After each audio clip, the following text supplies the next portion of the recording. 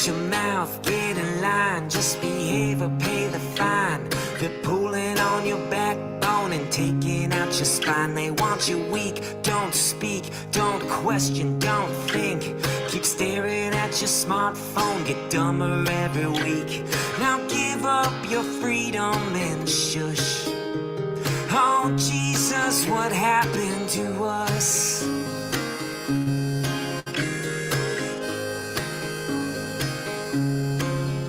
Leave the church, kill your faith, judge the skin and learn to hate.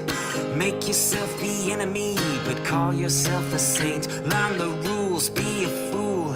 Remove your kid from school and apologize for everything. Apologize for you. Now give the TV all of your trust. Oh Jesus, what happened to us?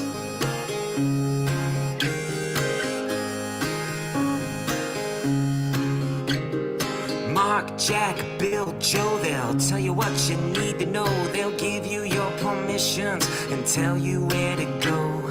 Lights, camera, action, edit.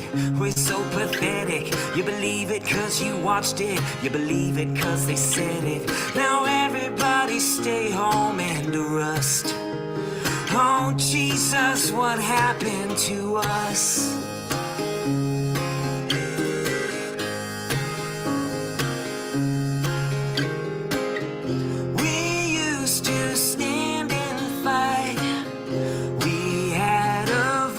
Alright, we had a life worth living. We had a damn worth giving. Now we're watching it fall. That's the truth of it all.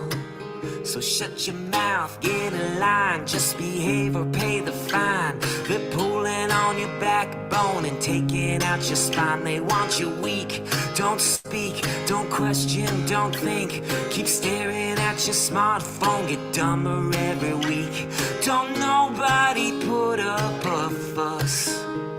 Oh Jesus, what happened to us?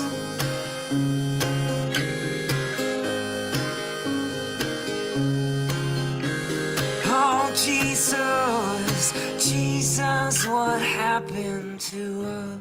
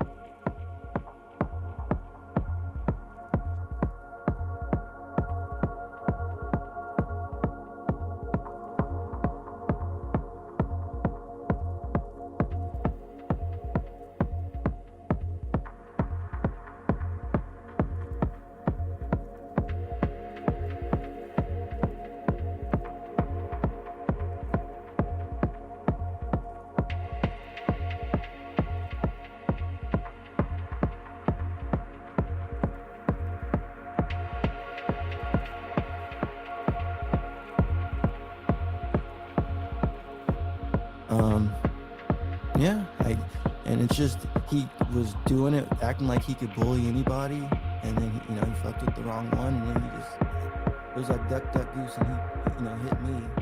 Didn't expect for me to go. I mean, I don't know what he was thinking, but yeah, you already know how that goes. He knows I've been on his neck since he wanted to puff his chest out in docks, and yeah, he wants to get real quiet when he says, he don't really say my name much anymore. He's got all of his little minces talking about me, but bro, like I'm making these streams, bro, and everybody knows what it is.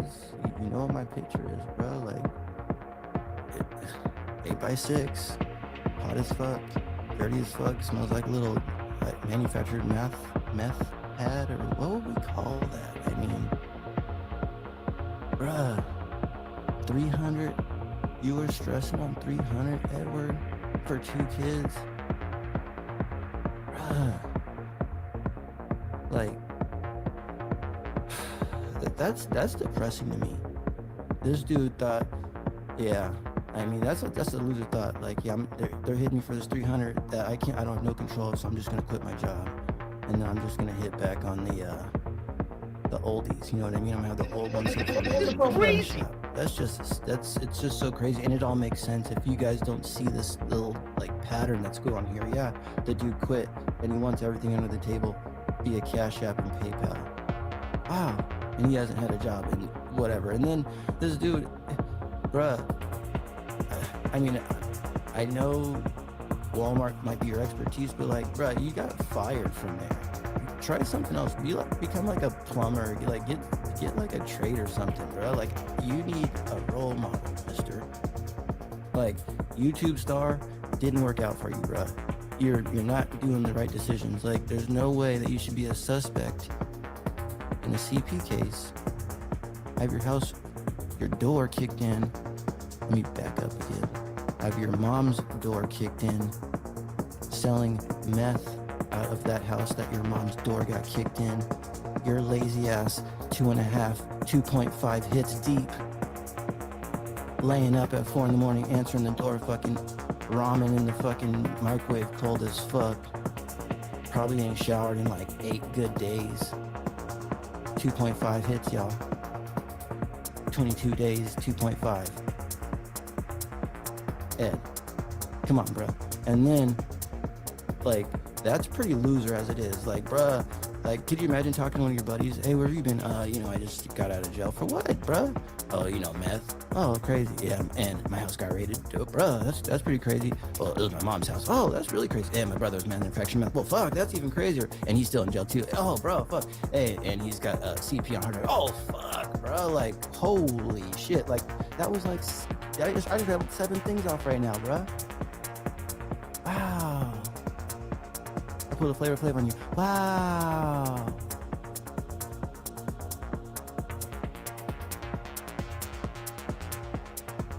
And then I don't take care of my kids.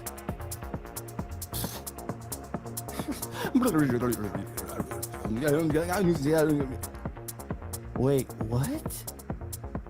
Bruh, he don't take care of his kids, you guys. Like, this motherfucker first abandoned them and then chose to get fucking donations over PayPal, and he's pimping some guy and these old ladies getting money, and his kids are over here struggling. But this motherfucker talks about, I built a community to save the kids. Motherfucker, I don't want to be a part of your community. No, you did not. That's not no fucking community. That's called welfare, motherfucker. And I noticed you didn't like that word. You got kind of triggered. Some people were saying that in your chat the other day. Like, no, it's not welfare, motherfucker. Yeah, it is, you bitch. If you don't have a job, you don't contribute to fucking society, you get money from the government or old people, aka 60 plus, 75 plus year old ladies. Shame on you. Welfare. Loser. Take care of your kids. Get your shit together. Put the fucking meth pipe down. Cut your ponytail. Take a fucking shower. Get some fucking juice in your vape. Get a bigger closet. Clean that fucking closet. See your kids. Be a dad. Bruh, all that shit I just announced right there had 0 to do with YouTube. 0. Zilch.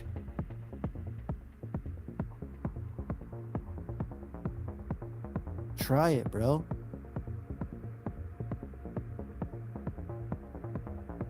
You failed.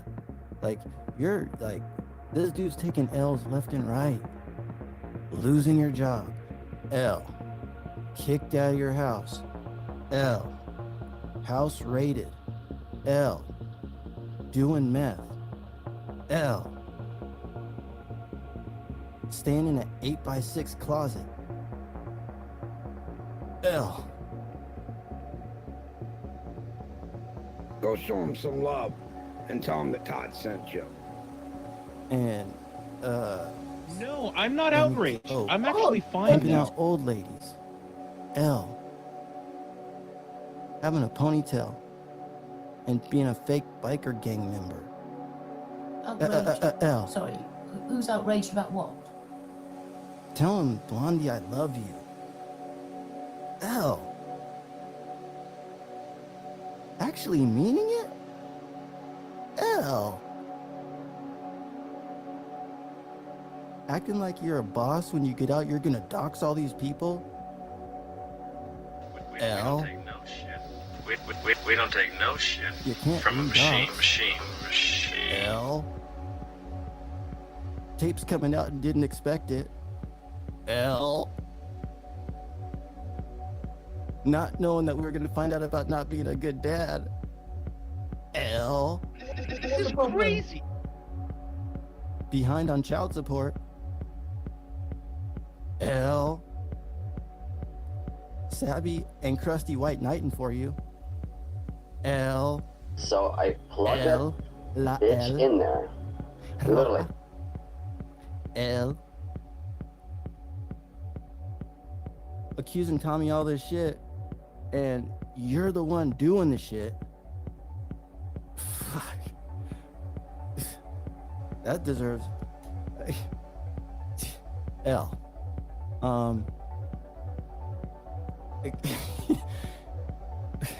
Fuck, bruh. I just don't get it. Where do you go from here? Well, I'm trying to find I'm a glad we W cleared for that up. Doxing me thinking it was gonna be a good one. L. Shooting all that paperwork around thinking it was gonna be changed. That paperwork stays the same, bruh. L. Trying to twist the narrative. L. Where are you at, bruh?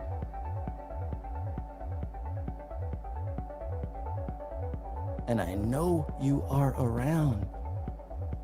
Just pull up. Make it not And then, hurt. bruh, you was a whole kind of stick. First of all, he was sitting there laughing about he was in jail with his, I don't even know how this hillbilly stuff goes. I'm not gonna call it. I don't know if it's hillbilly. It's like weird. Is it incest? His brother's girlfriend's husband or whatever. But he was in there with that. Why are you sitting over here acting like you're gonna be so tough? Like doxing people when you're gonna hide behind it. That's the part I don't understand. If you're gonna be like a hardcore doxer and stuff, like your boy bitch bot does, say it with your chest. Like dox with your chest so you know who it is, bro. Like, why are you gonna do this whole master plan and do all this fucking bossed up doxing shit, bro? Like, your shit is so spread wide open right now, Edward. I can spread it the same. Your shit is spread. Have you guys had Miracle Ed Whip before? New shit. Edward got out of jail and had this new recipe. Miracle Whip Ed Edition. Look who the real 70 dodo plus is, edition. LARP boy. I live in the real world. Oh, fucking Edward. And you guys, we haven't even gotten to episode 10. I would like to discuss that. We haven't gotten started at all, Ed, and this dragging's just gonna get a little worse. I'd like you to come up, bro. Like, I would try to come up on your stream, and I would like to. I'm not worried about it, but you won't. You've got me blocked. I can't even talk on your shit, bro. But so if this is the way I gotta reach out to you by dragging you, and this, bro, like everybody sees this shit. I'm dragging you, bro. Like me, right here, center stage. But then this motherfucker gonna have a live first thing morning talking shit on Vic, bruh. I get it. You're kind of getting it all angles, but like, I'm like tagging your ass. Like I'm behind you with a fucking bucket of rocks. I'm throwing them at the back of your head, bro. Like turn around. I'm right here, bro. Like you wanted that smoke. Wait, Cap. You got it, bro. Exactly. Hey, shout out to Pred. And again, I'm so sorry about all this Predcatcher drama. Shout out to you, Predcatcher drama, for, you know, this. You're making these draggings a hell of a lot more easier. I mean, I'm 32 minutes into this. I probably played music for about a good 8 minutes. I'm gonna take those little copyrights, but You know what? These people are complaining about my emotions. I'm gonna tell you something. dude, when You've you never been in hear a fight, have you? Go out and pick one somewhere and see what happens. I'm out. the crazy part about all this is, this dude is super lucky that this is the internet, Ed. Because I'm telling you, I love that shit. FM, I'm gonna take one of his quotes. The same energy, bro. Like this internet stuff it's just crazy. It's just wild. It's wild. And it's just crazy. But yeah, you poked, you know, you thought you could dox or do your thing and poke at me. Obviously you wanted my attention, just like your boy Warbot, you know, whatever, but he won't pull up on a panel. So that, you know, I don't know what that's about. It's kind of weird too. Like you guys have this like so tight connection, but yeah, he won't pop on a panel. But yeah, you know, you stay on him and you just, you know, create your drama. You guys just think you're a little storm, but let me tell you guys, your guys' like little stories and your little like fucking AI bullshit and fucking links and your fucking bullshit, bro. We're on to you guys. Like, can I explain you one little thing, Ed, if you don't want this happening to you again in your little next endeavor? Because you're done here, bro. I mean, you could pull up alive all you want, and I wish you would unblock me so, you know, I could speak my mind in your lives and let everybody speak their mind in your lives. Because yeah, people are watching you, but you're a scumbag and you're a piece of shit. People know you don't take care of your kids. And you think you fucking are special. You're a fucking loser, bruh. I wish I had the fucking your mug shots right now and I could put those up right now. You're a fucking loser. Think about this, guys. Let's go back to Father's Day. And I wish, and I don't know if we're that far yet. Are those calls dated? I'm not exactly sure. Are those calls dated? Because I would like to know on Father's Day if this fucking loser spent his days or his time calling fucking the old fucking women and not, well, we know he didn't call his family at all, but Father's Day, imagine being locked up on Father's Day and talking to some old ass lady in fucking jail, worried about a fucking calling card, eating a fucking ramen steak. Yes, I said it, guys, ramen steak. And if you guys think that's not possible, ask Ed, you guys. I'm telling you, these motherfuckers make bricks out of fucking Velveeta cheese and a motherfucking ham bone. And they don't even really have a ham bone. Let's just leave it at that. Fucking Ed, man. So, I'm gonna take a little. It's 35 minutes in. We're just getting. I still got Dragon. Are you guys down for more Dragon or what? I see you guys are in here still. I want to play a little video while I get set up, and then I want to go through the calls. I want to go through the calls and dissect this shit because this loser's seething.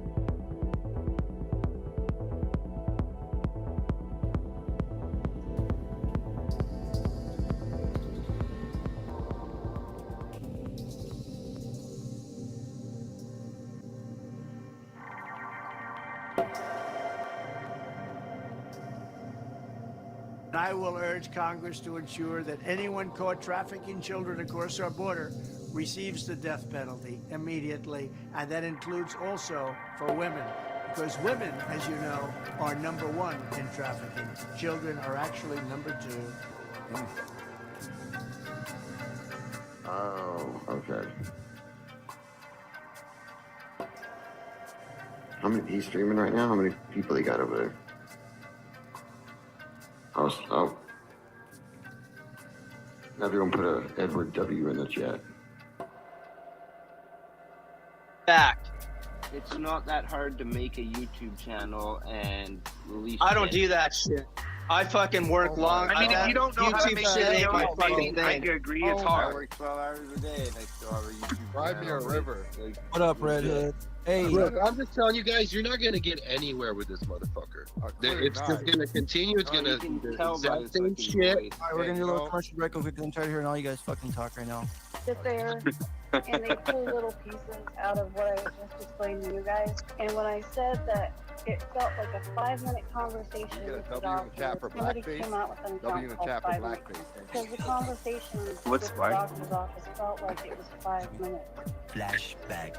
I was rushed into emergency surgery for appendicitis when they removed my appendix. Oh, They did Megan's in here. biopsy because it looked abnormal and they found a carcinoid tumor. Luckily, I only had cancer for maybe 5 minutes. I found out I had cancer for 5 minutes and it was gone. I was lucky. Wait.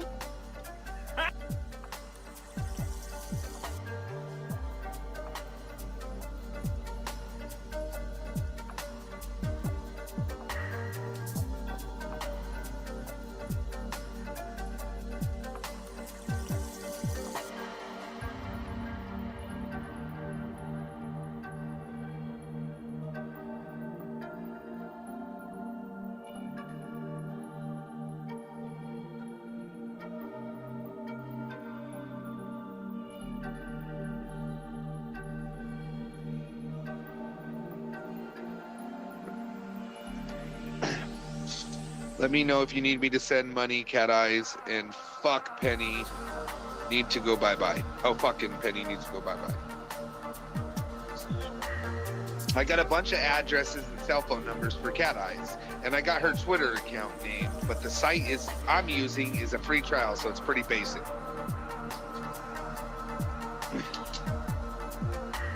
Alright, and then I got another one. I'm terrible at reading, guys. Does anybody want to take over the reading department?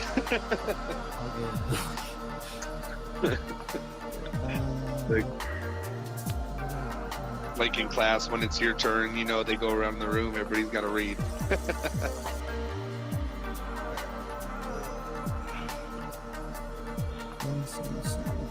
Sorry, Mob, you came in here so different tonight, man. I'm shocked, man. I'm so shocked. I am too. I'm actually irritated because it kind of pisses me off because he said, "Oh, this, that, and the third." You know, it's like, what? Okay, well, and now it's like. But then his 45-second minute conversation with Edward last night, like, you couldn't have been fighting for 45 minutes. Like, were you gonna? I don't know. All right, here we go. All right, this is from Instagram user prize_it's_MJ. Fuck Ed. I'm down with that. Fuck Ed and fuck this community. They are a bunch of wishy-washy bandwagon riders. It's not worth these sideline watchers that are going to take Tommy down. I let MC, which is the MasterCard, run the news break, and the other creators will feed off it. I'm signing a contract next week with an NDA. Trust me when I tell you, I made this right move. No one took my investigation seriously until someone did. I just turned my passion into a paycheck. This is a reply. Anyway, let's stop talking about your behind-the-scenes work. If my input is not needed. All right, let me send the other one. Third one. Yep. Shady shit, but still, man, like, we could have done this different. Right. And I do believe this is against me. I do. If I'm wrong, I'm wrong. But put the few messages before and after. These guys are shady, but it didn't have to be done this way. Like, don't take... Fuck, man. Fuck. There's the link, Steve. Hold on a It's second. clear it's about you, because, like, what's the purpose of MasterCard's Of course. This Like, lady, I don't you even know, know her and why it's she just hates me so much. I don't even know her. Supposedly, she's like some really good-looking girl that everybody falls for, from what I heard. I've only seen it. Did he tell Go ahead. you as well, Tommy, that she was madly in love with Mob or whatever? That's what he told me. That she was madly in love with him. Yep. And 3 or 4 other people. I can't remember their names right off the bat, but yes, a lot of people. Steve? Is that Steve? Why the fuck's this taking so long to load? What the fuck? I hope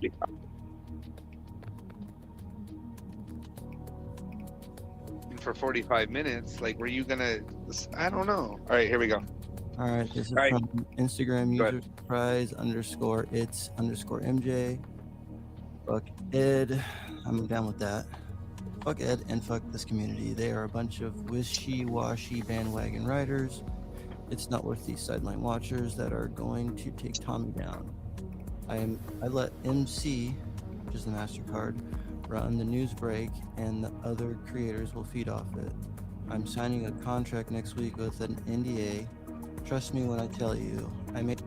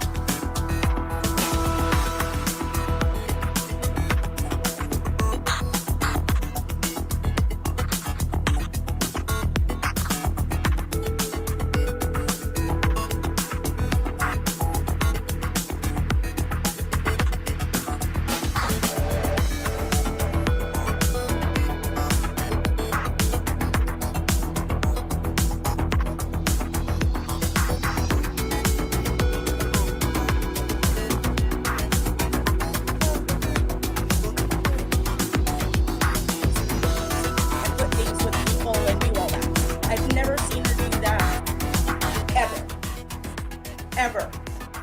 So Tacos, you did start the pig thing with us, okay? You did. And then you got mad when people started calling you Mud Pig. All right, we have the receipts. If anybody needs receipts, you please let me know in the chat or in the comment section. I will make that happen. Okay? I will make that happen. So please read the description. It says a lot that, you know, how these things transpired. And then I also wanted to talk about, you know, the last part here. Let me go back to James for a second. So I did, and she's making a big deal because he said to us, well, you don't have to talk about it if you don't want to, or something like that. Well, she's pissed because we did talk about it. He wanted to know, and we talked about it. What is wrong with that? Don't be mad at us for answering his questions, okay? I don't understand why you're mad at me or Treach for answering his questions or trying to talk about it. And now you're mad because I told him what you did all over the place. See, people don't see that you do that stuff, Tacos. They don't see that. They don't see it because maybe they're not all over the place on different platforms like you are. Stop doing that to people. Nobody I know is doing that to you. I can't say what happened to you back in 2016, 17, some of 2018. I don't know, okay? I don't know. I wasn't there. I wasn't involved. So stop putting me on that. And if I want to get along with Kim, or if I want to get along with Lori, or I want to be friends with anybody, or I want to go in Tam's chat room, or I want to do whatever I want to do, I'm going to. And here's why. Some of you know I've been drugged by Spitfire. How many times? Big old campaign hating against me. All right? All this Tacos doxing me shit. Some of her friends or acquaintances or people that hang out in her chat are fully against that stuff, right? Did they stick up for me? No. Okay, and I don't expect them to. That's the thing. But don't expect me to be loyal to you, and don't expect me to stay out of somebody's chat because you don't like them or because what they did to you. That shit has nothing to do with me. I have a few friends, count them on one fucking hand. All right? Friends, real friends that have never fucked me over and never will. Okay? Then I have a few others that have stuck up for me. But the majority of people on YouTube, in these chats, in the live streams, in the comments, they're not going to give two fucks what happens to me. Okay? They're not. That's just how it is. It's just how it is. So why am I supposed to be like YouTube loyal to someone that's going to go dox me? No. And that's why I won't be okay with her. Because she's currently still, as of today, talking shit and mixing me in with all this shit I wasn't a part of. Okay? Yes, Kim, you did. We went back and forth with doing all that. We did. And there was a few others. But not these people that think I'm not supposed to go into certain chats and shit. You know? I've never gotten shit from people that I get along with from what I do. So I'm not gonna, let's see, we've gone 26 minutes on this. I don't know, Edward, you got brought up today. I got brought it up today. You got brought up today, yeah. What happened? I thought you said brought it, that's why I was making fun of you. Yeah, brought it. You two-faced bitch. Yeah. What happened? I'm a two-faced lion leather. You know So it. what happened? Oh, she went on a tirade today again about Two-Face Auntie. And then she started talking about Edward looking at people's information and the fuck? Oh yeah. Yep. It's I can probably find it. Who the fuck did I look at? She just runs her mouth. Let me see if I can find it. Well, there's a few people in Taco's chat that fully believe. She may be mad at me because when she came into my room, the first thing I did was dox her name and then said, "Oh, sorry," you know. I don't think she'd be mad over that because, I mean, like when I first found her channel, like, people called her that. I wasn't a part of it. First and last name, really? Yes. She was Yes. doing that? Yeah. That's been around for a while. I don't know if she's cool with it or not. I've never heard her yell about it. And I certainly didn't fucking do anything that she's trying to rope me all in with. Let me see. I want to know why you're Two-Face. That's all I want to know. That's what I want to know too, but she won't say. I mean, yeah, bitch, you could be a bitch sometimes. So can Kim. So can Lori. I am. You know? I'm a self-proclaimed bitch. Right. I am. I know that about myself. I even tell my friends that privately on the phone. I know I'm a bitch. I'm sorry. You know? And I'm bossy and I don't quit to be a bitch. I know all of that about myself. I've never said I wasn't a bitch, but I'm not. I'm trying to figure out what I'm lying about and what I'm two-faced about. This has been going on for months. I know, Sam. I can't catch a break, can I? I'm just talked about everywhere. Treach thinks it was maybe even a year ago at this point, but God, has it already been a year? Hi, Renee. I just wish she'd stop it. I mean, every stream she goes on, and then she's got her chatters in there that are saying shit that it's like, they're trying to make people believe stuff that aren't true, you know? And they want to keep talking about 2016 and 2017 like over and over and over and over and over and over, you know?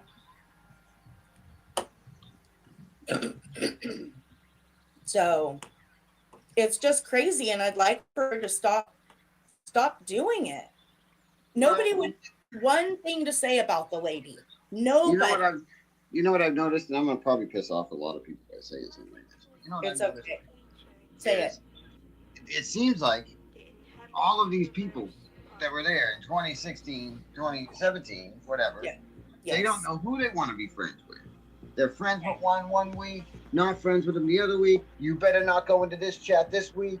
Then next week they're up there on their panel. You know, it's like ridiculous that shit happens all the time in this group. You know, in this circle. And I mean, I'm not trying to piss anybody off. Right. But, you know, if the shoe fits it, I'm talking about you. You know what I mean? I'm not trying to piss anybody off. I'm just saying.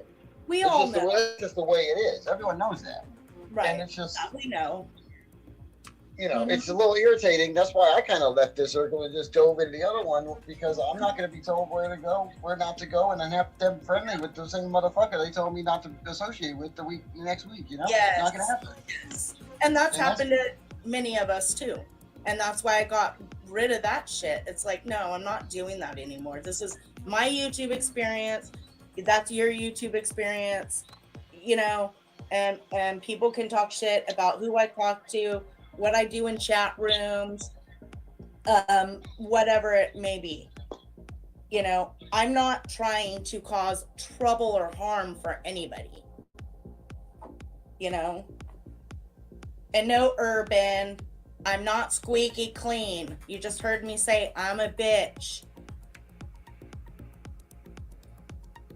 You know, he wants to start throwing his little comments in there again. Well, did everybody forget about the little boy he talked about, my neighbor's son that I was talking to? Y'all forget about that? Well, I will refresh your memory if he keeps at this shit too. I will refresh your memory, people. Okay? The 12-year-old girl's boobs he wanted to see, who he thought was 12, you know? Remember that, people? I think Treach still has the videos up on his damn channel. I'm not making it up. I'm not being a two-faced lying Angie. Okay?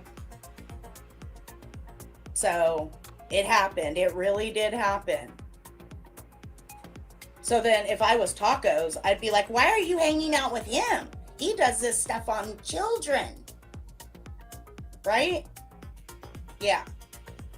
That's what you'd be saying. It's like, I don't even talk about that kind of shit.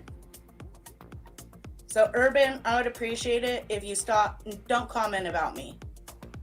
All right? If you don't like me or whatever it is, just shut the fuck up. I haven't spoke your name in I don't know how fucking long. Like, I thought we were done with that shit, poking at each other and all that. I was like fucking moved on from that whole thing. But what I saw you type today wasn't very, very nice. And I'm gonna start not being very nice, and you'll see how not squeaky clean I am on YouTube. Oh, it is. It's like junior high crap. And this chick, Tacos, will go live, and she will just talk about anybody and everybody.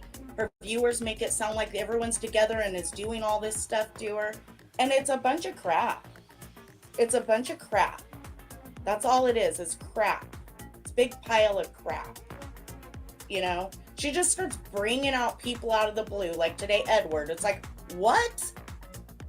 Like, where did that come from? You know? What theme park you're in? Yeah. Hey, thanks, Renee, for acknowledging that I'm right. Other people know I'm right too, and they won't say that. We all do. Yeah. We've all been hanging out for years, and we all do. I'm gonna say we all do. Everybody knows, but it's like it always takes one to just not stop. No, I get that, but if everybody's like, oh, okay, I don't like Becky Dean, then don't like Becky Dean. You know what I mean? Like, don't be friends with her the next week. It's ridiculous. And then you're pissed off at her again the next week. And then we're sitting there like, well, we don't know where to fucking go, you know? Yep. Well, I never went back to Becky Dean either, and I'm not going back to Tacos, and I don't play those fucking stupid ass games. You know? I just don't play those stupid ass games. It's not worth my time to fucking play games with people on YouTube.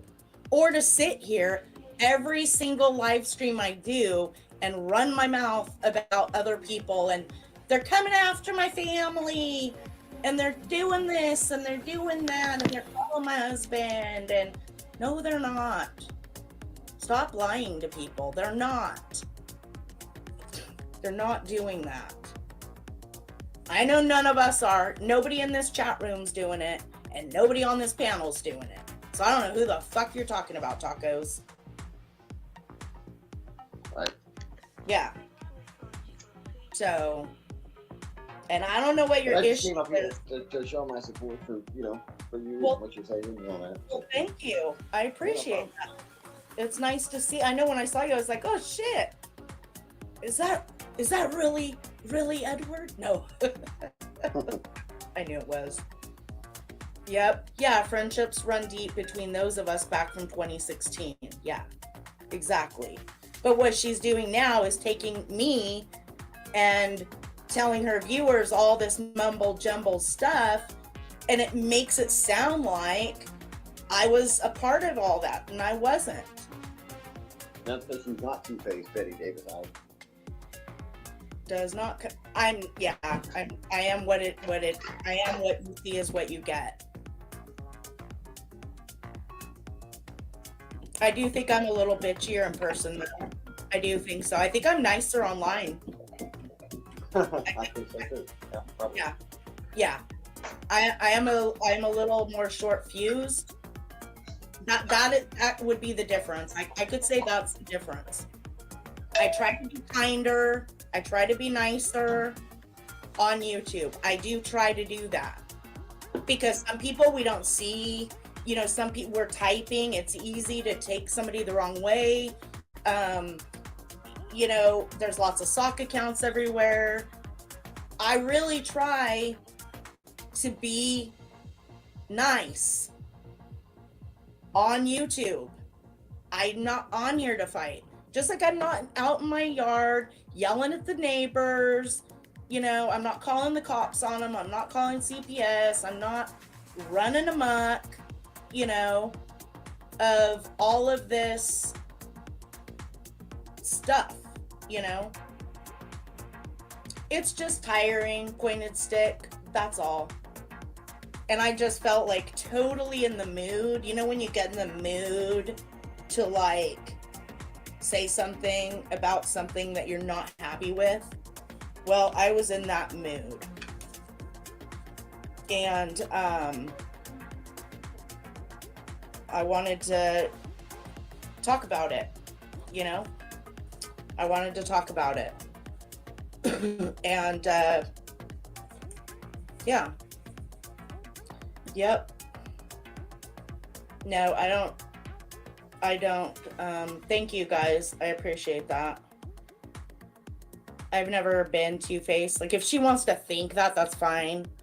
But I would like to know why she's telling people this. I do want to know why.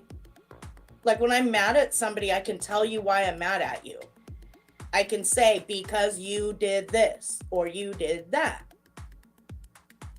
You know, when you're mad at someone, don't you know what you're mad at them about? I know what I'm mad at her about.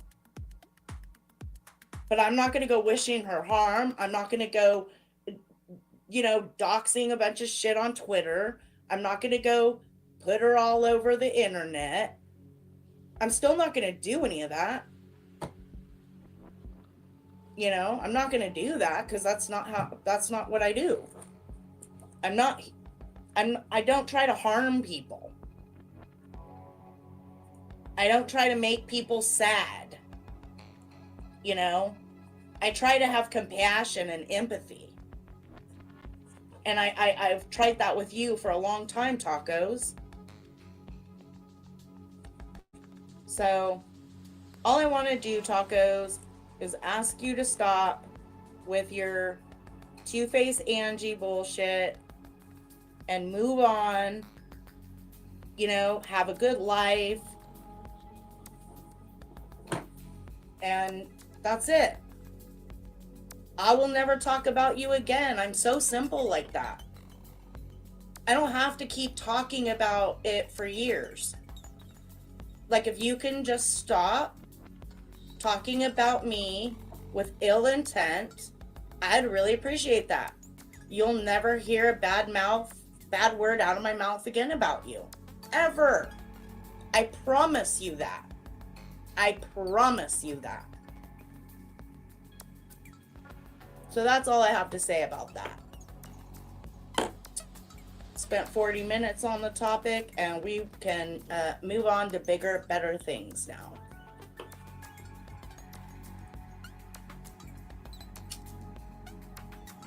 Well, if she'd be nice, Lori, she could have had some really good friends in her life, really. Like solid good friends. But I just want her to keep her issues with me and me with her and not wrap in everybody else from years ago. Because she's making it sound like I'm a part of something I was not a part of. And when you have viewers, you don't want to like try to manipulate them and frame the story to be something that it really isn't.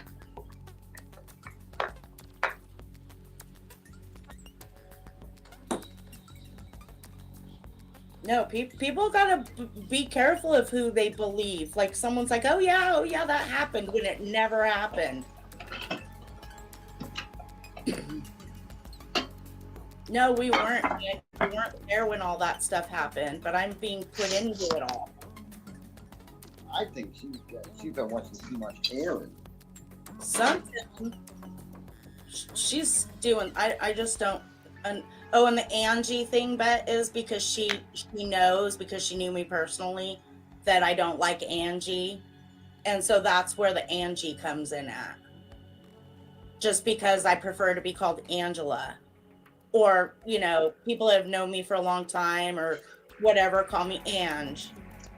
But I've never cared for Angie, so that's what she's calling me, of course. Which is whatever. That's not making me cry. That's why I put the name right up here. So,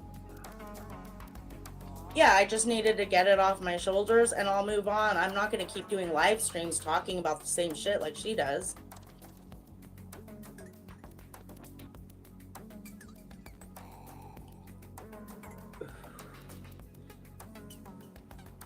Yes, LBG, there'll be more videos just because I'm speaking my mind. Because she only has the right to speak her mind, you see.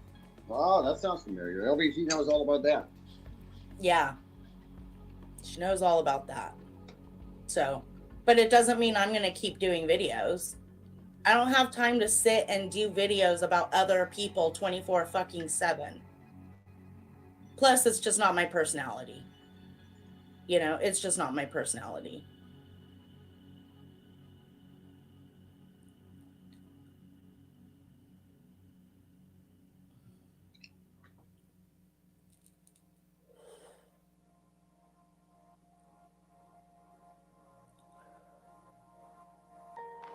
Oh, LVG, remember when I thought I drug my trolls over to you? Yeah, you didn't. See, LVG, yeah.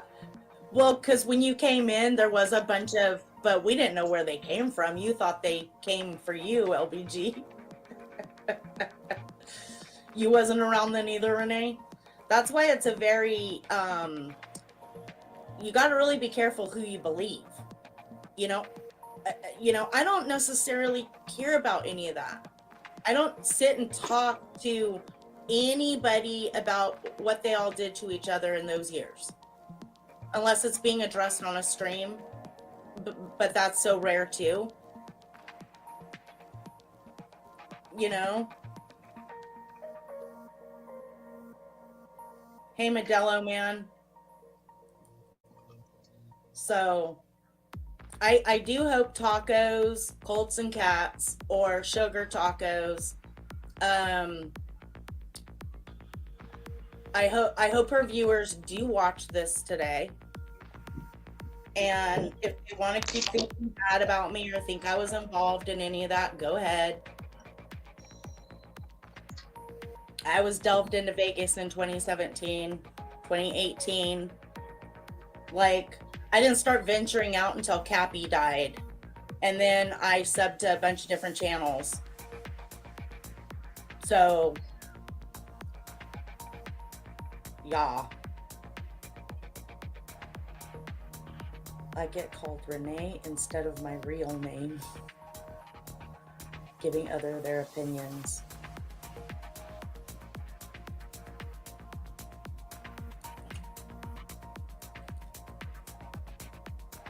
Oh, I want to get that video where Lori showed all the platforms.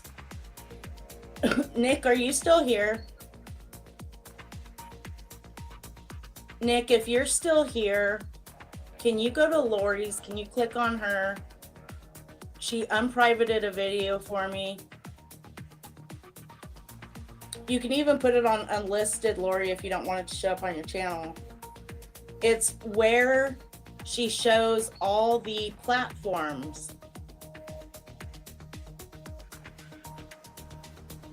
And this, I want to make a, this is not about Brenda and her grandkids' pictures for me here, okay? But Taco said today she did not do that. But I believe in Lori's video, it shows her doing it with her name by it. So she said she never did that today, is what I heard. And I could swear I saw that in the video Lori did, show proof that yes, Tacos goes all over the internet, putting people all over the internet. when you think you're just on YouTube and then you find out you're all over the damn place. Yes, you showed it.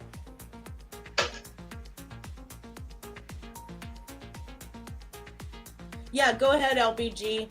I'm just dealing with this. If we want to go live after this, I'll start a fresh stream. And I won't be putting this on private. That's good, Renee. And you're always welcome here. We're friendly. And there's nothing wrong with that. And I don't care what chats you go in. I like you for you, and you've always been fine, and I have no problems there.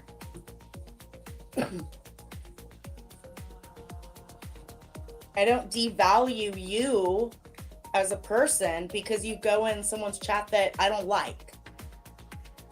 You know?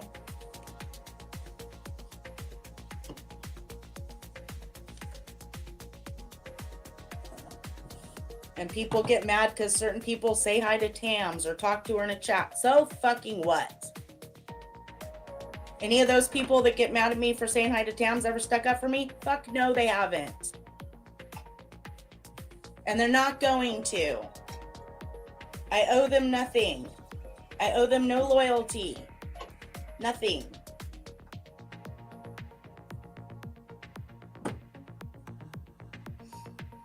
I think Nick's gonna get that link and put it in the chat. Oh, check this. Okay. Well, Kim, I'm glad you acknowledged that I was partially talking about you, because everyone knows I was talking about you and other people as well. Right. You're not the only one. Don't get me wrong. You're not the only one. But I'm glad that you've changed that aspect of, you know, that was what most of Kim and I's issues with was, you know? Yeah, at least she's changed it. Yeah. You know, I mean, and she's still been talked about for months and didn't even say anything until recently. Let me go to my messenger and then I can drop it in the chat. All right, here we go. Because this actually was a good video. So I'm gonna drop this in the chat. This is proof of Taco's doing what she says she doesn't do. She does. Okay? And if anybody, like I said earlier, if any of the chatters or any of the commenters want to see these months worth of videos that she's done yapping about me and others on a regular basis, I will upload them and put the links out for you guys. I have no problem doing that. I don't want to have to do that because it's work, you know, and that's time that I don't really have to spend doing that kind of shit. But if anybody does want the proof, I do have it. And I will upload it and share it if you need it. Well, I'll tell you what, Lori, it may be time. I mean, I don't play that threatening to get a lawyer bullshit and then never do. I'm retaining an attorney for those calls that were released that I was a part of that, you know, got released from. I'm glad. You know, out from under me. And we're going to find out who subpoenaed those calls and who put them out. And there's probably going to be some pending litigation if somebody subpoenaed them for nefarious purposes, just to release them on the internet, right? Then that's a violation of my Fourth Amendment rights. That's a and the other also people. That's an ethics violation for that attorney. So I'm gonna find out who did it. We're retaining a great lawyer here in Texas, and we're gonna find out. So. Well, and I suggest you guys go that route too. There's great internet defamation attorneys, like you know, Ali Arco is one. She's out of Ohio. She's fantastic. You know, might be time for everybody to get together and speak to her and be like, look, I mean, this stuff needs to end. You know. Well, I'm glad because I have a bunch of information compiled that I was going to sit down and work on tonight regarding that stuff. But so you're already handling that then? Yeah, I'm already taking care of it. Okay, because I mean, think you still show me what you got, you know, because I'm retaining her tomorrow, so you know. Okay. All right. Because I believe that it's also so they're making a deal over there about how, of course, they're recorded calls. Well, yes, everybody knows when you call a jail or a prison, you are recorded by the jail or the prison for them, or say it has to do with a court case, you know, like when people are talking about, say, murders or drug deals or, you know, whatever else it is. Okay, and it gets entered into court. Then I would think, yeah, that's public record kind of stuff because it was that. But these are private phone calls between the person talking with you, the jail, and a lawyer. They're not to be given out and to be put over the internet with malicious intent. And I believe it violates all the people that spoke with you. It does.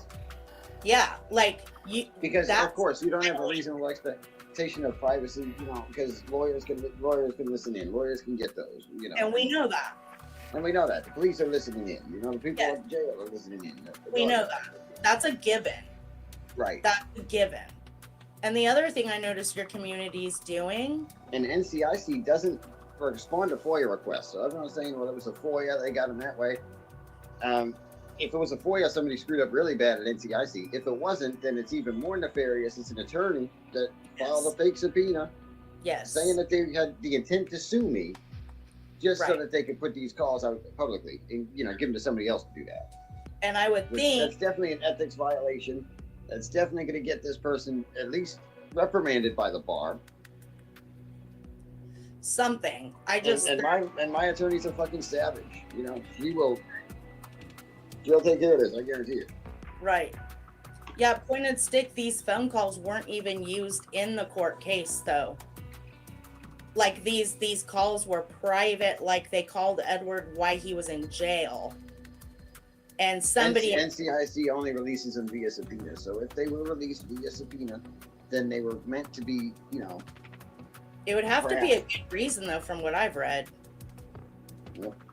And they couldn't be a part of a FOIA because the calls weren't used in like a court case, like I was saying. Right. They were private phone calls between the person that called you and the fucking jail. You know? They weren't like Lori Vallow's phone calls and shit that go in a court case. I get that point of stick, but it's not the person I was talking to that was recording. They were recorded by the company NCIC and then publicly, and then released to somebody for them to release them publicly. And that's against the law. It wasn't a party to the phone conversation. Texas also has wiretapping laws. And if it was recorded in the way that you're saying, when they weren't a party to the conversation, then that would violate wiretapping law. Right. These are jailhouse phone calls. They acquired them by a subpoena, and then they released them publicly. Yes. Which they're not. They can't do that. Uber somehow got a hold of every single phone call that Edward had when he was recently in jail. Every single phone call. So if somebody called to talk with Edward, or Edward called to talk to somebody else, yeah, a YouTuber somehow obtained those privately recorded phone calls and has put them out all over YouTube. And listening to them. People are listening to this shit. I haven't listened to one, nor am I going to.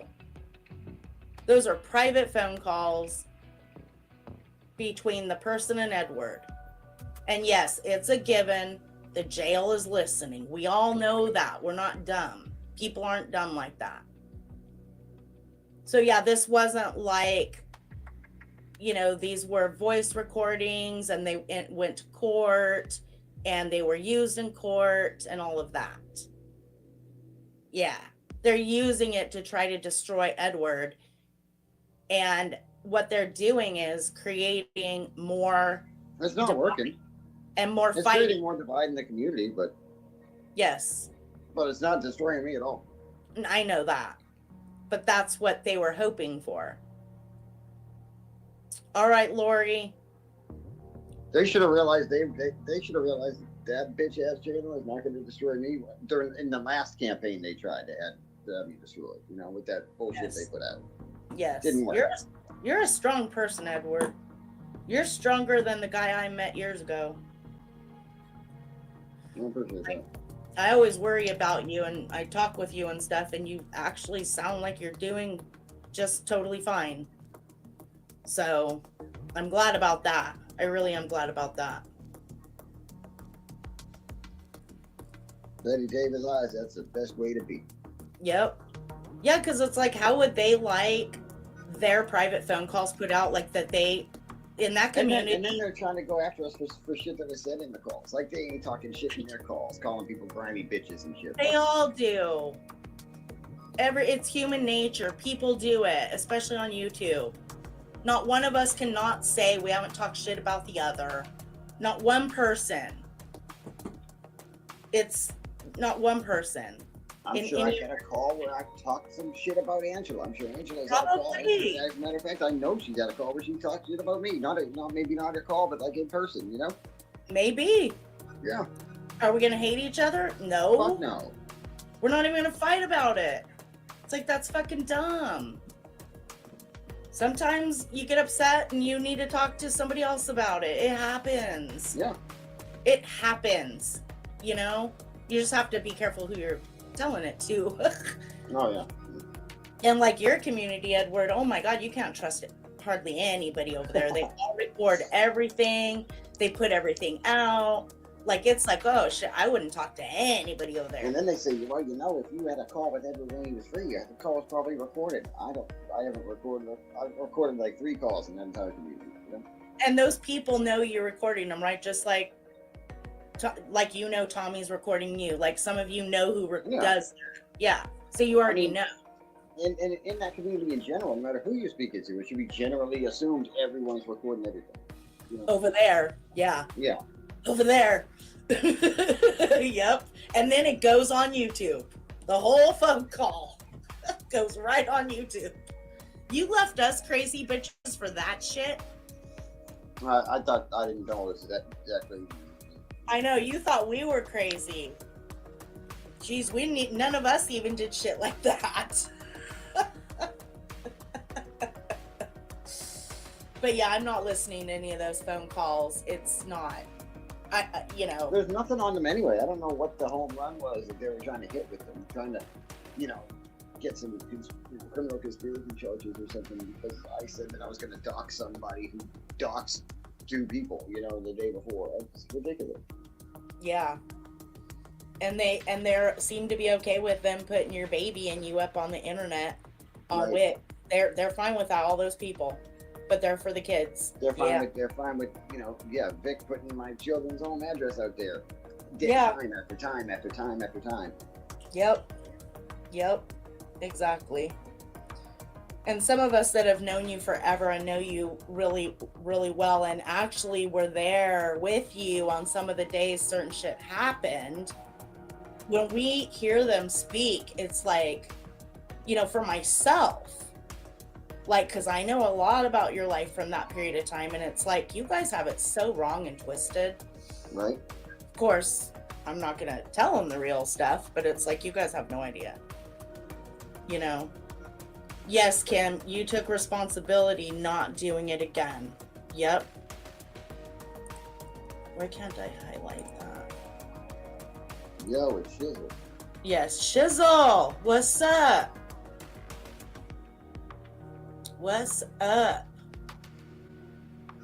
But thanks everybody for coming. I appreciate it. We'll wrap this up. It's an hour, and I don't feel the need to keep talking about tacos. I'm doing it this time, and I don't feel the need to keep talking about bullshit in the other community or tacos. There you go. Yep. Exactly. So, everybody, again, I will say read the description. It's very telling. And if anybody needs to see receipts of anything I've talked about in this video, I will go ahead and spend the time to do it. Like I said, I don't want to because it's time consuming doing that shit. But I will. If I need to back up anything I just said in this video, I will do it. So all you gotta do is leave me a comment you know, if you listen to this on replay and you want proof of something, I will get it for you. Okay, so for the people that, to recap, for the people that weren't here and the people that didn't watch what happened on James, can you explain what happened with James the other day? I will. So, myself, Andrea, Treach and Jackie and James were up on James's panel, chilling out. You know, a few of them were drinking, having a good old time. And James pops off with a question with a good heart, because he cares about tacos and he cares about me. Okay? Which is fine. I don't have any problems with that. I don't. Never have. Never will. Right. So he asks, is there anything basically, you know, that anybody can do to maybe like for y'all to get along again? Right? He didn't say that verbatim, but something along those lines. He was trying to like make peace with us, kind of like. Yeah. I outright said no. And then after no, I was going to go into explaining why I said no. But then it got on a Brenda and grandchild picture that Brenda put on the internet. I mean, sorry, that Tacos put on the internet. Sorry about that. So it kind of went into that. It kind of strayed a little bit, you know. And then I don't know if we like Brenda or not currently, but that's fucked up to do. I have no problem with Brenda. I have no problem with Brenda. We had a spat. It was over. It's done. I don't keep going back to that shit. No, for sure. I'm not doing nothing to her. She's not doing nothing to me. We've been fine for probably a half a year now, or we don't even have a problem. Yeah, I'm cool with Brenda too. Brenda and I would chat. You know, I mean, we've never had a problem. I did something stupid. I wasn't, you know, I put her name in this thing I was doing about Becky Dean. I didn't realize it. I really didn't. I didn't do it on purpose. She wanted the name off. She kind of retaliated a little bit. It happened. I probably said something back, and it was done. Totally done. Right. You know, that was it. Neither one of us have ever gone back to that or discussed it again, or we've been very friendly with each other, and I have no problems with her at all. And I don't believe she has a problem with me at all. Like you said, but you kind of started it by accidentally throwing her name in something. I did. Right? I did, but I didn't mean to start anything. I wasn't thinking. No, I get you. Yeah, I'm not saying you meant to do it, but yeah, that was the result. Yeah, because it wasn't about her. I was just making a list of everybody that someone else had. So it's not like she just went after you for no reason, like Taco, right? Yeah, she didn't. Yeah, I actually did something. Yeah, I put her name in a list. So I did something there. So I could understand why she got upset with me. And then I fixed it. You know what I mean? I fixed it. And then I actually took the whole thing down. Right. But yeah, you see my point, right? But I did something. You had a reason to do something to her in order for her to do something, say whatever, retaliate or whatever, right? Yes. She didn't just come at me for no reason. But that's not the same case with Taco. So. Correct. Right. Correct. Yeah, so that's a good point there. I'm kind of glad you brought that up. I'm glad that you brought that up. Yeah. So back to the James panel. Okay. So yes, I said no. And then I started to try to explain, and then people were talking over each other. I got very frustrated because some of you know, when I'm trying to tell a story or answer a question or be direct with somebody, I need to be able to talk. So I eventually got in that Tacos doxed me with my maiden name and full name, which not even people that have known me since 2017 even know, and put it on Twitter. And then she was doing this stuff on all these other platforms. And here's a link I'll put right back in here again to show some proof of some things. Hopefully that's it. Let me make sure that's it. QGQ. Let me make sure. Did I put the right one? Let me click on it and make sure. Yes, okay. This shows her putting people across multiple platforms. And it goes back to several years ago, actually. And she's been doing it until current. So I told James no, because she's still currently doing stuff. Oh yeah, she sure did. And if you need the receipts, I have them. That shit's just so time consuming. Okay, thanks, Kim. And she actually looked up everything about me before we became friends. And on her video today, she made it sound like it was okay for her to do because I said my trade, like marble and granite shop, you know, I lived in Santa Cruz County. So by me saying that, she said I was something willing participant or some word like that.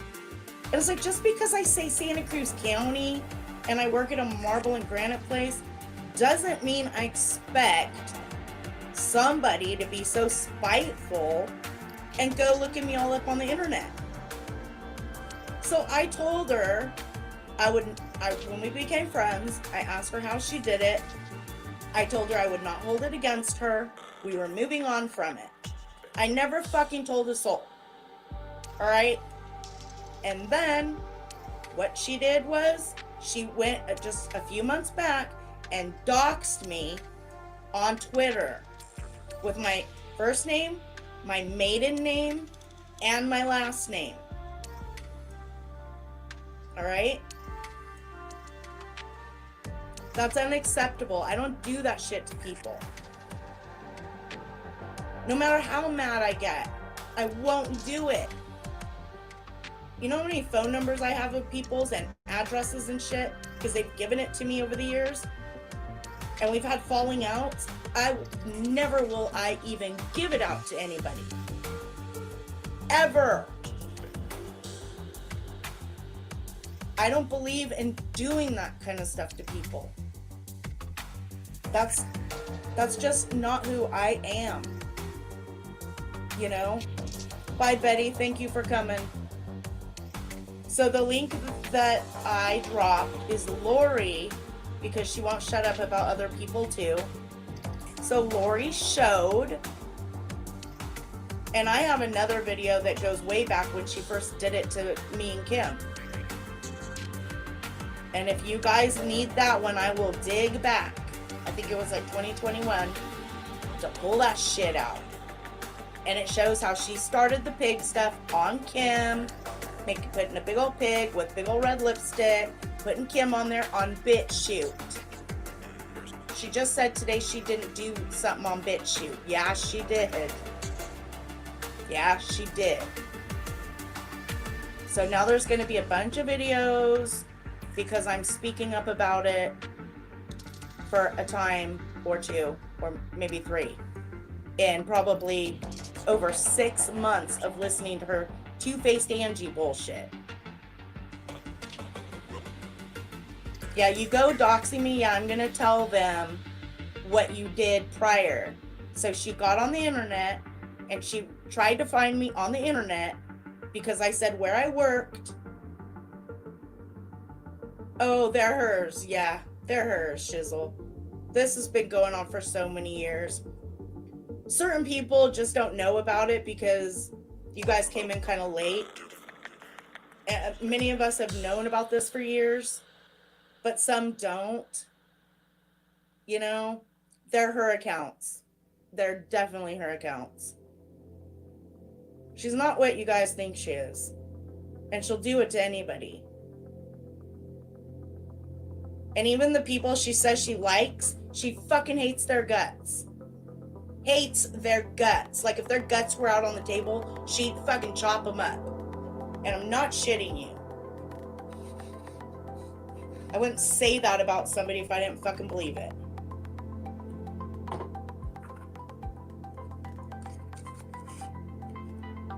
I tried to love her. I tried to care about her.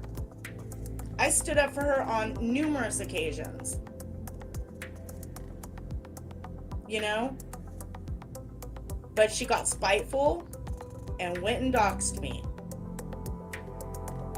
And the reason I'm doing this today, Shizzle, is because I woke up this morning, saw some notification, and there's my name again. Two-faced Angie bullshit, putting me in with a whole bunch of other shit. And it's like, I was never a part of any of that. You'll just have to hear the replay because I don't want to say all of it again. I want this to stay at like this hour-long thing. So I just had to address it, and I'm going to close this out. Is anybody going to go live, or should I start a new stream?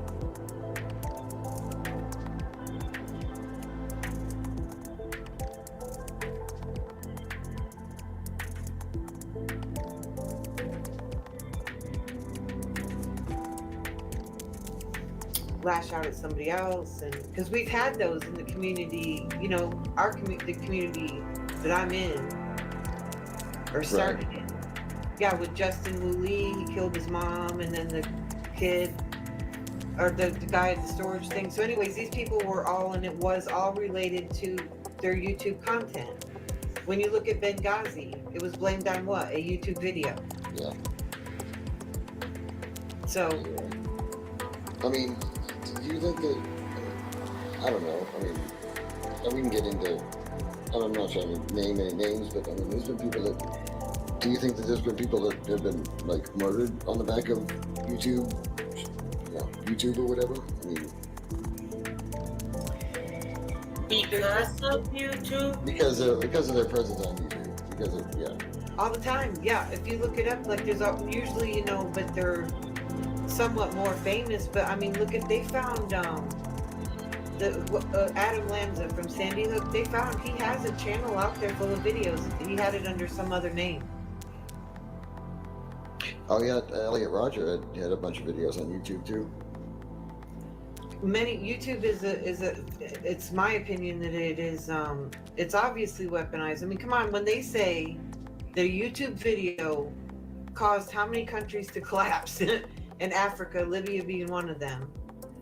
Come on, then wouldn't they say, hey, maybe we need to look into this YouTube thing? You know what do you think they could do about it though? I mean, I don't know, I ask myself that too, and I don't know why YouTube isn't, because look, on Facebook, we use our real name. First off, they're like, hey, just don't fuck around, we've got to know who you are. Right. Secondly, when you block people, it's more of a block. You know, wouldn't it be lovely on YouTube if when you block somebody that it actually blocked them from subbing, yeah, they can't from see viewing? your content, or Yeah, like just go the fuck away. Yep. You're right, that's how it should be. Why can't they? I mean, you know they can, because they don't, because whatever, money. Myself that too, and I don't know why YouTube isn't, because look, on Facebook, we use our real name. First off, they're like, hey, just don't fuck around, we've got to know who you are. Right. Secondly, when you block people, it's more of a block. You know, wouldn't it be lovely on YouTube if when you block somebody that it actually blocked them from subbing, they can't from see viewing? your content, or Yeah, like just go the fuck away. Right. They need people to go away so they can peddle their propaganda bullshit. Isn't that some commie shit? Why have a channel where you just, I mean, it's supposed to be the tube, right? To where, I mean, you don't like the channel, you change it, right? Or you can watch unfiltered. That's why they have members only type things. Wow. One more time, we'll go back there. Wouldn't it be lovely on YouTube if when you block somebody that it actually blocked them from subbing, yeah, they can't from see viewing? your content, or Yeah, like just go the fuck away. Yep. You're right, that's how it should be. Why can't they? I mean, you know they can, because they don't, because whatever, money. Yeah, it makes them money. I wasn't gonna answer Scamula, or I'm gonna be nice, Scamula. I did not threaten you with my machete before threatening you to call CPS. I've shown my machete for like more than 20 times. I even have a picture, a drawing that Rob did for me, and I never did it for you. And if I wanted to call CPS, I would have done it like when was that? October? No, a couple months ago. Like a lot of months ago. So just, you want the attention, keep writing. And I'm not crusty, I'm Christy, and I'm not leaving. And yes, I love to feed the trolls. They want me gone, and like I cannot give a fuck. Don't worry, Christy. Women get upset too when I'm sending photos of my machete. So I told you.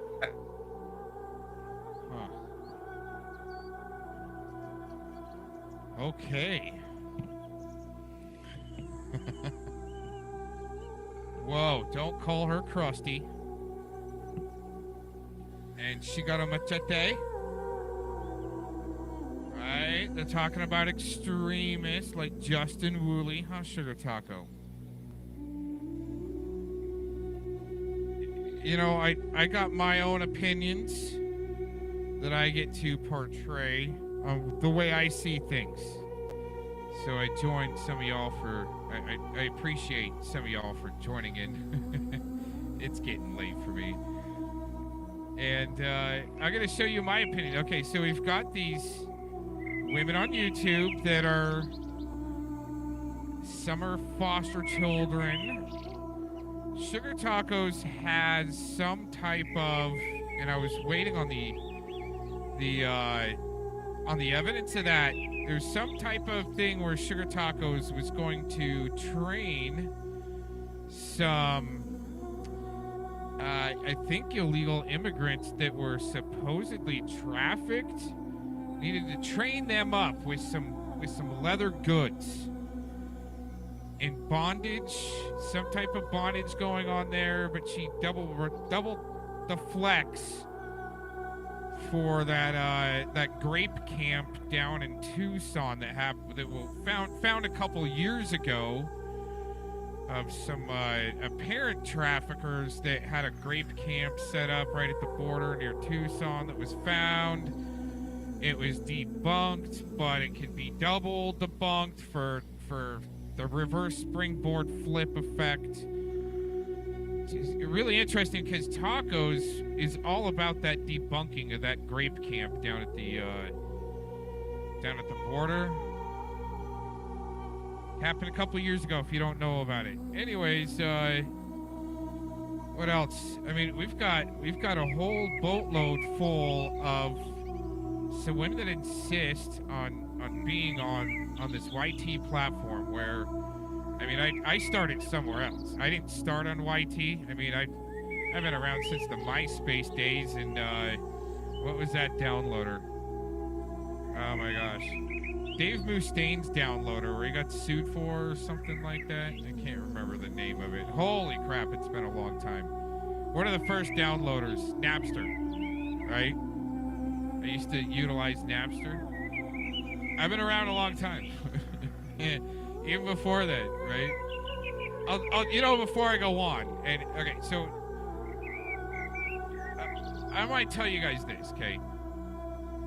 Because it might tell you a little bit about where I started, what triggered me to start working through the internet and actually, triggering some scumbags so they rage quit, right?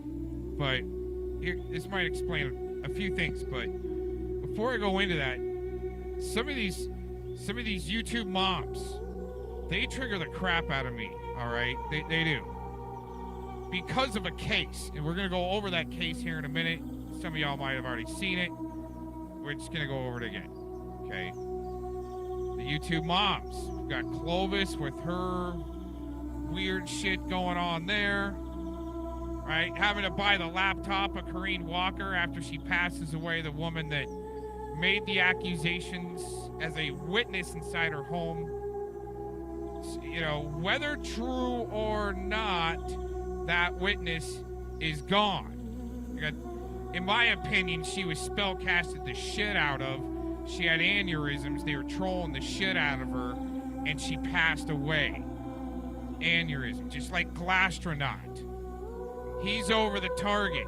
He figures some things out. He goes vocal. They say that they're gonna dox his wife that doesn't even go on the internet.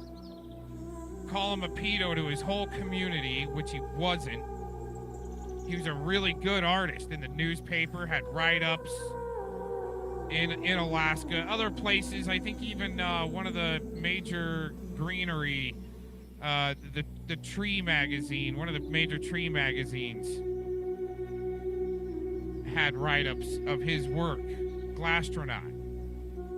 They troll the crap out of him. He dies of a heart attack. I'm a little upset about these things. Even Patrick Sneed, the veteran, going back to that. These guys, you know, let's say a crew over. That's a leg over. The same body, just a different leg over. And another leg over and another leg over. But I'm going to tell you what actually triggered me into doing what I'm doing now, okay? And it actually started when I was going to college. Year 2000, maybe 1999. Well, no, maybe even later 2001, okay, when I went to college. And I was at finals. I didn't have a computer. I had to rely on the library computers. There was this guy that would hang around campus. He looked like a fucking spazoid sicko. It was finals. The computers in the library, it was busy. There was a line waiting. You had to sign up and wait in line for a computer. And it was moving slow as shit. It's like, what the hell, man, right? So I start just walking around and seeing who's looking at what, doing what. And you can tell the students that are actually working on their final papers. It was finals. You got a guy that all of a sudden doesn't look like a student, doesn't really look homeless, but he's an older guy. And guess what he was looking at? Take a wild guess what I found somebody looking at in my state college. No one said anything. I go, get this MFer out of here. Look what he's looking at, and we need these computers for finals. Yeah, he was looking at something gnarly, and I was like, what the hell? That's not a final paper you're working on there, asshole. We need these computers. Get the F out of here. That's me, man. I'll go in. And that's not the, you know. Well, it wasn't. Oh, man. It wasn't that. But it was still young enough. All right, let's put it that way. Yeah. I got a machete too. I'm just looking at the chat right now. What's up, Darlene? But that started it for me. Okay? I was like, what the F, man? How can this guy think that no one's, and he was flipping between an email real quick and some stupid shit. Okay? That way, he had his email lined up. He'd look at what he was doing, and then anybody walk by or he thinks anybody's looking at him, he'd hurry and flip over to his email. Well, you know what? It wasn't the first time I found that MFer weirdo on our campus.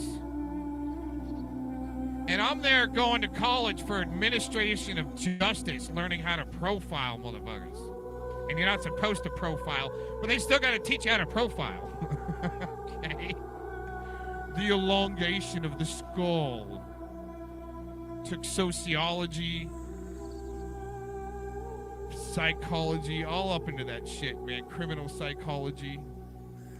Dude, you guys got no idea the credentials Cox has got. I'm telling. He's like, you got no credentials, Cox, because you won't show them. I already did. Well, you got to show them again. Why? So you can get paid some shill bucks? Because you got Cox to show them again? Well, you guys shouldn't have tried to get my first. Well, they did. They did get my freaking first channel taken down. Anyways, that's where it started. Now, just to take it one step further, and I know you guys didn't come here to listen to me. You guys don't want to hear my stories. Right? It continued on after 9/11. I noticed with the Patriot Act, the NAA. I got to look up when Smith-Mundt Act popped up. But, you know, all right after 9/11, the Patriot Act, shit like that pops up, which affected our First Amendment right to assemble. You know, they would use weirdos, kind of like the guy found in... Oh, shit, here we go.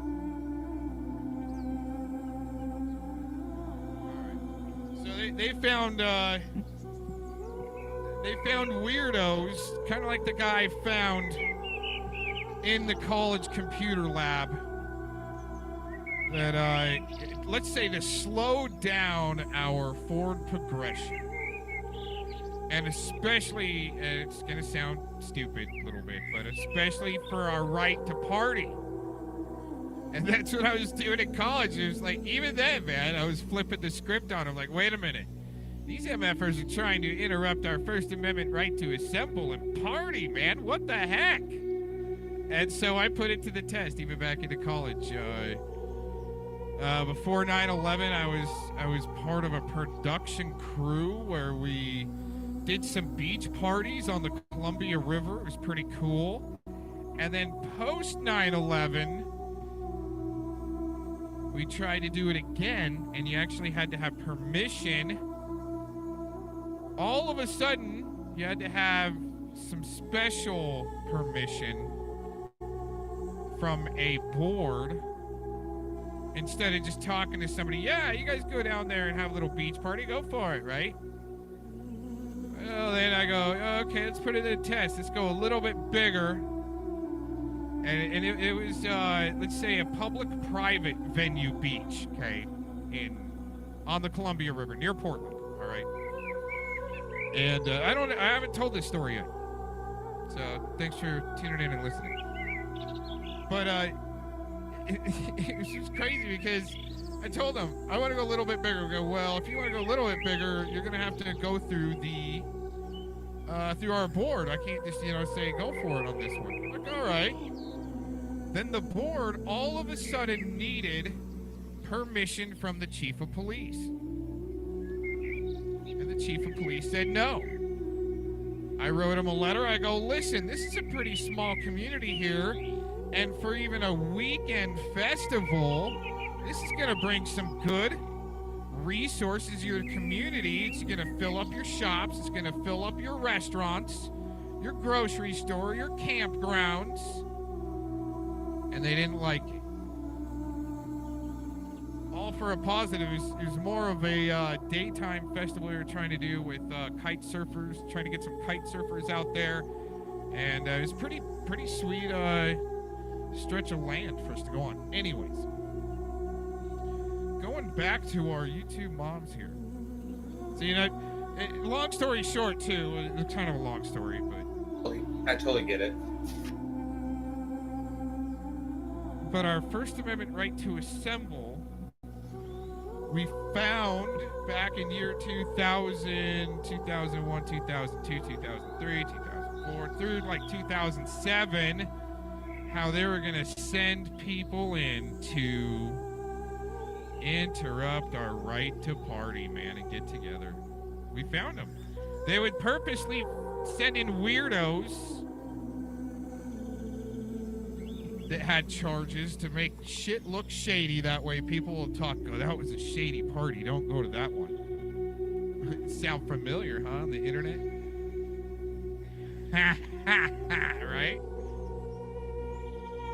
They've been using weirdos, sickos, murderers, rapists,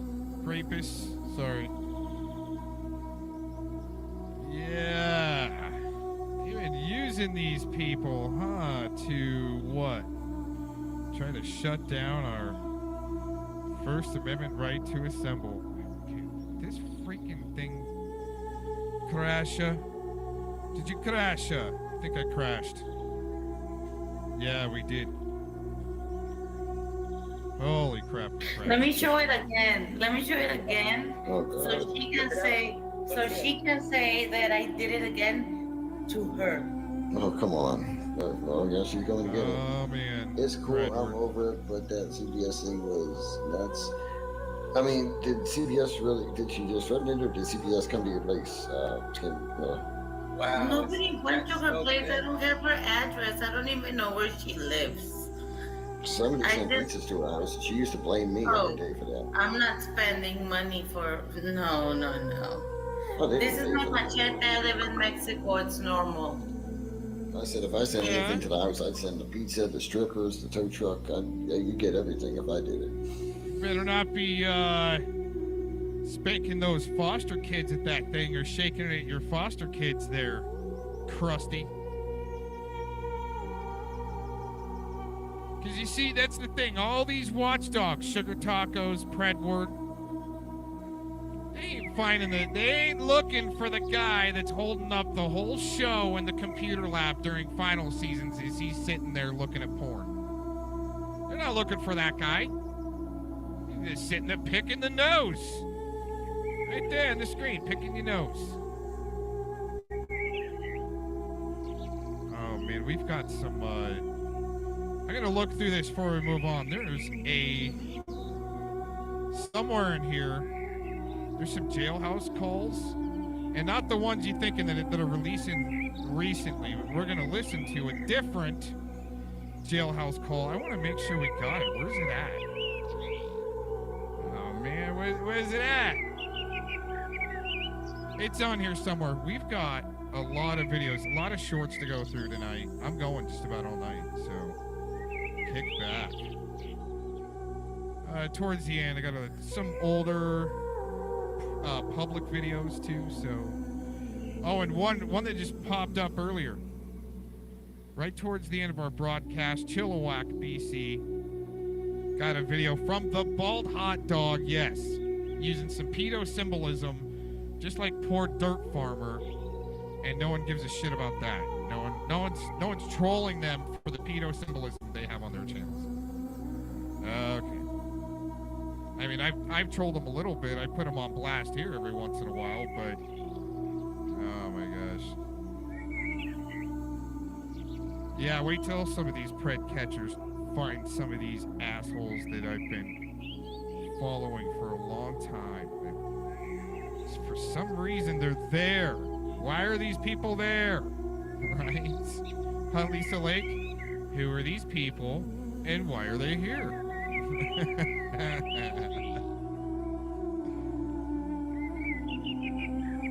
Right here. Oh my gosh.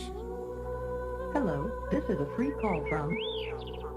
You know, most of that was Ryan. Doing the majority of the work on filming and editing that stuff. Logan and Ryan. So I don't know. And I talked to them about kids. They had something about the kids not knowing their lines and everything, and they both said no. We just you've got to remember these lines. They never said that anybody was tortured or anything else for not remembering their lines. They said the kids love making the videos. So Kids love making the videos. As a matter of fact, I would be like, okay, like if you're in trouble next week, you don't get to be in the videos, and that would be encouraging to them, like not to be in trouble, and they would. Whoa. Okay. So, like I said, some of these women, in my opinion, the way it looks to me is, why are they really there like the YouTube mom, Michelle Hobson? Right? Now, no one found this case. It actually took one of the children to run to the neighbor's house, and she was, I think it was she was hiding in the backyard and didn't even have any clothes on. this is an extreme case that none of these YouTube watchdogs found. So when I think, or when I see or find some foster moms or you know, somebody even associated with this crew, there's somebody that's been accused of trafficking children, maybe adopting a child at the border, coming across the border, just adopting them right there, like there's an adoption agency right there at the border. No, right? Some crazy shit going on, because it's going so deep. There's a lot. Once attacked by, dude, this guy's freaking lame. Look at this guy. Why do you got a trigger about that? In mating season, Alaska. Attacked by a rogue antenna. See, that's some taco shit there, man of dust. You're peddling what tacos does instead of, hey, what are you doing, 502? Hey, man. So, back on course. Look at this asshole right here. Really? Is that more important to talk about this case, this YouTube mom case?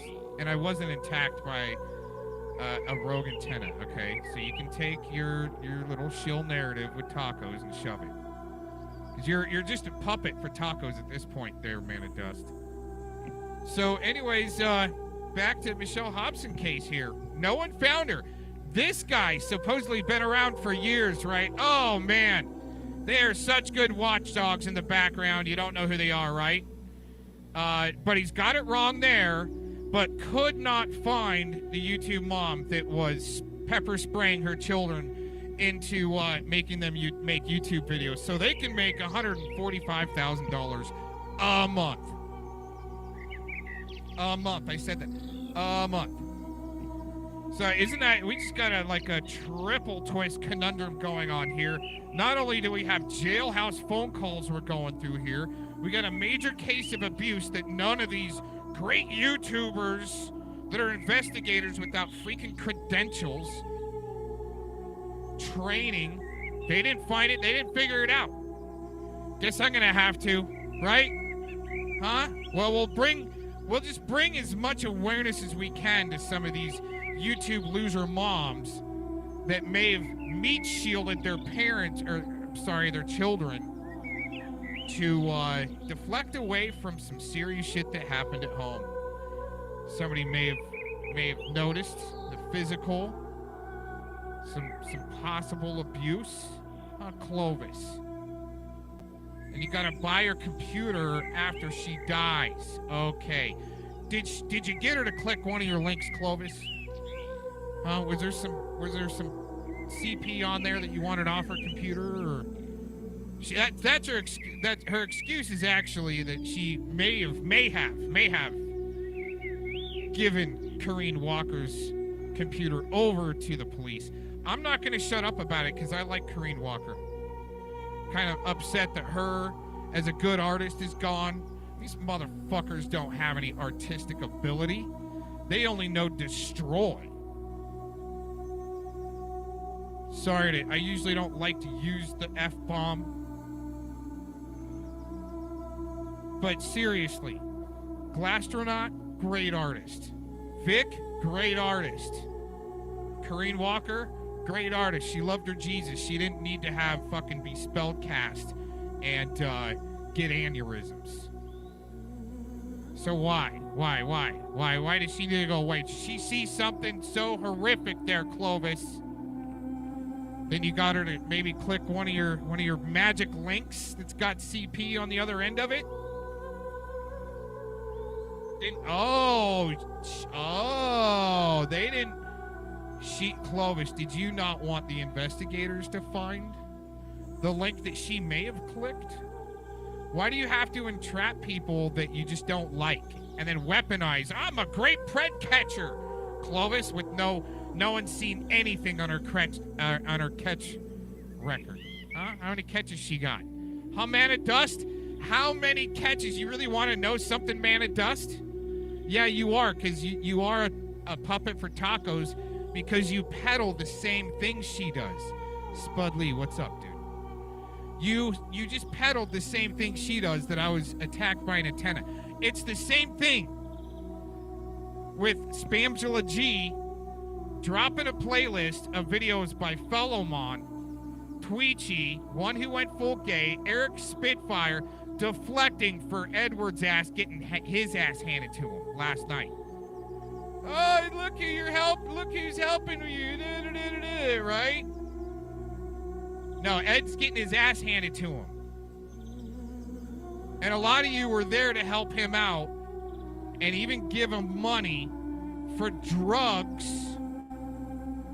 Yeah, I actually think that might be, you know, and I didn't want to talk about this before, but, you know, it's going to be a little twisted what I'm about to say. So I know I've said some crazy shit on the internet, and people try to hold it against me in little edited short little clips and shit like that, right? But I'm trying to tell you right now, my opinion, not my foresight, oversight, whatever, right? Just my opinion, right? The Black Pearls might be code because they like their code. Huh, the Black Hot Dog up in Chilliwack likes his kitty code, right? Poor Dirt Farmer likes his little Boy Loves Swirls on his channel. So maybe the Black Pearl is little boy black CP. Black boy, little boy CP, okay? That's just the way my training is going. It could be. Right? Oh, you call up Eddie because you want a Pearl and an SD drive or a flash drive of some little boy, little African-American little black pearls. Right? You guys are fucking sick. But that's how far the investigators got to go on these assholes. Just like in Chilliwack the first time when What's Truth was threatened to have CPS called on him, and he had Poor Dirt Farmer's crew saying that they're going to be filming their kids when they come out of the house. Are they already pre-bought? That's the investigators' question. Detectives and investigators are go, well, if they said they're going to be there to film the kids when they're being taken out of the house by CPS over these assholes calling on the internet with their fake bullshit. Oh, is it to really get their kids taken out of the house so they can film them because they're already purchased? See, there's a lot of sick shit going on out there, and I just want to let's freeze that trust fund. You know what? Actually, 502, they're so desperate. Okay, isn't it miraculous Clovis just hit the lottery and just became a trust fund baby yesterday? Just right when PrEdward's getting his ass handed to him. They're going to sue everybody. I've heard them damn threats since 2016, man. And they'll say, just like Mally Duder, you're going to get arrested, Cox. You're going to get arrested. I'm going to have a newspaper crew there to, when you get arrested, here comes your restraining order. Oh, you got a house and a trust. You got a trust? Just like we heard Clovis. She already looked up my trust fund before she knew she was messing with. Just so they can keep messing. That's what it is. It's fraud. It's one big gigantic network of fraud. I mean, it's linked up. I mean, even throughout the military and politics. So I could start rattling off names, but I already have enough. Court case record is out there. Plenty of evidence out there what this is all connected to. But the question remains. These sons of bitches that can't even pay their own damn child support think they're for the children on the internet? And they're going through a play fight right now, mind you, to try to once again deflect away from PrEdward's ass. His wife coming out admitting that there was crazy shit that happened in that home. And yet, he's still out here. What the fuck? Dude, what the fuck, man? Yeah, I don't have, and sorry, I keep on dropping the F-bomb. I don't like to. Yeah, I got some VHS tapes and some lava lamps. I think I got about 30 old VHS tapes and a couple of lava lamps where he could break open the lava lamp and put that juice in his damn freaking vape. Mr. PrEdward.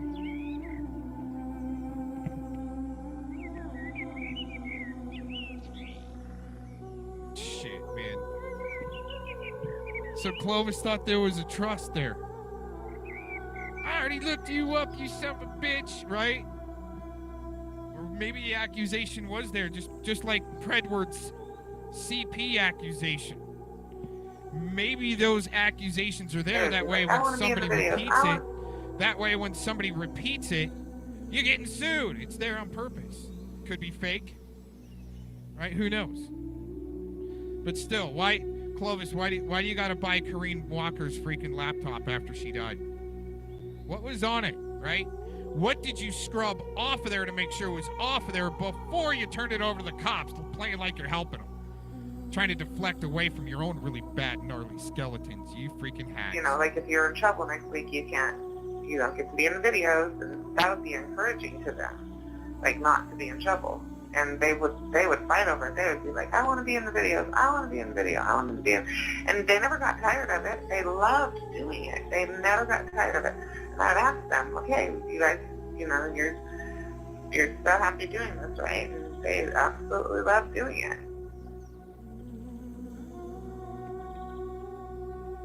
Wow.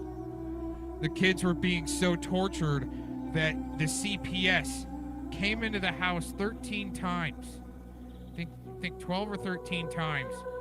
And it was all clear every time. All clear. Everything's good. Little bruises on you, that's all right. That's from them doing their videos, huh? They're just getting rough playing in their videos.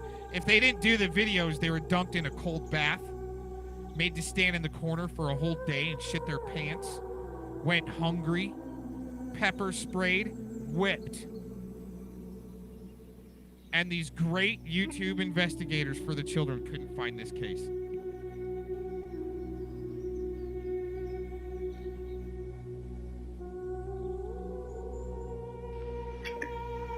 And the reason I ask you that, I asked him to repeat his last name, and he just hung up.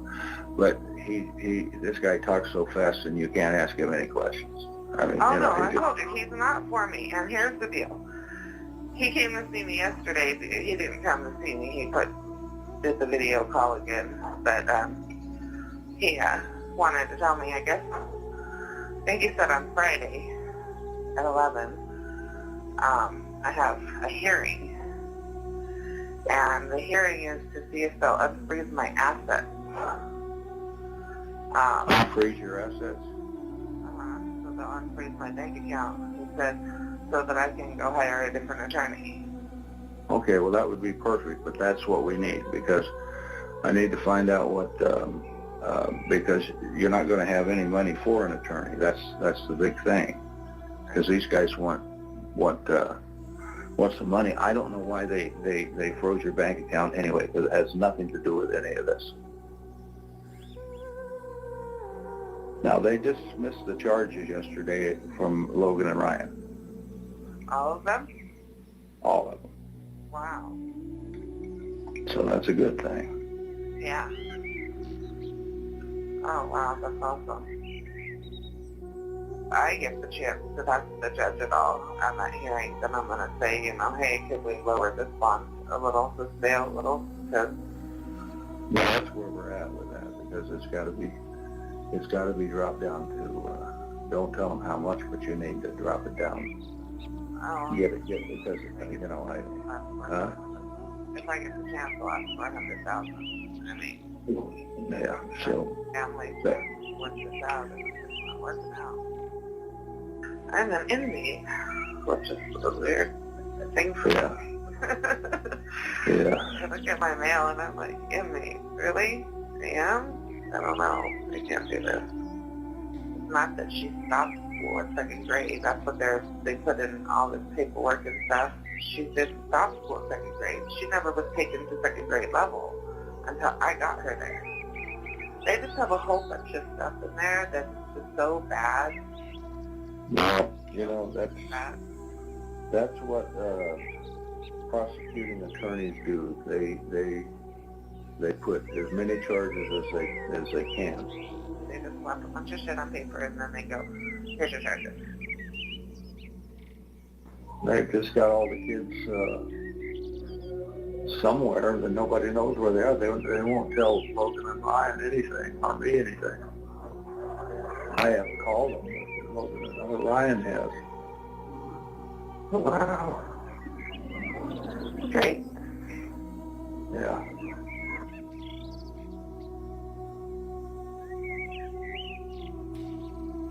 They have a whammy that will really, really, really put a, and I'm not saying it to the attorneys, I'm not saying it to anybody, I'm telling face-to-face to people, but I have a whammy that the state of Arizona is going to be shocked at when it comes to proving them their credentials are wrong. Discrediting them. They're going to be shocked. Big bombshell. Social services or who? No, not social services. The state of Arizona.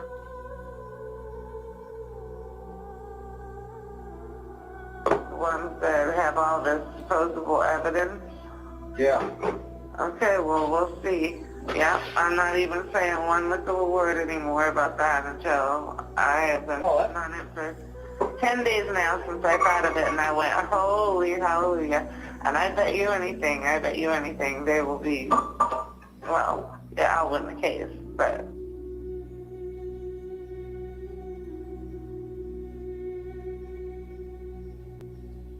$200,000 freaking things from my house, electronics.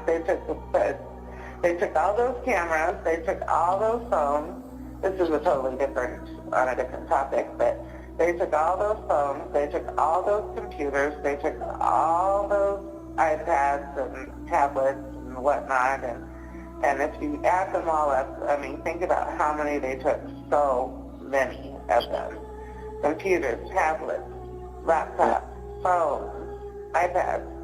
Okay, and yet they still have no video evidence of any kind of anything, going on? That's kind of weird, huh? Well, I don't know what, they had a whole list here, I don't know. And disturbing new details surrounding a case of child abuse. The case centers around a popular YouTube channel. The suspect, Michelle Hobson, has since died. But as iTeen's Bianca Bono shows, new police records show a history of abuse. Maricopa police records detail a history of abuse allegations against Michelle Hobson long before her arrest in 2019. A total of 13 complaints. Hobson became known as the YouTube mom, accused of beating her 7 adopted children with hangers, pepper spraying them, and locking them in a closet for days at a time without food or water, all while allegedly forcing them to perform in videos for her lucrative YouTube channel Fantastic Adventures with millions of views. Maricopa police made these grim discoveries after one of Hobson's biological children reported the abuse. But newly released documents show Arizona's Department of Child Safety had been told of abuse allegations dating back to 2011. Documents say Hobson, who fostered dozens of children under DCS supervision, was investigated 9 times between 2011 and 2017. The reports revealing on April 5th, 2011, an allegation of maltreatment, saying Hobson would lock foster children in a room, noting they would yell and cry while inside. DCS's conclusion, the allegation was unsubstantiated. Another maltreatment report on May 13th, 2013, saying Hobson's foster child was wearing ripped shoes 3 sizes too small and had gunk on her teeth. After a DCS visit, Hobson pulled that child out of school. DCS's findings then unsubstantiated. Again, on August 25th, 2014, Hobson's foster children were allegedly frequently seen at daycare with parts of their bodies red, chapped, and infected. Once again, DCS dismissed the claim as unsubstantiated. And in 2017, 2 years before Hobson's arrest, DCS received another report of maltreatment, alleging the children were locked in a closet not being fed. DCS said there was no proof. According to the police records, a detective also learned that Hobson had 4 additional complaints against her with DCS. A DCS employee telling police complaints filed, quote, typically did not warrant an investigation. After reviewing Hobson's case, that employee said 1 complaint did warrant an investigation, however, it, quote, was not investigated. Hobson's health deteriorated while in custody, and 8 months after her arrest, before ever going to trial, Hobson died. And DCS declining our interview request, sending us a statement saying they investigate every report of abuse they get, but they have to determine if there's enough evidence to support it. You can read the full statement on our website, 12news.com. Bianca Bono, 12 News. Talking and getting to the part about Clovis, all of a sudden Clovis jumped in my chat and she said, "Hi, this is Clovis Harmon. I heard you're talking about me." And at that point, I took her, because you know I'm on StreamYard and I'm on YouTube, so I'm able to tap what she said on the screen, and there her name is, right? She said her name, her full name, and she wrote it in my chat. And that is the first time. Here she goes on and on with now about being doxxed or whatever. She's been saying her name left and right, being given currency, receiving videos. Actually, like the what she's missing out on the rest of what I said is that I wasn't talking about me being doxxed. I was talking about Clovis Harmon accusing me of doxing her. So she is now Colleen is misrepresenting this as me accusing Clovis of doxing me, and now she's basically accusing me of profiting and being a hustler, right? That's going to be Colleen's MO on this. So I'm going to play a little bit more. I have to address this, unfortunately, because this is just absolutely outrageous and a really awful form of slander and defamation, which I think this should be noted that this is what Colleen Kalkar does. And so I'm going to continue here because there's a part that you need to hear. People need to hear. Letting her, and I need to make a rebuttal to this. Her know who it's about, and now she's just acting like she didn't know or anything until she said it or whatever. Well, Clovis does say her name or whatever, but you're talking about her minor children at this point. Okay, here's the deal. I was not talking about her minor children.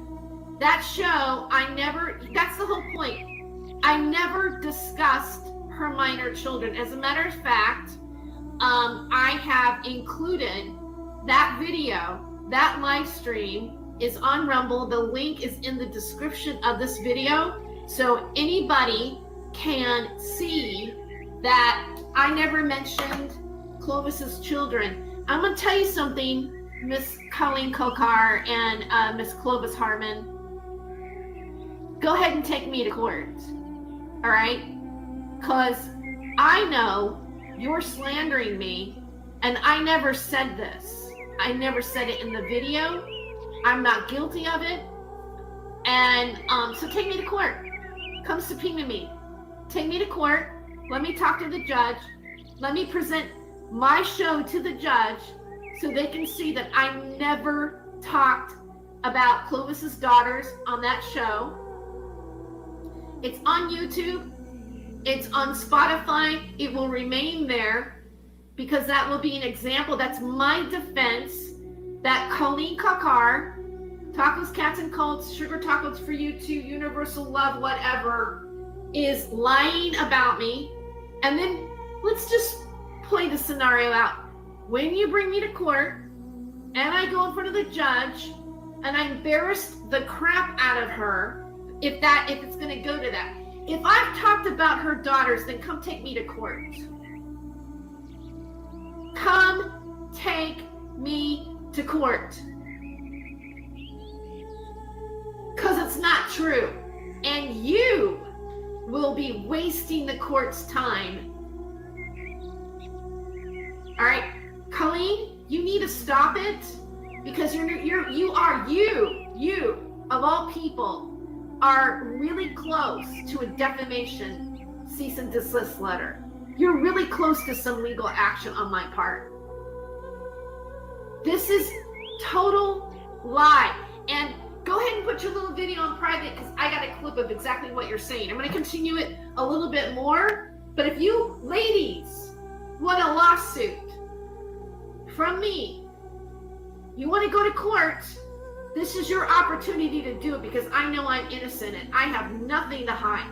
I'm giving the video up for people to see what really happened. Just because it's not on YouTube doesn't mean it's not out there in the public domain, because it is. She comes in your chat and now she's acting like she's attacked. And Clovis says, hey, that's me. What's up? And here comes Terry like she's being attacked. Okay, you know what, Colleen, if you're gonna talk about this show, I'm gonna put the mic. I encourage you to get this video and show it to people. You're just sitting there and giving some sort of testimony without showing a receipt. The receipt exists. The video is up. Your version of what actually really happens is a total lie. Cease and desist, Colleen, before you end up with a lawsuit. And I'm not kidding.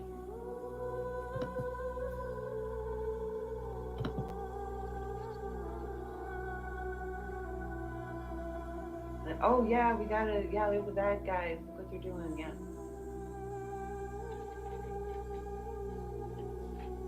Or your fellow neighbors, whatever. And again, if anybody has inside information on January 6th, call the authorities. Call the FBI, whoever you can get a hold of immediately. They want to know. They come on my show. Fuck around. Hey, I just have one question for Mike. Mike, are you? Oh gosh, Dr. Phil again. Here we go. TikTok because the Indian neighbor of yours that Agent 19 doxed has more TikTok followers than you. Here we go, Dr. Shill over here. Is that why you hate Oh TikTok? my gosh. You call me a snitch. You snitch everything to Kim You're Chaos. Indian Get out of here. That's why you hate Get TikTok. out of here. You're the biggest snitch. You I snitch thought everything so. to Kim I thought Chaos. so. Yeah. You I snitched to thought Kim so. Chaos. You snitched to Kim Yeah, Chaos. so you didn't answer the question. You're jealous of your Indian friend. I thought so. Okay. Yeah, she's got Okay, more Dr. followers Shill. than TikTok. She got Dr. Shill. 50 times what you got on YouTube. That's Dr. why. Shill. Right. Dr. Okay. Shill. All right, thanks for answering, Mike. Snitch. Oh, there you go. See, just a lame narrative again. Joey still can't see what the fuck she did wrong. Of course not, because this woman's so self-centered. It's unbelievable.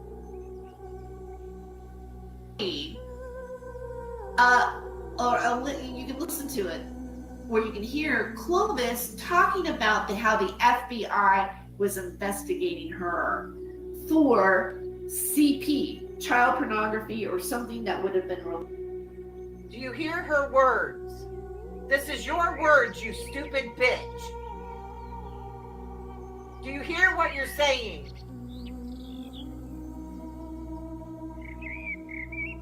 Related to that. And since Clovis was somebody who participated in being a pedo catcher, to get blamed for this was kind of interesting to me. So that's what perked up her ears. Child porn, FBI, videos from Brenda, which she doesn't mention Brenda much more. And she knows here at this point who owns the video of the kids. And it perked her interest. But this isn't the first time that CP and everything else has perked her interest, is it, Terry? You brought me into this, bitch. You brought me into this with Thomas, supposedly with Denise. Now, I shouldn't really even say Thomas. It was more so Denise. Denise took over this part. I wouldn't think Thomas would have anything to do with this. But Denise got a hold of her and sending her these videos, kids involved again. because of the fact, and when you hear her own words say it. You see what's going along the bottom? Donate, donate, donate. Then you realize that it's a pretty good receipt. It's not just Hollywood Hemptress gives her email, got it all going on there. Get those kids up there for something to see. Hey, Surfev, 2010. I saw your new sub. Welcome. Just somebody. Hello, Carrie. Saying that she is from their own confession. It's her confessing it. That she's being investigated. Granted, it might be a clip of something that, without knowing the entirety of what she's talking about, that may be true. It may not be the whole entire story of what's going on, right? But there was this clip. So she knows. Might not even be the whole story, but hey, isn't this interesting? We got kids involved and CP. You're a sick bitch. You're a sick fucking bitch. That's what you are. And I was only wanting to show it as questioning, not saying, "Oh, this is definitely the way she is," or this, or. So she just wants to show it and talk about it, you know? The fuck? Whatever. But I had a legitimate receipt. And that, and again, like, I'm not a person to go on and ever slander anything with, allegations, or I don't want to. She knows exactly what she's doing because she's done it before with the Hampstead case. This type of nature, unless you're looking at something that looks like a legitimate receipt of what that is. And so I have that in the queue to play. And so here's what's odd about that show, and I've said this several times, and I think I've even said this on Jesse Davis's show, and I think in that community. She tried to use this to break in over there at Jesse's too with this shit. And I don't like to get involved, but there were kids involved, and it was starting right here. Had I not said anything, this ship would have sailed in all kinds of directions. Community, hopefully they understand how this happened. But when Denise was in my show, Thomas Schoenberger was in my chat. And I've said many times that the very next. And this was during the show, I believe, where the kids are brought up. And Brenda, who's in the Robert David Steele emails, right, and had an order of protection against her, not by one judge, but two, for stalking and death threats. And who's now sending you secret videos through Denise about Clovis, her target, and the ultimate target is these kids, and you're helping it along. And that was my concern. And I have been given that video in the past, and it does bring up the children with the wet pants from the swimming pool that was turned into something else, which weren't even wet pants. It was a mother asking her kids, or a grandmother, whatever, are your pants wet? Because they had a swimming pool. And anybody with a swimming pool or who grew up around it as kids, we get lazy, don't want to change our bottoms and then sit all over the couch and everything, and are constantly asked, are your pants wet? It's common. You're a creep. Next day, Thomas Schoenberger found I have that ticker tape about giving donations. In fact, I should probably take that out. But if you notice, maybe there's a reason why this is still. See, she knows. She knows exactly what she's doing. Oh, maybe I shouldn't be, pushing that money just yet. She knows exactly what she's doing. I want to see your police report, you lying cunt. And quit tagging me in your shit. If you notice, I was also doing the ticker tape, and you see my email is connected to my PayPal account, right? PayPal, there's my email. Well, that email, what he had emailed me through that PayPal account, and wanted, complimented me about how I dealt with everything that night and wanted to give me some cryptocurrency. Oh. So what happened that night? So just wanted to, she should have slowed that down a little bit. So he just contacted you and liked you and wanted to give you some cryptocurrency, and you're saying who's working with who? Huh? When I started talking and getting to the part about Clovis, all of a sudden Clovis jumped in my chat and she said, "Hi, this is Clovis Harmon. I heard you're talking about me." And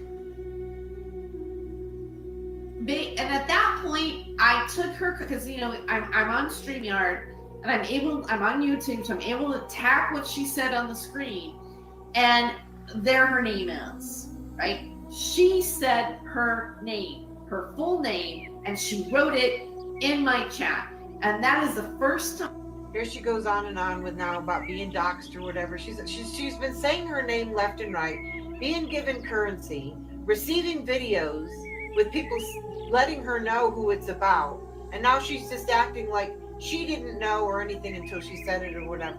Well, Clovis does say her name or whatever, but you're talking about her minor children at this point. You're live. She comes in your chat, and now she's acting like she's attacked. And Clovis says, "Hey, that's me. What's up?" And here comes Terry like she's being attacked. You're one fucking dumb bitch. Time that the audience sees her Clovis Harmon. That's not even really totally her real name yet. There's more to her name than that. Not stalking at all, no. Just happened to receive a video from Denise, who got it from Brenda. So who's working together now? Oh. And now she's acting all like, why should anybody else be concerned when the main target and for years has been Clovis as well as myself and these kids most in particular.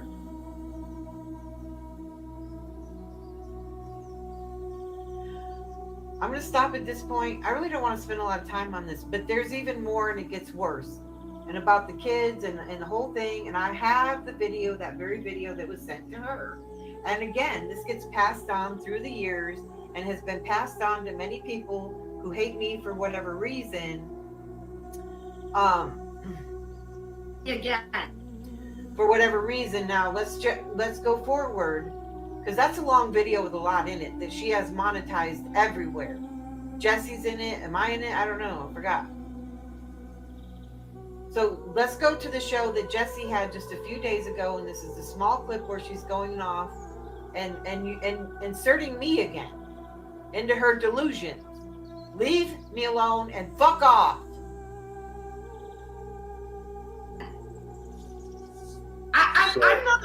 I'm not happy with any of these people. That means Colleen Kakar, who let me tell you about what Carlene did. All right, Colleen had me in her chat when all this drama was going on. They act like they were my buddies, and then I am a YouTube channel, and you were in my chat, and I was friendly to you, you stupid cunt. That's what I do. I give everybody a rank, pretty much, if I catch them. That's the way I run my show. I often put my shows on private right after because I don't like this lingering forever. That's what they want. I say my piece and I'm done. Then she did another video. Why do you put, isn't it still posted on her community tab or something? Why make your videos private or something? Because she wants to fight. This is the kind of bitch that likes to fight. A street fighter. I ain't a street fighter. Go find your entertainment somewhere else. Leave children alone. Colleen actually, this is what she did. She started talking about some video that I was given or possibly given, She was given that video, and it's in there. I'm not going to go digging through it. I thought about it. I can go look through the timestamps and bring it all up. I just said enough. She even said where she got the video. This has been going on for years. The super sleuth decided to come in and get on the wrong end of the game, and then now want to take personal pot shots at everybody about being in somebody's chat and they were nice to her or whatever. She's not a good journalist at all, and she even showing like my private messages to her. Nobody gives a flying fuck. Nobody cares. And went in this description about children in wet bathing suits that was absolutely freaking me out and disgusting. And when I came on and said, no, I don't know anything about it, and then she pulled some other shit, and then Clovis sided with her. Yeah, because, so here's a little half-truth, because she doesn't understand. She's too dumb to even know what she stepped into. She's still too dumb, as of a few nights ago, to know exactly what she did. Now there's kids, and she's worried about herself being afraid and everything else, and there's kids involved. So, hopefully she did make this police report. And she's one of these people who are so fucking dumb, she won't even know till she does actually possibly have to talk to an attorney or wind up in a courtroom to have her ass handed to her as to why you don't do this. And she's still trying to act like she don't know. We just heard her. Oh, kids. Oh, my ticker tape. Oh, my PayPal. Oh, let me just get this out of the way. Yeah, I was offered some cryptocurrency. Fuck off, man. All right? No, I don't like any of these people.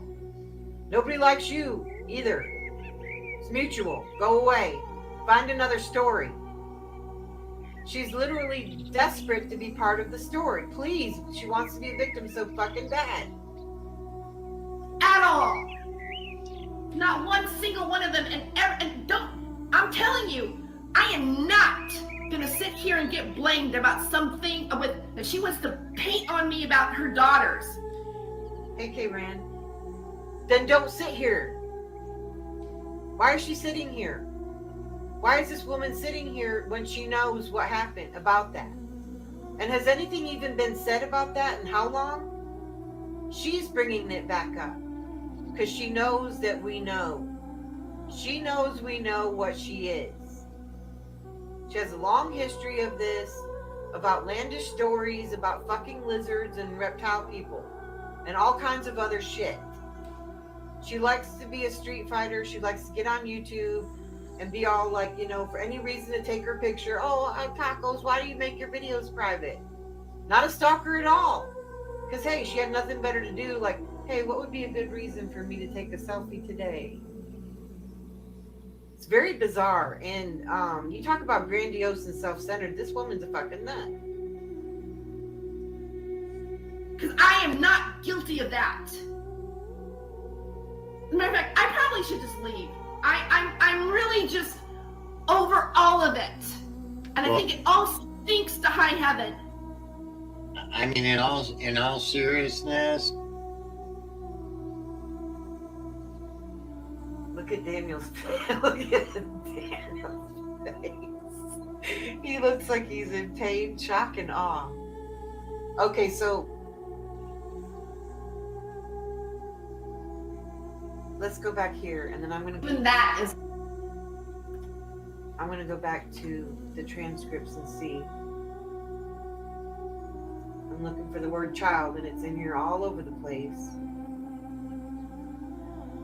Started talking about her before I got into anything about the possibility of a video having child porn at 52:36.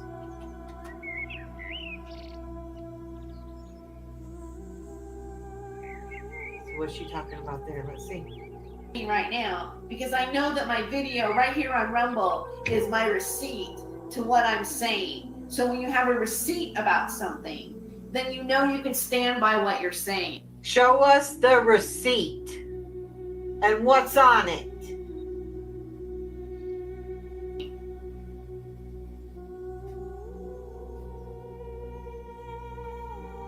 So when you watch the video, you will see that what I'm saying is true, even what I'm about to say right now, is that then I invited Clovis, before I even started talking about her, before I got into anything about the possibility of a video having child porn on it, or anything like that. Having what? Child porn.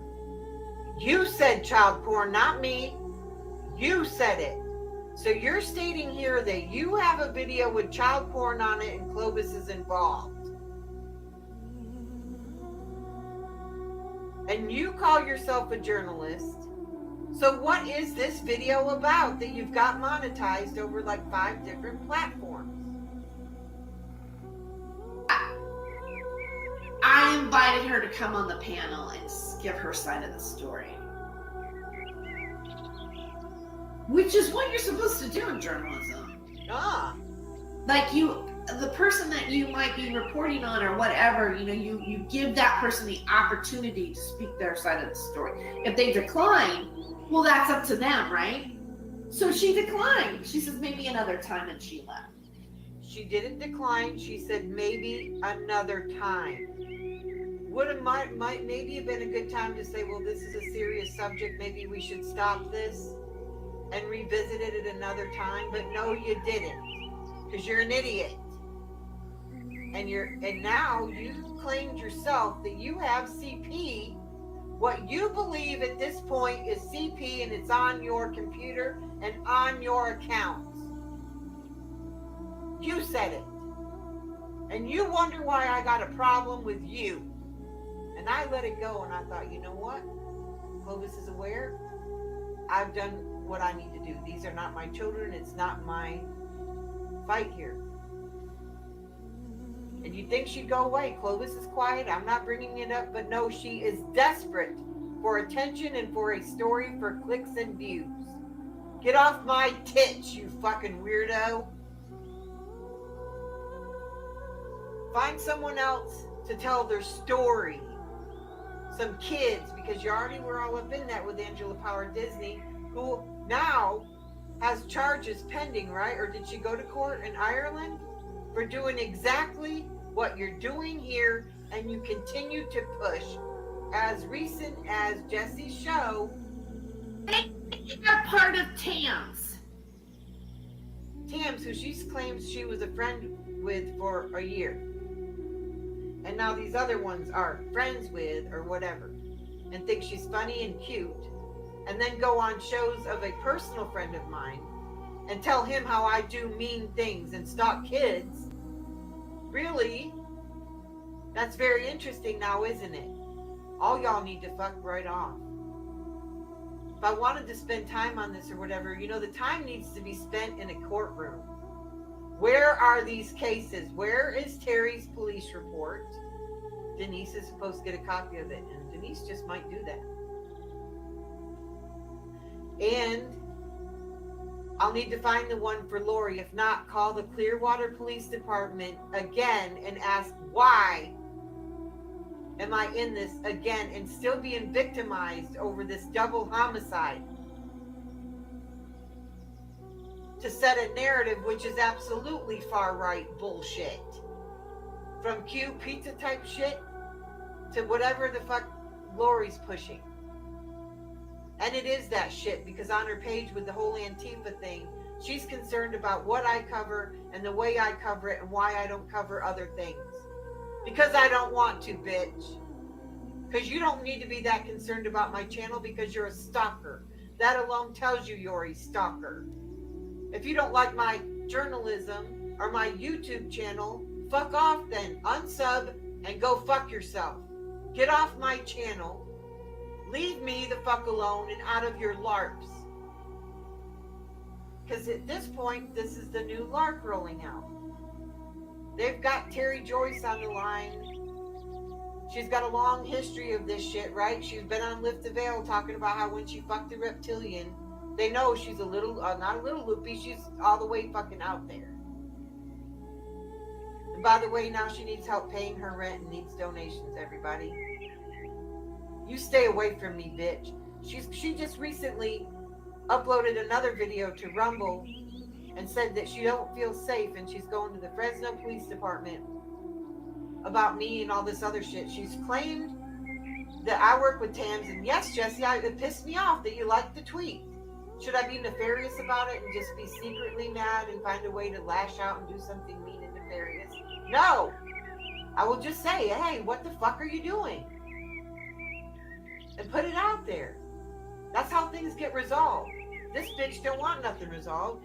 She wants to keep bringing it up, acting like that she is, and then she says here, right here on his show, she took herself out. Oh, I think I should go now.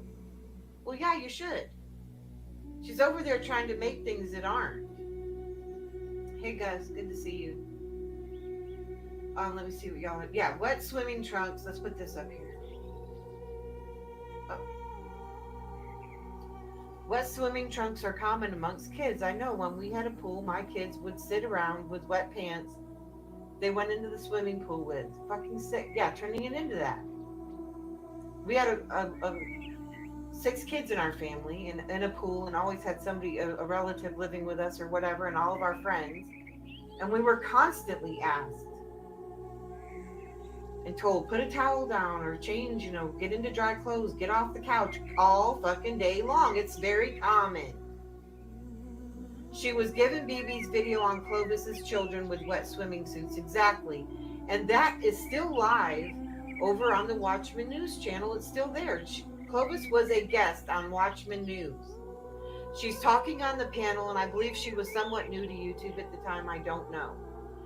They were talking about whatever subject, and then one of the kids come in or something, and Clovis said, like Clovis does, something like, hey baby, what are you doing? Are your pants, you know, wet? Something like along those lines.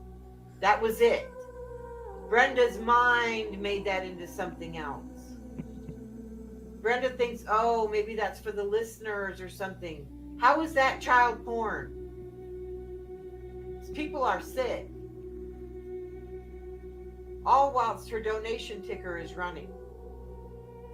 Knowing that there are people who like to listen to that. It lasted just that quick. And it was under her breath. It wasn't her hollering across the room. She was in front of a mic, so in a normal room across the room, you wouldn't have heard it.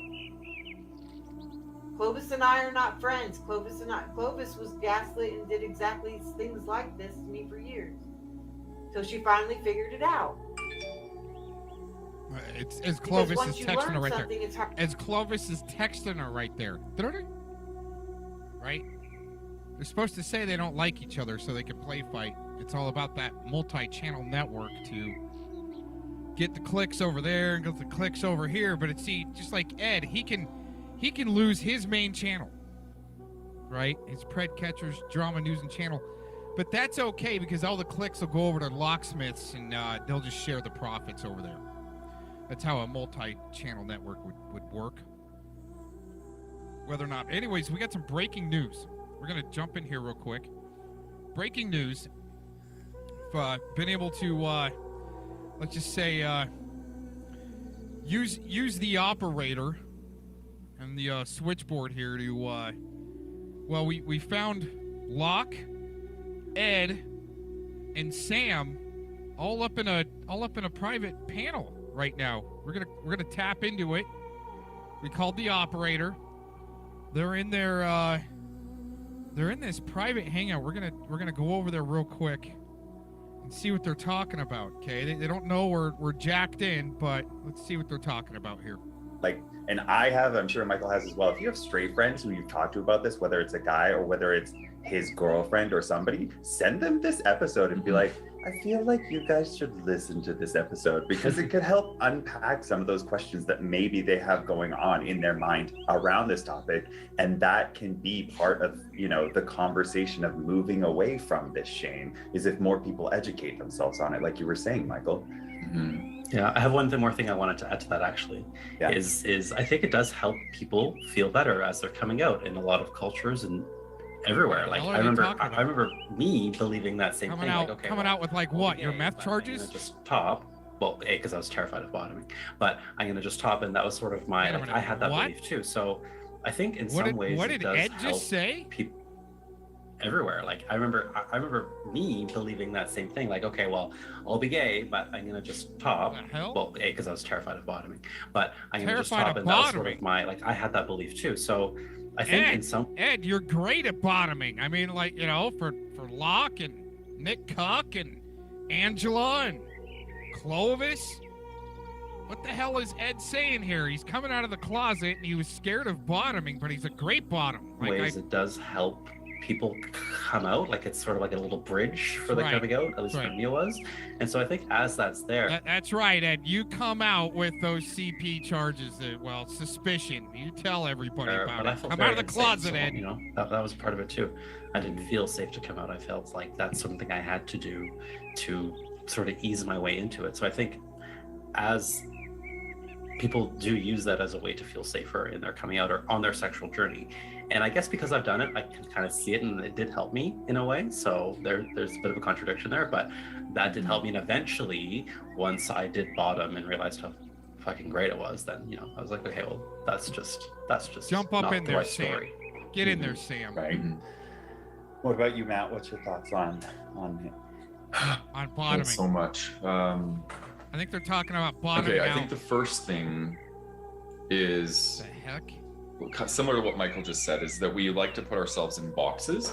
So it's like, I'm a top, and then I know what to expect. It's like a safety thing. Like we need to know who we are, and we need to know who the other person is. So there's this notion. You're pretty still femmy there, Mr. Locke, for being a top. Just an When FYI. you start chatting with somebody, it's like, what are you? Are you a top? Are you a bottom? Let me know so I know how I can interact with you. And I'm just as guilty of doing that. I understand that, but is that what they're trying to work out in them discords? Is who the top is and who the bottom is? I don't go into those places. Huh. All right. Well, thanks to the operator for jacking us into their Discord. Well, there's this obsession with penetration in the gay community, and I think it is come from that heteronormative world where it's like the girl is the bottom, the guy is the top, and there's this obsession. And it's like I'm starting to, and have been exploring tantra for the last couple of years, and it's like penetration is like such a small part of sex, like 5%, maybe even less than that, 2% of sex, right? And when you start opening up, you know, this notion of like bringing energetics, bringing intimacy, sensuality, all these things into sex, it's like two bottoms can have a fucking fantastic time. Do you know what I mean? But there's this whole notion of like, if I'm a bottom, like I can only fuck with tops. Do you know what I mean? And is Locke sitting there picking his nose saying, bottoming's great? Oh my gosh. Horrible. Let's get out of there. Those guys are gross. She was in front of a mic, so in a normal room across the room, you wouldn't have heard it. Clovis and I are not friends. Clovis was gaslit and did exactly things like this to me for years. Till she finally figured it out. Because once you learn something, it's hard to relearn it. Once you're told somebody's a bad person, it's hard to figure out, no, really they're not. Which I've had to do. Same with the shit that was told to me about like Frank Bacon, right? And this other shit. That's what these people do, and they're known for it. And that might even be what they actually believe in. In Brenda's case, she probably does. Just like that, what Lori was saying, and Lori was emailing Denise and thinking, oh, I recruited Donna, and these people are nuts, and they lie on purpose. We actually, and why doesn't that ever come? All right, shut up, lady. We actually got something that we could play from Denise. She put out earlier. Let me see if we can pull that up. Once again, thanks for joining in, a few of you there.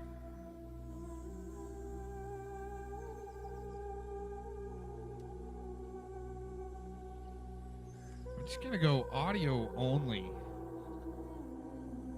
Cause this woman's hideous, dude. You don't want to see this woman on the screen. Oh, she just put out, Denise is blasting Telly. They're play fighting. Oh man, we got a 2-part. Here, let's play part 2 first. Let's see what Denise has to say about Telly here. Hello, Denise Matteau here. And good evening, good morning to everybody, wherever and whenever you are. It's a little bit after midnight here in deep south of Texas on the Gulf Coast. I am sweating because you see the air conditioner behind me there. It's turned off because it makes too much noise.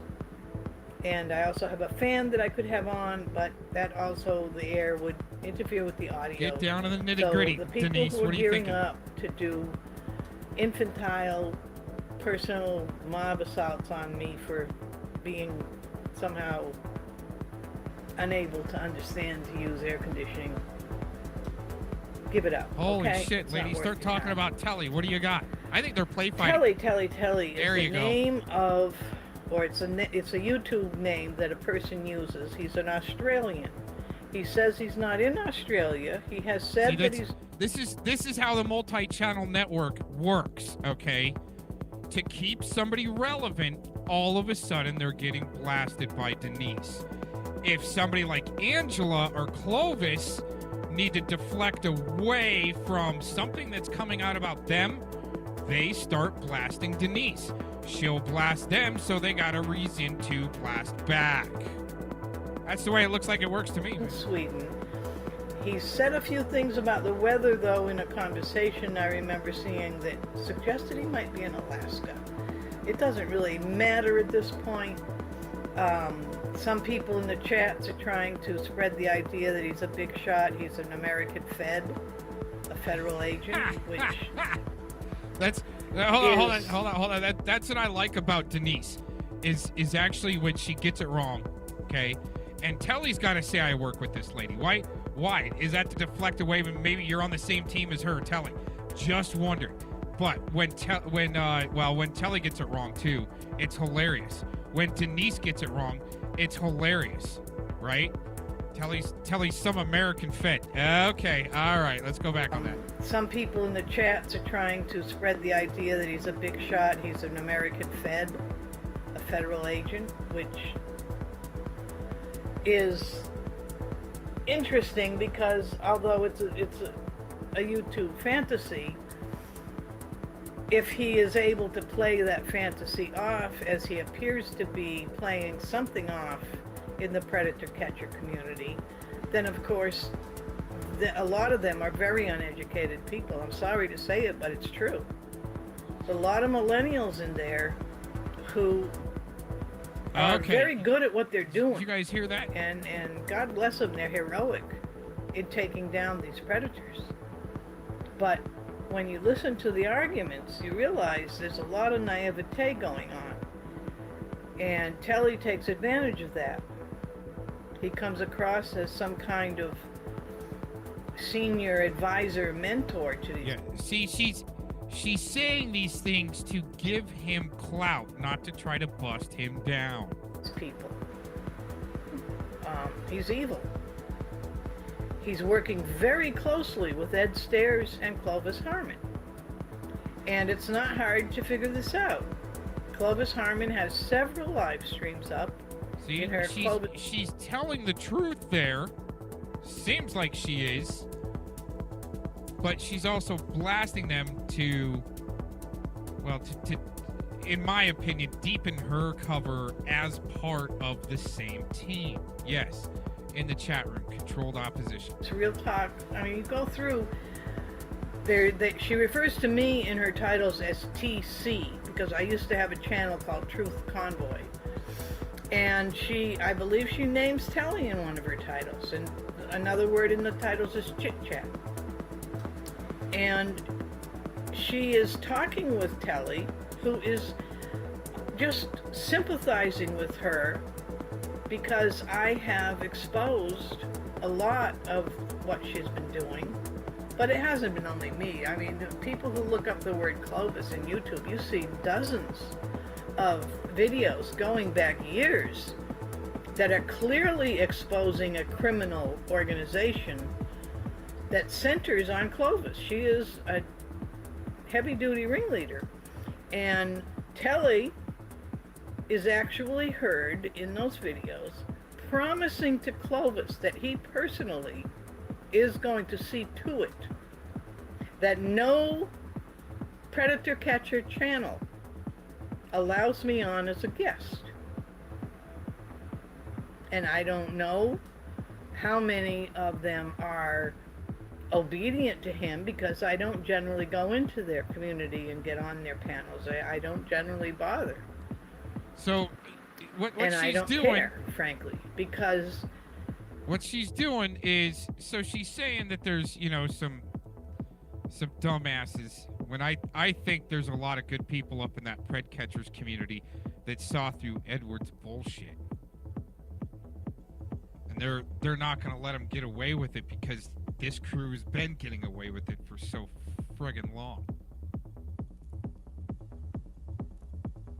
Here, I want to go back real quick. I was going to make mention of something. because I don't generally go into their community and get on their panels. I don't generally bother.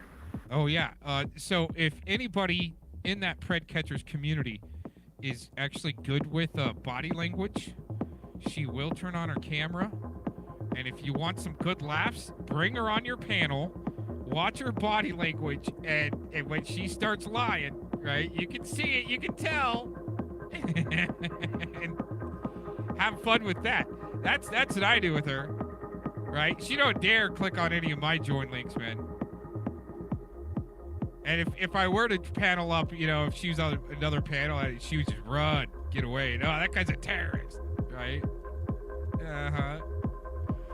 And then Edward's got to get the... This is where Edward screwed up the other day with me, man. I caught him on some bullshit. He tried to say that Denise, the woman we are listening to here, accused him, just him, of the Port Neches, Texas propane plant explosion that happened a few years back. That she blamed him. When the blames came up, it was myself and a few other people that were blamed for that we were working on the same team. It was actually an accident, an industrial accident. But Denise blamed PrEdward for Port Neches? That was the first time I heard about that. I was laughing. Oh, PrEdward needs that Port Neches explosion clout. Okay. Dude. I'm like, it does seem like Denise might be on the same side, so they could use her to deflect away on and get some clout. Oh, he was exposed as being the Port Neches blower-upper. Shit. And I don't care, frankly, because I know that the ones who do care will look into this. And people who don't want to hear from me because I'm not part of their community, that's fine. They'll hear from the people they respect. There are some good people in there, but there are people who are... Her body language is so horrible. Totally in the personal level, where Ed Stairs is an individual with child porn. And he betrayed the community as an individual, and they're angry because he betrayed them personally. There are a few people in there that he really used, in some cases for money, in other cases for personal friendship, and they promoted him and protected him or defended him, and then found out that he was using them with lies. He was lying to them. He had set up attacks on another member. That's all YouTube drama stuff.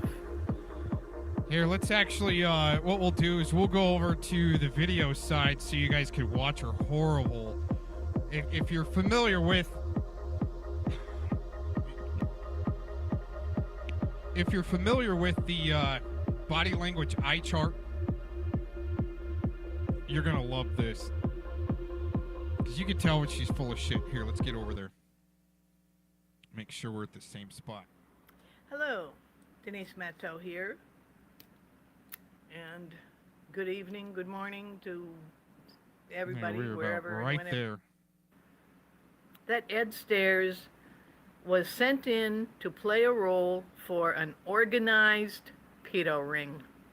Dang. An organized ring of pedophile protectors, of porn distributors.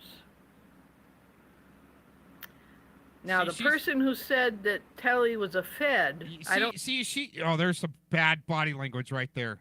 Over to the right, kind of center to the right. Okay, if you know your body language, eye movement chart, that's some bad body language there, Denise. I don't know who that was. It was another problem with the predator catcher community. See, she's also, maybe she's spinning. Well, she's not spinning. Maybe she's spitting the story out so people buy it to help Ed sue people. And they all get to split it, whoever they get to sell or sue. It's the same thing when they got up in the middle of Q. A lot of stuff happened around the Q movement with these guys. They were all up in the middle of it because of her handler / friend Thomas Schoenberger. That's apparently, right, people have peddled that he was the inventor of Q and so forth. They just infiltrated it. Actually, that's another one we could put on PrEdward's crew. They infiltrated Q. She was selling socks and quilts and stuff like that. And yeah, that's no shit. They got up in the middle of it because Vice News did a story on them or something like that. It was really weird, but anyway. Get back to it. It's not a problem, it's just a fact that there's a few in there who like to use other people's names in sarcastic profiles. So at first you might think you're speaking to one person, but then you realize, wait a minute, this is somebody who's making fun of that person. So I don't know who I was speaking to, but the person did say, well, he's a Fed, you know. And I was like, well, I don't know. But I know he behaves like he's playing the role of a Fed, which is quite different. Yeah, it is, and especially, you know, and hey, Telly's fun to blast, whether or not he is or not, okay? I don't know. I'll just blast him like he is because he wants to act like one. People want to act like a Fed or a cop or something like that, well then, hey, you know, act like a freaking cop. I'm just LARPing because Detective Gomez is actually a fictional character on daytime television. If you haven't looked that up yet, you might want to. Look up the daytime show Cheaters. Detective Gomez, the guy in the background making shit go down for the confrontation at the venue. It's a fictional character. I don't have to act like a Fed or say that I'm a Fed or something like that. I have no contracts. Don't work for anybody. Been doing this a long time, and Telly's the one that'll go around, hey, you know, you look like a Fed. China, you're a Fed, you're an agent, right? A lot of fellow on, you're a DHS agent, okay, right? So there's a lot of controlled opposition. Yeah, COINTELPRO. A lot of weird shit these people are trying to pull off, whatever the real grift is there, and I think it's just black ops money, my opinion. Soros type shit, just to stir it up, keep people invested in the drama, so they're not, you know, trying to figure out who they're gonna vote for the next presidential election type shit. I don't know, maybe even try to push people away from Trump like PrEdward, right? It shouldn't matter who you want to vote for. You shouldn't have influencers there trying to sway you away who to vote for. In my opinion, I think you should just have good journalists out there, right? Not influencers. Posing as news and drama channels. PrEdward's not the only one, dude, to have a drama news channel that popped up from steamrolling a community. It's all part of the same multi-channel network. It's huge. Doesn't matter if one channel goes down, they're all crowdsourcing and crowdfunding and getting money from somewhere in the background. That's what we just saw earlier too, and recruiting. So we saw a screenshot earlier. I don't know exactly what the deal was with that screenshot, but somebody from Ed's Corner just signed an NDA to become an investigator to get paid. Non-disclosure agreement. Isn't that interesting? All right, let's keep going. And that definitely is a big practice of Clovis Harmon's circle. She has a lot of fake LEOs. Yeah, well, see, that's the thing. Deflect away from the LEOs where It looks like she is. Wow, Denise. Man, you are running some good cover for Clovis and Sugar Tacos and Terry Joyce. And they're all play fighting. That's just the way I look at it. Whether or not they really are, it just makes the most sense to me. They're all just play fighting. They're keeping each other relevant. Doesn't matter whose channel gets struck or goes down. Sometimes it's for clout, like Fellowmon does. But the Oracle of YouTube speaking right law now. Enforcement's pretend role players. In fact, tonight I was listening to a chat live stream in which they were talking about somebody named Daisy, who apparently is an ex-cop, a woman who is both a neighbor of Ed Stairs and a friend, and somehow did some favors of going after a predator catcher's kids' police records or some stupid thing like that. And they were going on about that. And again, when I'm saying people are uneducated, I don't mean it as an insult. When you notice that kind of activity, it is worth noticing. It is worth talking about and calling it out. But beyond it, you've got to have enough education to understand that an ex-cop would not get mixed up in something like this, in going after the police records of somebody else's son on behalf of somebody like Ed Stairs, unless something was organized behind it. That's not the kind of thing an ex-cop would do for a casual acquaintance. Okay, you've got to have the education and experience to realize that. Now back to Telly. Telly not only has made the promise and carried out. When I went on, now there's a person named Cap that I have a real problem with. I don't want to criticize him too much because he is exposing a lot of the dirt around Ed Stairs. But he did something that two things that can't be explained.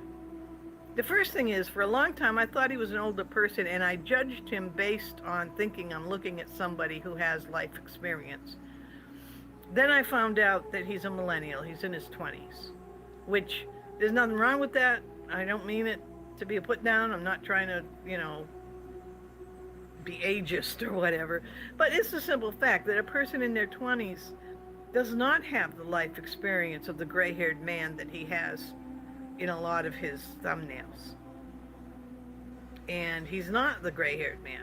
So that's the first thing that I wonder why he promotes that image of himself. It's not a good idea to do that because it confuses people's judgment. But beyond that, what he did with Telly is clearly evil.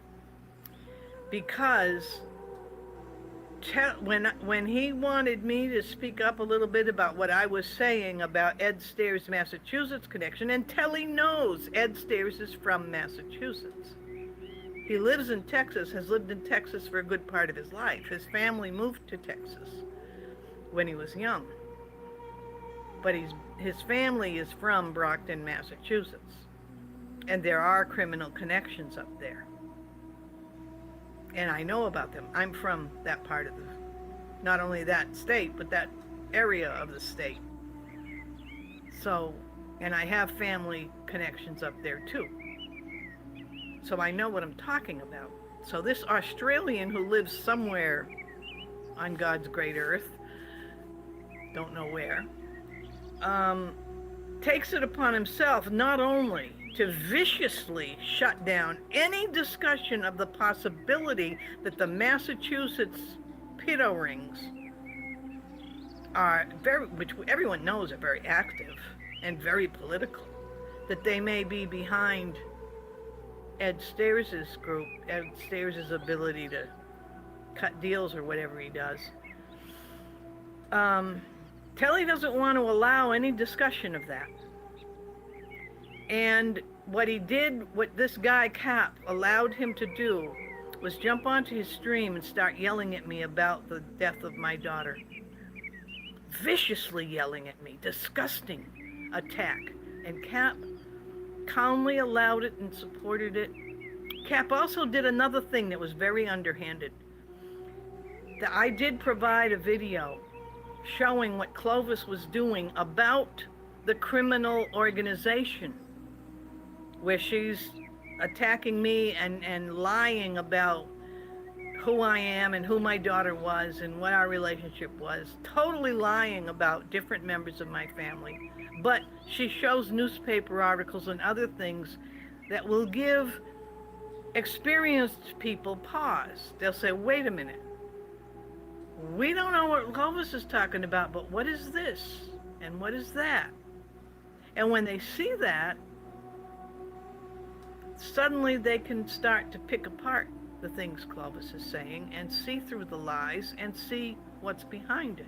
The organized crime ring that I've been talking about from personal experience that is responsible for my daughter's death and that Telly is part of, because he is taking an extremely active role in suppressing any element of the predator-catcher community that wants to look into the organization that is grooming, producing, protecting, and promoting child predators.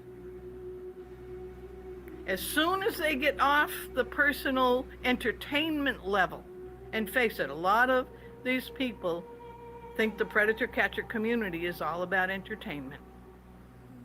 And it's disgusting. But that element is there, has always been there. There have been people who thought that the crucifixion was entertaining. There are people in medieval England who thought watching someone be drawn and quartered was entertaining. And Telly promotes the idea that you do that sort of thing, but you never look at the organization behind the event. And you viciously attack anybody, particularly the mother of a victim of that gang, who might speak up about it. There's no reason for Telly to do what he did. And it wasn't just a one-off where maybe he just felt like he was white knighting that day. Just in the last few days, he's been in these streams with Clovis, Angela G, Jesse Davis, that whole crew that is running the organized pedo trafficking ring, that whole crew.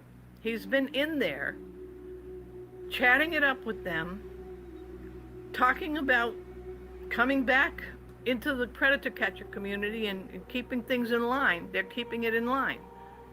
And as long as the predator-catcher community continues to entertain itself with Ed Stairs, not only are they not going to get to the bottom of the organization that they're looking at, but Ed Stairs is not being punished. It's hard for decent people to understand, because decent people are very upset when they're treated badly, even if they deserve it, because they did do something wrong. If they did the thing wrong out of some stupid one-time idiocy, like they got drunk or got together with the wrong crowd or something, and then they have remorse, they don't like being reminded of what they did. They don't like being called names. Even if they agree that they deserve it, they don't like it. Ed Stairs revels in it. He's not a normal, sane person. And Clovis Harmon and her crowd, of which Ed Telly is definitely, has placed himself as part of it, they love it. Clovis groomed Ed Stairs to participate in her things. And she actually had sought him out because he was already active, apparently. He has some kind of biker fantasy. And he was showing up in anarchist circles. So she discovered that he had this Brockton, Massachusetts background. And she groomed him. And I've got to do a third video on that whole situation. But this was to answer somebody's questions about why I was saying what I said about Telly. And the whole thing about dragging Ed, I'm going to go into that a little bit more. But basically, a group of people in the predator catcher community are using Ed Stairs to groom predatory mobs, to undermine the entire predator catcher community. They're undermining it. I've got to stop here because I have this load limit where I've got to stop at about 16 minutes and then I can upload, and it takes a while. So I'll be back with part 3. Be patient. God bless some, have mercy on some, and to hell with the rest. Denise Matto, over and out.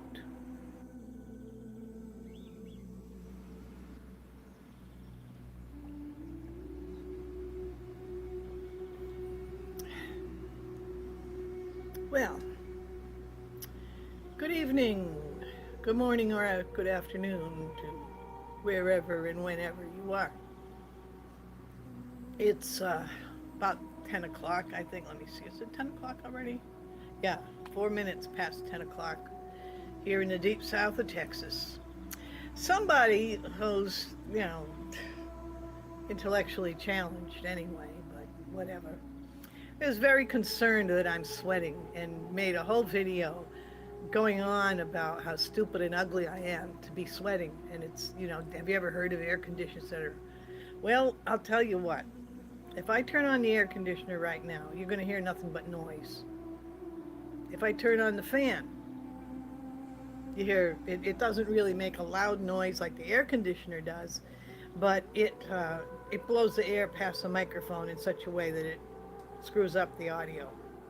So for the duration of making a video, I sweat. And you know what? It's healthy to sweat. And the individual who is being so concerned that she has to insult and humiliate me and try to gather up a mob of brain deads to attack me, the ones who call me old hag and all this other stuff, that level of intellect, don't worry about it. No sweat, baby. Now the other one, you can't fix stupid Joyce, Terry Joyce. I shouldn't keep on her. She should be dismissed as a waste of time because you can't fix stupid. And the poor woman is actually spending time and money on college to try to learn to be an investigative journalist because she's past the age when she can make it as a porn actress. And if you doubt that Terry Randolph Joyce has a total lifetime career of pornography, just put her name alone in Google, and there's her own self-promoted profiles, portfolios, etc. There's a film database of all her adult materials if you want all that, and she makes money off some of it, so I suppose she should thank me for mentioning it. She's trying to make money off all of it. Excuse my, I'm gonna have to blow my nose. Anyway, excuse me. So this Ed Stairs, okay, talking about pornography. Now we're going to start talking about child pornography. You notice I'm not using little code words. These idiots who are so paranoid that the algorithm, the software programs are listening to every word. And I suppose if you're trying to get a commercial level of viewership or whatever, which Terry Joyce is trying to do, she's trying to actually build a career. She's not just, this is a pastime for me, and I have various reasons for doing it. But I'm not trying to earn a living. She is, and there's nothing wrong with that. And so they do all this childish little codes. The same programs that are designed to pick out phrases and words that the platform wants to discourage or demonetize or whatever, it doesn't take them long to figure out the code. I mean, all of these people do it, and not just around this Seward Town Sentinel trailer trash community, but all over YouTube. I'd say, and I think the funniest one was a guy that I enjoy watching because he does a lot of talk about pagan heritage and stuff like that. He actually did one video where he told people what code words he was going to use for, like, it was having to do with COVID. Okay, now I've talked about COVID-19, I've talked about pornography, I've talked about all this stuff, and I haven't noticed a problem with the search engines on my videos as far as that's concerned. I suppose, like I say, if I was trying to do a commercial level channel with monetization and all that, I might notice. I think there is something where you get a little yellow flag warning or something that you can't make money if you're going to talk about this or that. So yeah, in that case, but it's not going to take them long to figure out your code words. Oh well.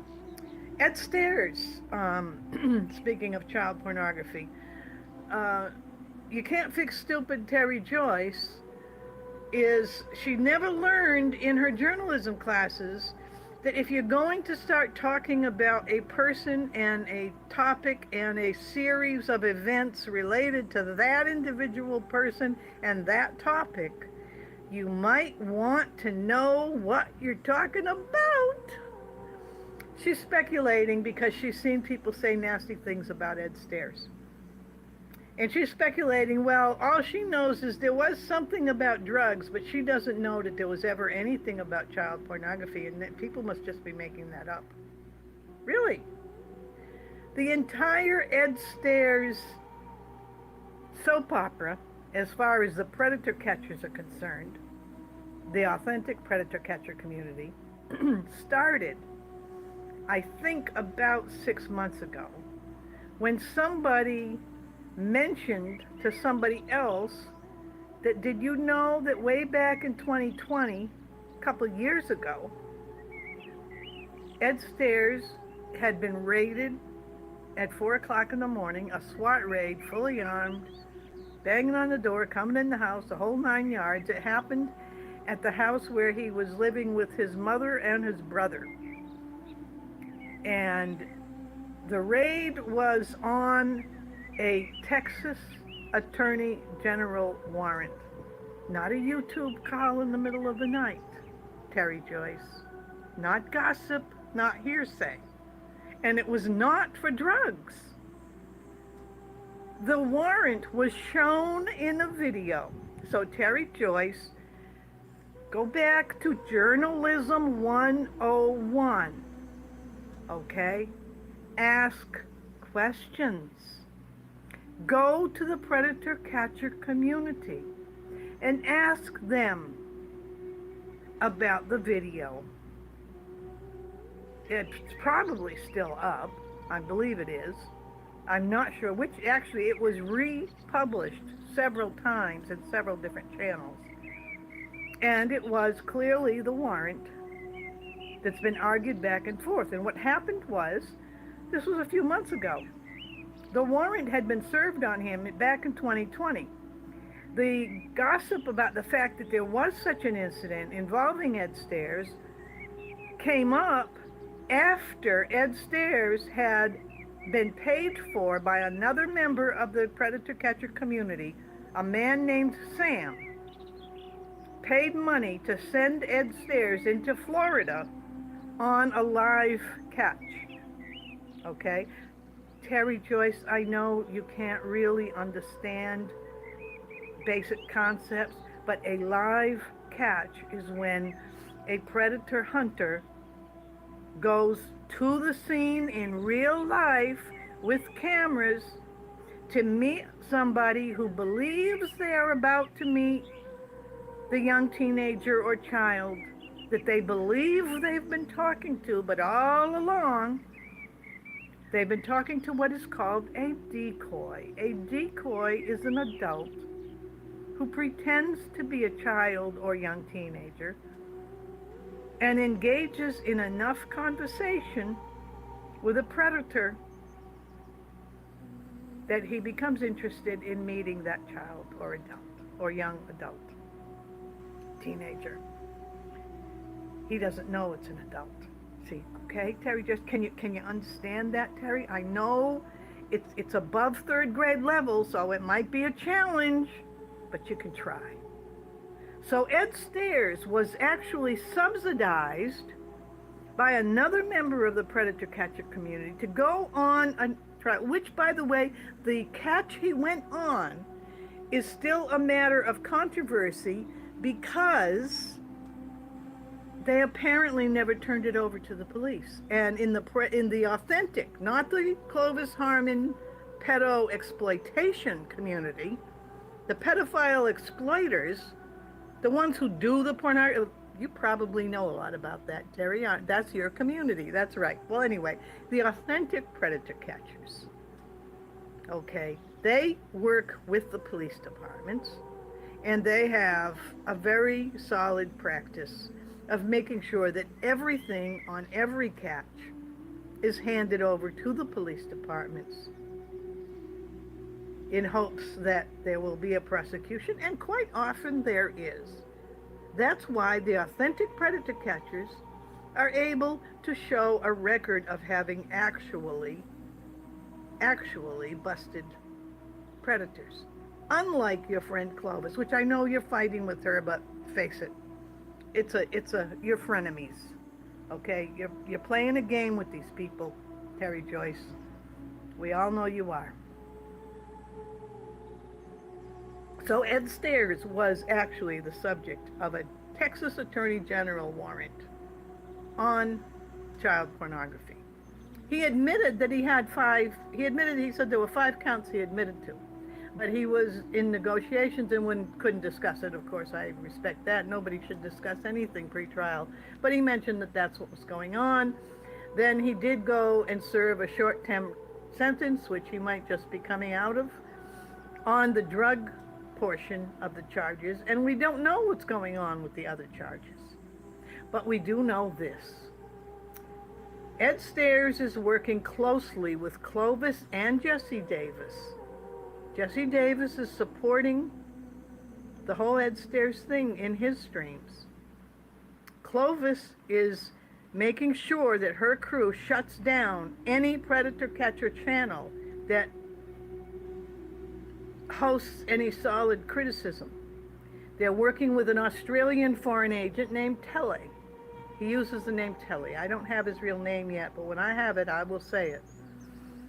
Telly has viciously attacked any concept of investigating my daughter's case, and has announced, Telly is one of the people who runs the predator catcher community, which I may stop calling authentic because I'm noticing that they're on a grift. The Clovis crew grifters, the Ed Stairs crew, has pretty much solidly taken over that community.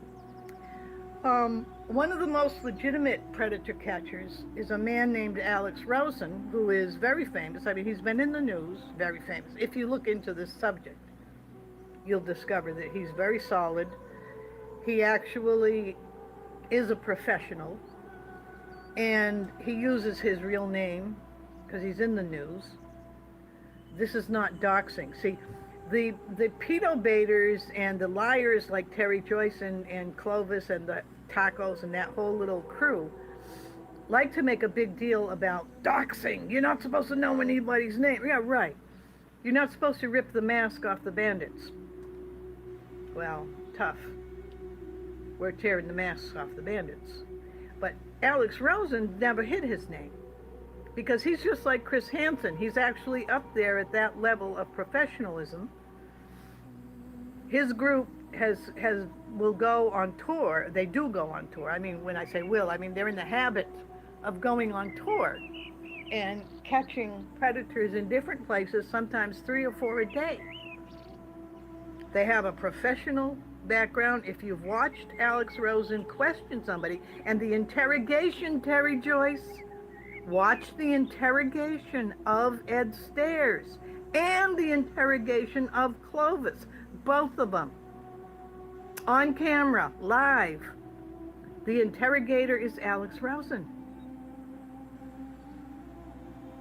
And he treats them exactly like he treats the predators when he's on a catch. Okay? It'll be very educational for you to go do that. You're a college girl. You can find him yourself. So, but what's been going on that's been very disturbing is this character Telly has successfully carried Clovis's and Ed Stair's flag into the predator catcher community. Clovis had actually installed one of her gang comrades, cohorts, whatever you want to call him, a guy named Locksmith, in the predator, who's been in there apparently for a few years, and people haven't liked him for personal reasons, whatever. I haven't really followed any of it, but they've all talked about him in terms of personality, not in terms of there's something really wrong here. Until around the same time as they caught Ed Stairs out in a lie and showed the actual warrant, showed it on camera, receipts, as you like to say, Terry Joyce. You always come with receipts, Terry Joyce. Why don't you go find that receipt?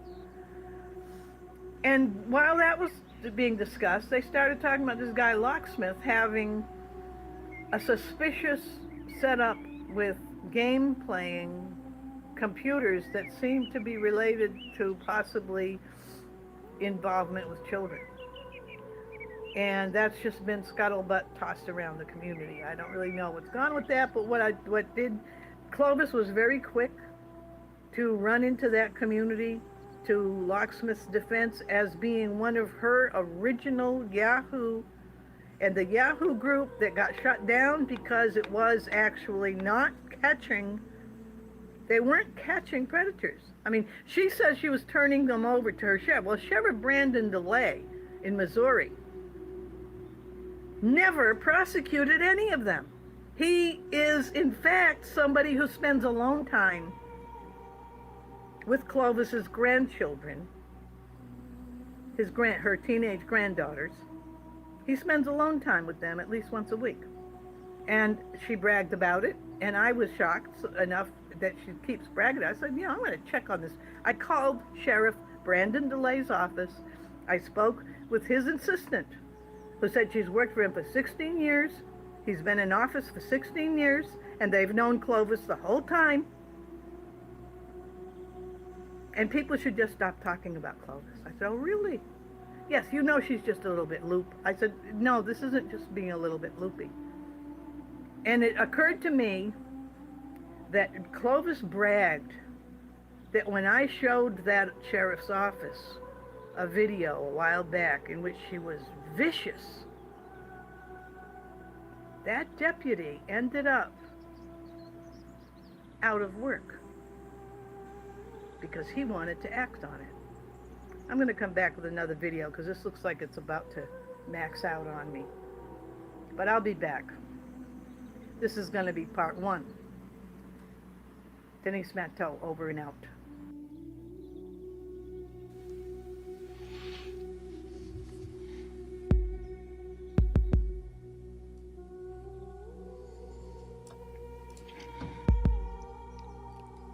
Hello and welcome.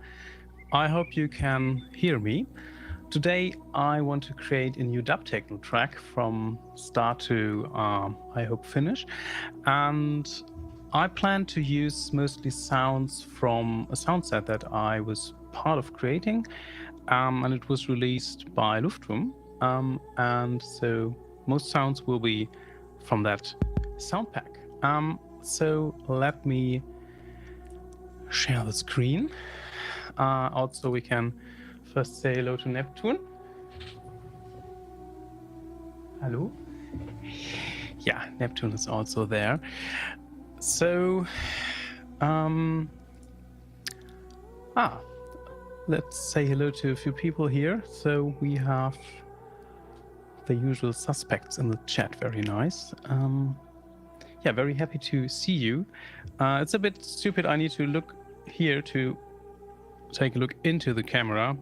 So I hope you don't mind if I just look at my screen. By the way, I have some nice tea that Sutanda bought me and brought to my gig in Eindhoven. Thank you very much. It's very interesting flavor with some. Oh man, we got some delusional stuff to go through here. Let's check this out. Kind, intelligent, honest human being. Gag. Yeah, gag you with the spoon. Probably the way that apartment smells, right? Of cockroach poop. There's a lot of it. Me with a spoon. But That's what gag you. that's the level of delusional conspiracy level that's going on there. Wait till you hear this level of delusion, conspiracy theory. This is great. And it's across the board, because while they're doing their witch hunt thing, these people, and that was Aaron Cox, who made the statement about the Shungite pyramid orgone things and the chemtrails. What? And he made a statement about blowing planes out of the sky, which he wasn't saying he would do it or anyone would do it. He was just saying that, you know, these things can happen. There's no way that Shungite has anything to do with Oregon and can blow planes out of the sky. Okay, I don't know where she's getting this. I don't know what type of loving Schoenberger's giving this weirdo, right, for her to be this delusional, but I think there's more here. And he's the same one who was involved with setting up the drone videos about blowing things up here in along the Texas coast before Fort Neches blew up. And he's the one who came into my streams and said it was a drill. Lady, I thought the drone videos were from Jason Goodman. That wasn't me. I haven't ever had anything to do with drone videos or drones. That was Jason Goodman. Wow. Here we go. Okay. China, right? Took money from Jason Goodman. China claimed that Denise was the grandmother, a grandmother, like his grandmother, right? Jason Goodman, China, Denise. I wonder how many more are there to try to spin this Oregon Shungite narrative to where it blows chemtrail planes out of the sky. Okay.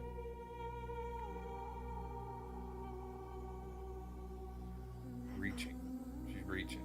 And those people on that panel are 100% the same people who were involved in that.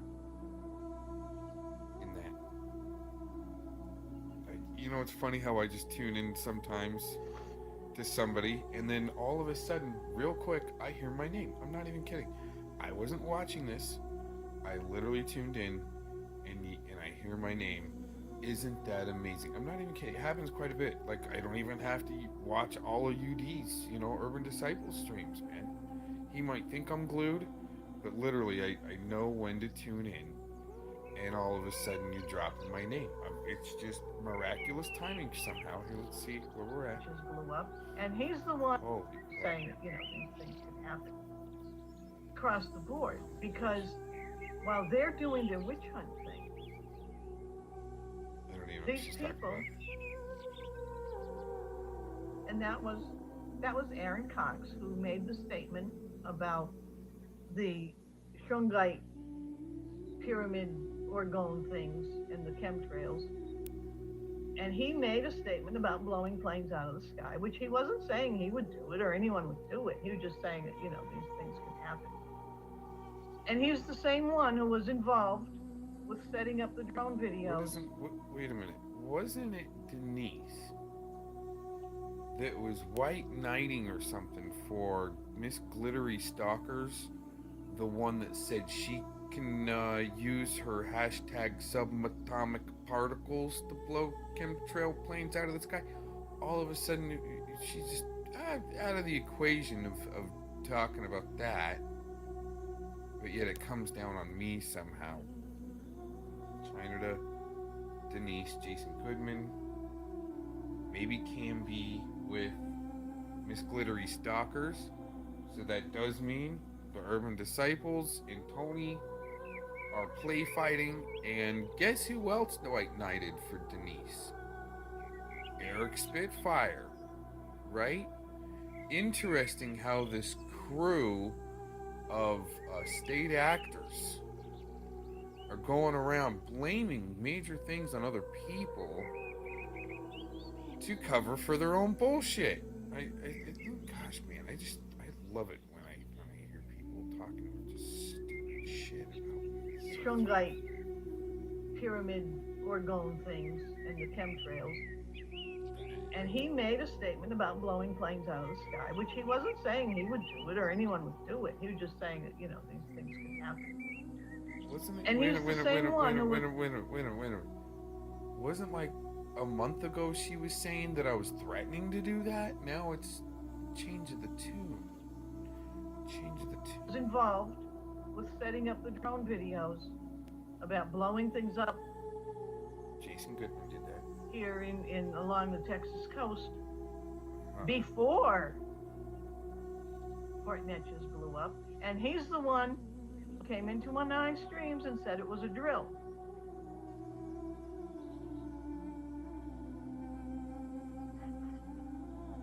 Okay. And those people You're a whack job. on that panel You're a whack job. are 100% the same people who were involved in that. You're a whack job. You is. Oh, before I close. New at 10, we're learning more about the 2 adult sons of a woman accused of abusing her young children while making YouTube videos. Michelle Hobson is accused of abusing her 7 adopted children and allegedly forcing them to star in YouTube videos. Hobson has 2 adult sons, Ryan and Logan, who were also part of the videos. And today, the Pinal County Attorney's Office announcing they will not pursue charges against the 2 adult sons, but the investigation into their involvement in this case is still ongoing. Here's a look at some facts.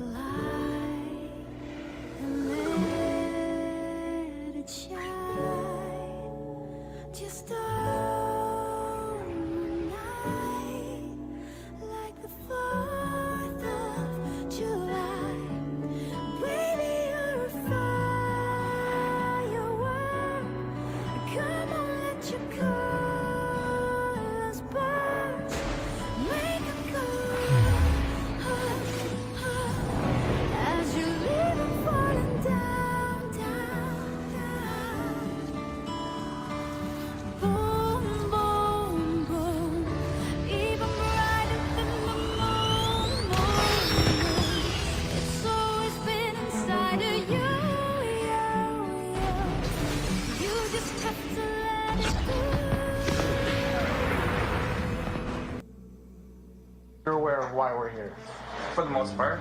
Is this Ryan? Logan. Oh, okay. Okay. Crime may run in the family. The sons of the mother who allegedly abused and exploited children to appear in her YouTube videos are now themselves facing child molestation charges.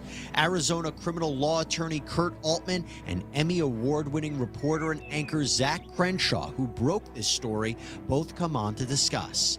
Welcome to Sidebar, presented by Law and Crime. I'm Jesse Weber. Hi there, everybody. If you're a whiskey lover and you want to be part of a club where you're going to receive only highly rated bottles, then you definitely have to subscribe to Whiskey Raiders' all-new Bottle of the Month Club. Each month, the Whiskey Raiders team is going to handpick bottles of whiskey that are hard to find in most stores. I'm talking about bottles with a 90-plus rating score, and then you know what they're going to do? They're going to mail them to you right at your door. And at the end of the month, you'll be able to take part in a virtual tasting. And this is where industry experts will provide insights and Limited slots are available, and of course, you have to be 21 or older to receive the bottles. We have a twisted story that we want to talk to you right now out of Maricopa County, Arizona. Two brothers, 31-year-old Logan Hackney and 29-year-old Ryan Hackney, have each been charged with child molestation. Now, you might be saying, why am I talking about them? Well, their mother was Michelle Hobson, who prior to her death in 2019 was facing her own criminal charges. In fact, 30 charges of abusing and kidnapping her adopted children and forcing them to appear in YouTube videos. In fact, her channel, Fantastic Adventures, had up to 700,000 subscribers before it was taken down. And now her sons are each facing multiple counts of sexual misconduct with minors. It's an incredibly disturbing story. I want to talk about it right now. Let me bring in Arizona criminal law attorney Kurt Altman, as well as Emmy award-winning reporter and anchor Zach Crenshaw from ABC 15 Arizona, who actually broke this story. It's great to have you both here. Zach, I'll start with you. You've been following this story from the very beginning. If you can you just give us a quick recap of the allegations that the mother here, Michelle Hobson, was facing and what she was accused of doing to her kids? Yeah, well, that's why this story intrigued so many people and really horrified so many people. It got national attention because of the allegations that, her own fostered then adopted children made to police. So basically, when police finally went to her home and made the arrest in 2019 down in Maricopa, Arizona, in Pinal County, they found that she was facing these charges before she passed away, but they accused her of pepper spraying her kids, of locking them in closets, turning off the lights and leaving them in there for days without food, water, having to, urinate and use the restroom in diapers. She would beat them. She would starve them. I mean, just absolutely, she would force them to take ice baths. She would have them stand in the corner of rooms with their hands above their heads for hours on end, just truly psychologically damaging these kids, physical, emotional harm to the nth degree. So it was, I've had, attorneys say this is one of the worst cases they have ever seen in their entire life when they looked at all of the allegations she was facing, in large part because these were kids who were put in her care by the state of Arizona. She fostered them, then adopted them. DCS was responsible for checking on these kids. They missed a lot of warning signs. And at the end of the day, the abuse went on for years and years, longer than it should have. And unfortunately, we've covered cases before where, there were warning signs and they are missed continually. This is one of those cases where she was doing it, for YouTube views. She was taking the kids out of school so that they could appear on film. And I remember reading that when these kids were actually fed, it was, and one kid was drinking a water bottle, just downed it because they were so malnourished. And now we see the brothers here. And this kind of family connection. You broke this story as well, right? That's my understanding. What do we know about the brothers? Yeah, so I want to be careful of what I say because obviously there are victims of child sex abuse here. And as journalists, one of the things is we never want to do more harm there. But, there have been multiple disclosures of child sex abuse regarding Logan and Ryan Hackney dating back to 2019. When their mom was arrested for the first time. And actually those brothers were arrested as well, at the time that DCS and police finally went in 2019, they were arrested for failure to report. And then those charges were dropped. So Logan and Ryan Hackney have been out living free for the past, 4 years now. And there were actually disclosures of sex abuse happening years prior to 2019 in Mesa area. Maricopa PD learned about those allegations back in 2019, and then they failed to report them over to Mesa PD to do the investigation because it happened in a different jurisdiction, a different county. They weren't the ones to do that investigation. I actually found that in my reporting when I was reviewing all the documents. I said, hey, whatever happened to the disclosures in Mesa, Arizona that were made by victims? And they said, oh, shoot. So they did an internal investigation. They said a third-party media report, which was us, brought this to their attention. They sent it over to Mesa. Mesa PD did their investigation over the past, year and a half, 2 years. And now here we are with both the brothers, facing multiple felony charges for child sex abuse. And we're talking about victims 5 years old, 9 years old, 6 to 9 years old. That's what we're dealing with here. Kurt, I want to bring you into the conversation. Obviously, these brothers are innocent until proven guilty, right? But what I find so interesting in your experience, does it come as a surprise that if you have a family where a mother or a father was allegedly engaging in abuse, not necessarily of like her own children, but was engaging in this conduct, that you would see the children of this family also eventually be engaging in this kind of conduct? In your experience, do you see those kinds of cases? Jesse, I mean, it happens all the time, right? I mean, it runs in the family. That saying didn't come from nowhere. They've learned nothing except what their mother did. They've learned from her. They've been in a poor household. She's been an abuser. Of course, they're going to learn from that behavior. And it's not a shock at all. We see it all the time, that this just gets passed from generation to generation. And they learn how to victimize people. And it sounds like that's what was going on here. At least that's what the investigation shows. How tough is it to defend these kinds of cases? Well, one, it's tough just from the stigma, right? When you walk into a jury room or you walk into a courtroom where they're picking a jury, just the allegations, of course, turn a lot of people off and people immediately think that somebody's guilty. But they are defensible. It sounds like these allegations took place in 2009 to 2011 to 2012 and moving forward. Evidence is hard to come by. I'm sure that they've done interviews with these victims, forensic interviews, even had them dig back into the recesses of their minds when they were children, and these allegations came up. But beyond those allegations, there might not be a lot of other evidence, and that makes it difficult to prosecute, quite frankly, and a little bit easier to defend. You don't want to attack victims. You don't want to re-victimize them. But if it's just their word from when they were 5, 6, 7, 8 years old, it might not be as easy as it sounds on paper. Zach, what do we know about the relationship between the brothers themselves and with their mother? I was not familiar with the videos, whether or not they participate in the videos, but what was that family dynamic? Yeah, so we only know so much, right? Particularly because Michelle passed away in 2019. Months after being arrested, her health deteriorated quickly to the point where the jail actually sent her basically to a hospice facility where she died. But we know that, the brothers were actually integral in those YouTube videos. Not only is there footage of them actually acting in the videos, but they were the editors and the photographers of those videos. And in the, hundreds of photos I got as part of my records requests for this story, Michelle Hobson, she was making tons of money because a lot of these videos were monetized. She had sponsors for these videos. And she would write checks to Logan and Ryan. One check I think I have, a photo of was to the tune of like $8. And the line on the check said editing. So, they were part of this business that Michelle ran, and the workforce of that business was these fostered then adopted kids who, were really, who knows if Michelle had, what we don't know is if Michelle had this plan in place when she first, chose to foster these kids, or if it was an idea that came after that fact, if it was never altruistic. But we do know that those kids became the cash cow for the family, and no one on YouTube knew what was happening behind those closed doors.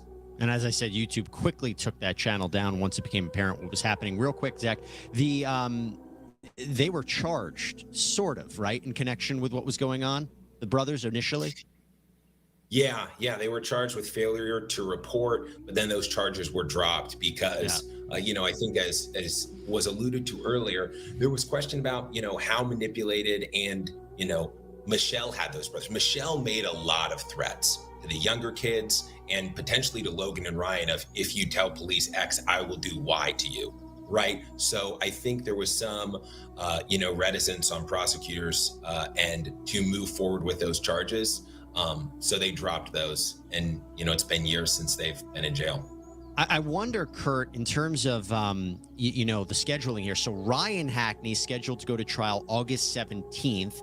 Logan Hackney scheduled to go to trial August 31st. Can the trial of one affect the other?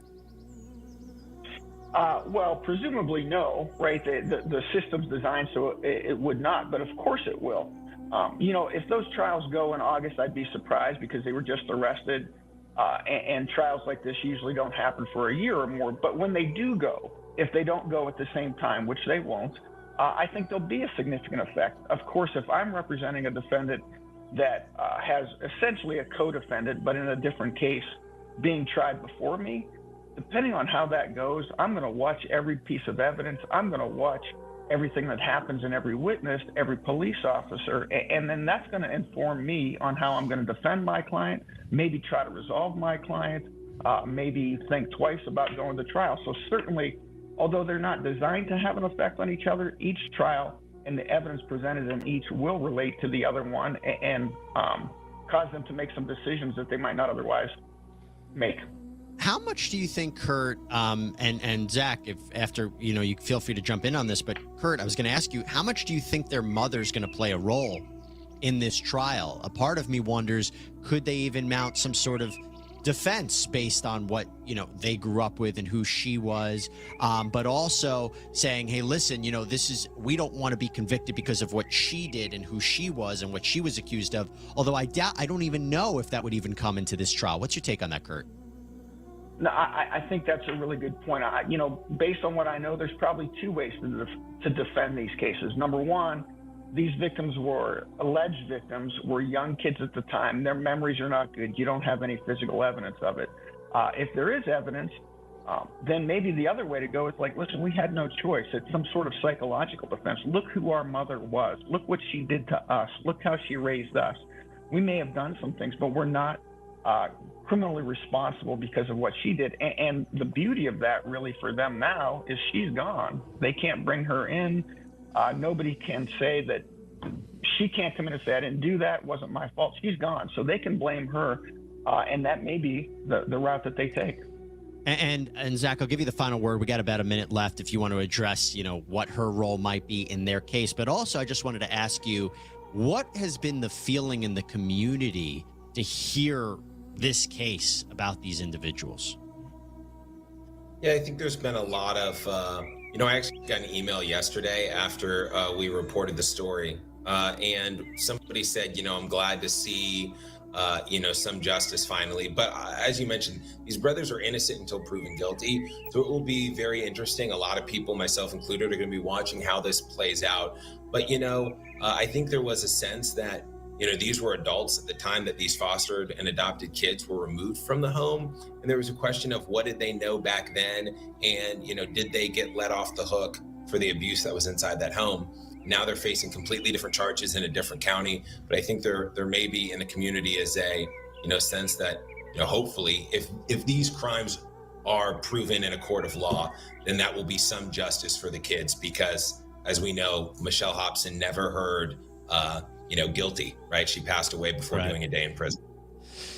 Unbelievable. Such a sad case. Zach Crenshaw, Kurt Altman, appreciate you both taking the time. Thank you so much. Thank you, Jesse. All right, everybody, that's all we have for you right now here on Sidebar. Thank you so much for joining us. Please subscribe on Apple Podcasts, Spotify, YouTube, wherever you get your podcasts. I'm Jesse Weber. I'll speak to you next time.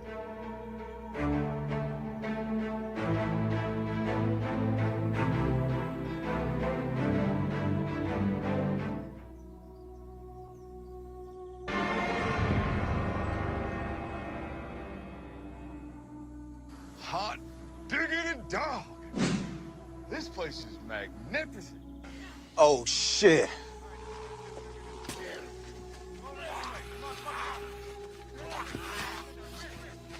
Where's that?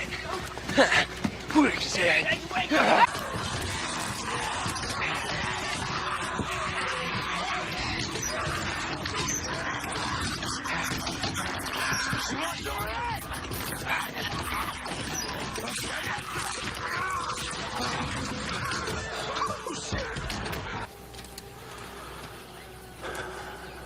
I want to What changed your mind? Is you serious? I know you and I'll never see eye to eye on much. Say that's an understatement of the year, huh? But, you really think you're gonna take this community from us? From me? Do you have any idea who you're talking to?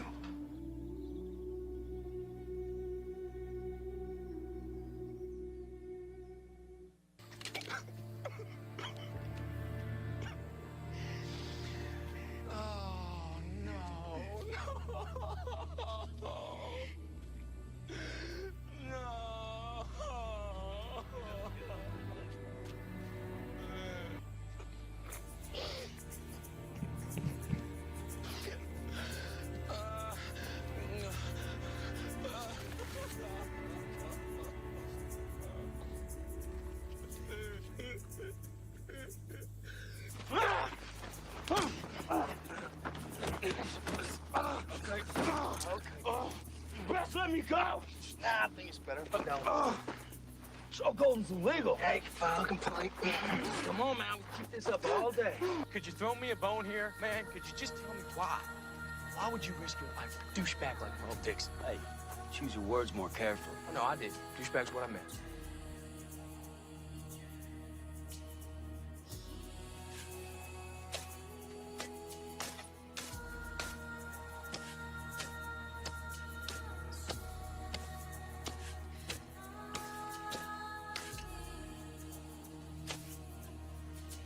Hey, Jim? Why don't you hold up, all right? Just give me a second here, please. What do you want? I was just a little concerned, man, that's all. Dale says you've been out here for hours. So? So why you digging? But you heading to China? Jim, what? Look, I don't know the story. There is no story. Fine, I don't care. Don't confuse me with someone who does. Look, all I care about is getting out of here. As far away as I can. Like you. We're gonna sail off in the sunset together. We gotta hold hands. Hey, look, it was one thing standing around here picking daisies when we thought this place was supposed to be safe, but now we know it ain't. I think we should take our chances. Don't be foolish. There's no food, no fuel, no ammo. We need to leave. I mean, what are we waiting for? The last thing we need is for everyone to be running off in the dark. We don't have the vehicles. No one's traveling on foot. We need to move now. No one is going anywhere. Do something. I am doing something. I'm keeping this group together, alive. I've been doing that all along, no matter what. I didn't ask for this.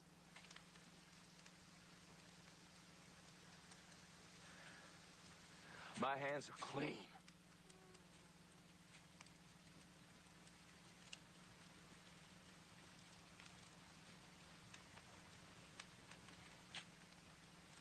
Maybe you people are better off without me. Go ahead. I say there's a place for us, but maybe it's just another pipe dream. Maybe I'm fooling myself again. Well, why don't you go and find out yourself? Send me a postcard. Go on, there's the door. You can do better. Let's see how far you get.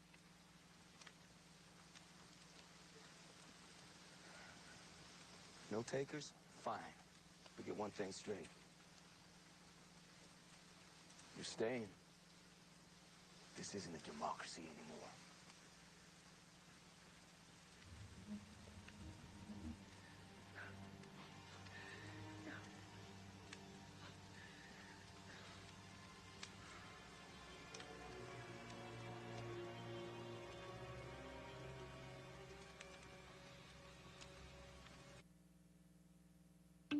Do it. Why do it? Why beat the living crap out of the United States Supreme Court? I just don't. I said, I want the knife.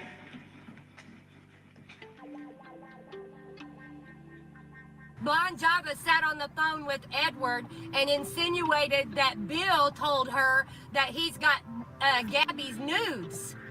So we're addressing that stupid bitch. We heard the call, the unedited version. Bill didn't have Ed and Blondie's back because Blondie's not sending him nudes like I have been. Not sending him pictures of my booty. Ain't that what you said, Blondie? What'd you say? You want to come tell the class what you said, bitch? I can't wait till FM comes here to do this fucking catch and you can fucking seethe in it, you fucking cunts. Cause that's your problem, jealous bitch. It's a terrible sickness and I hope you die slow from it. Let's keep it relevant. The issue is that Bill needs to go on there and clarify this bullshit, or he needs to drive to me this motherfucking time and show his cell phone. You know, since we stood you up because you had a place planned and a time and a date and all that shit, right? We stood you up a couple times. Twice, he said, twice. But how about you come show your phone? He didn't. Blondie knows the next time somebody goes to jail, she don't need to keep my fucking name in her mouth. And he didn't stop to think about that it was the middle of winter time. Instead, he said, oh, they stood me up. No, bitch, we didn't stand you up. It was the middle of winter and we had a snowstorm twice. Not only that, we didn't do shit wrong, so I don't have shit to prove to you, motherfucker. And secondly, I'm a grown-ass woman and I don't have to let you see a fucking thing. And even if I let you, it damn sure wouldn't be my nudes, bro. It's not gonna be my nudes. You guys are wild. This is wild. For those of you that have not gotten involved and have not let this affect your real life, kudos to you. Those two will lie about anything. Really? Hey, look at you go, Blondie. And you better tell that bitch. You better call her right now and be like, man, they don't lie. Those ain't the two that lie, Blonde Java, Reckoning Day. Blonde Java, Reckoning Day. Reckoning Day, where you at, girl?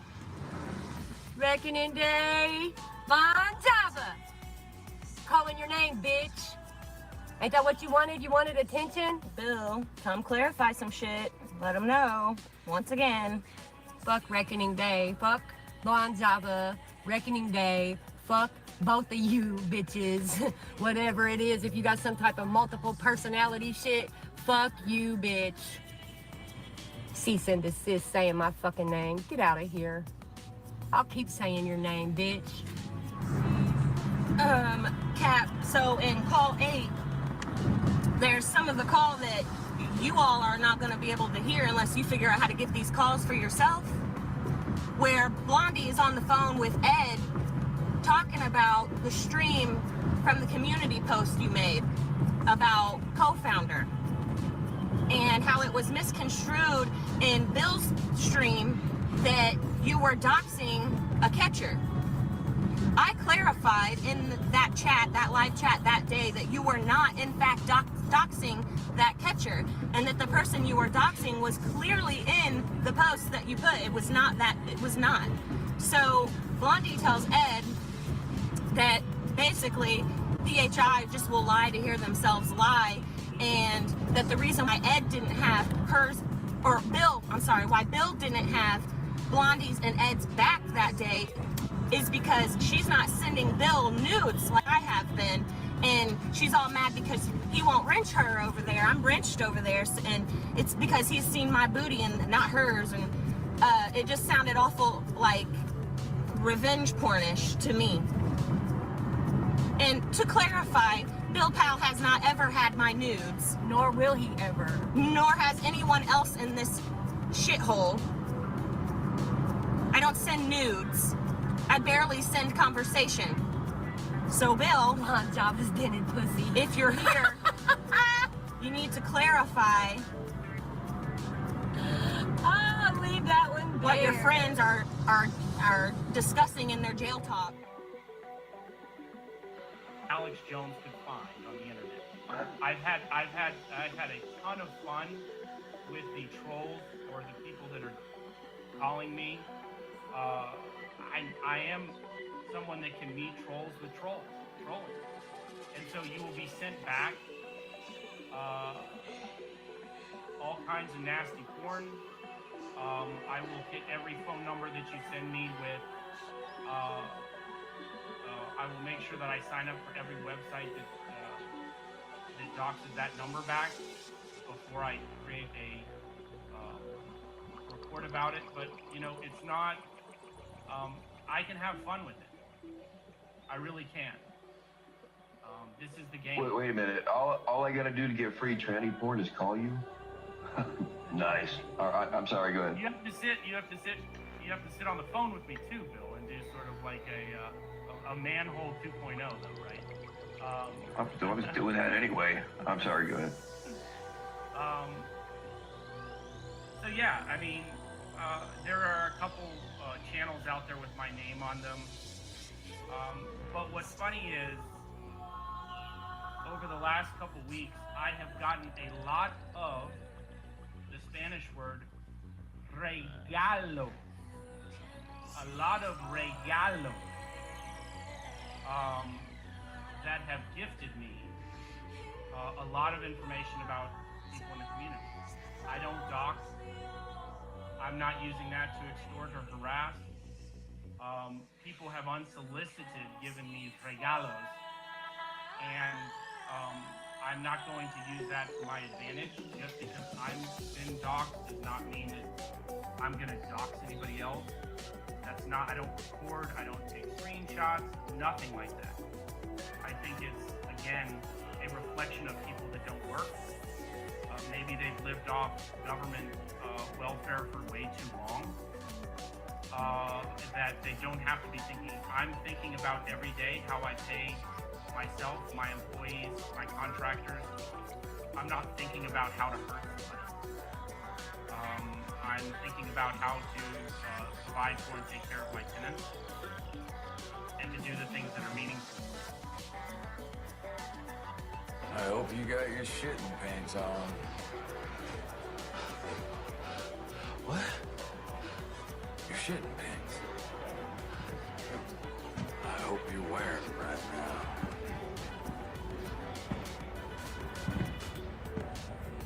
Because you are about to shit your pants.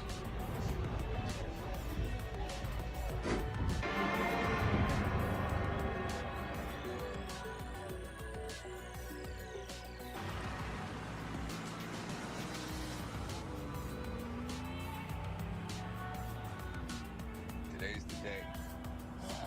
Gonna find food, maybe some people. Law of averages, gotta catch up.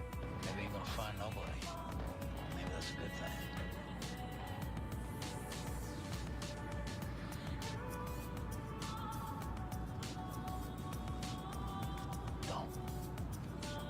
Don't. Please don't. You want my real name? There's my real fucking name, motherfucker! Bring that shit! Fuck Arizona, bring it, motherfucker! You wanna come and see me, motherfucker? Bring it! Bring it, bitch! Who are you? Oh, you better be joking. Got my fingers crossed for a little freaky dinky. Do you care to pay your respects? Holy crap! You are creepy as shit, sneaking up on me wearing that collar with that freaky ass smile. Pissing our pants yet? Gonna be pee-pee pants city here real soon.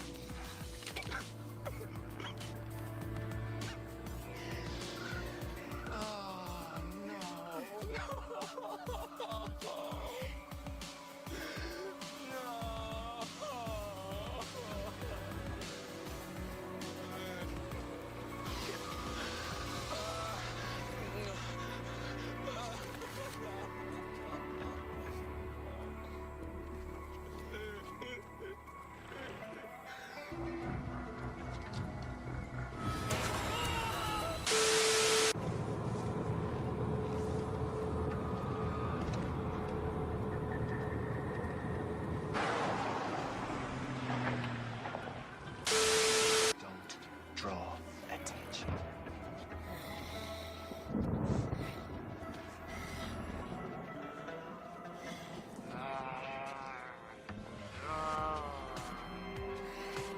Got a cool car. Look at them. Vultures. You go on, strip it clean. Thought you were being eaten by dogs, man.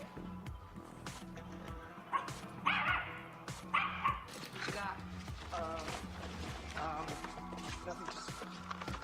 I said general stuff. Condoms. You got a girlfriend that I know about? I mean, no. No. Then you're a pretty confident guy. No. I wasn't. I would never. Something wrong with me? No. I would never have sex. I'm lost. I'll have sex with you. Really? Why? You're asking questions? You know, we still have 11 condoms. Okay, you see 11 condoms? I see 11 minutes of my life I'm never getting back. It wasn't that bad, was it? Look, I don't even know if I like you. But you're thinking about it. You should.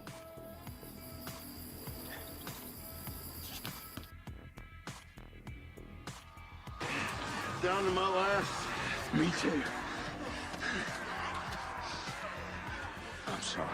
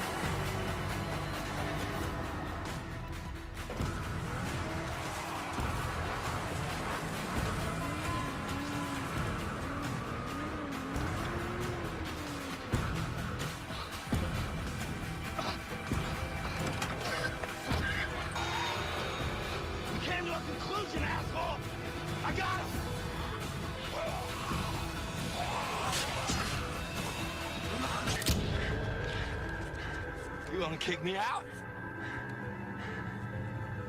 Put that gun down. You still don't get it. None of you do!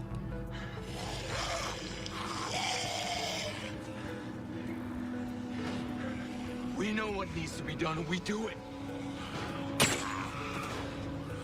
We're the ones who live.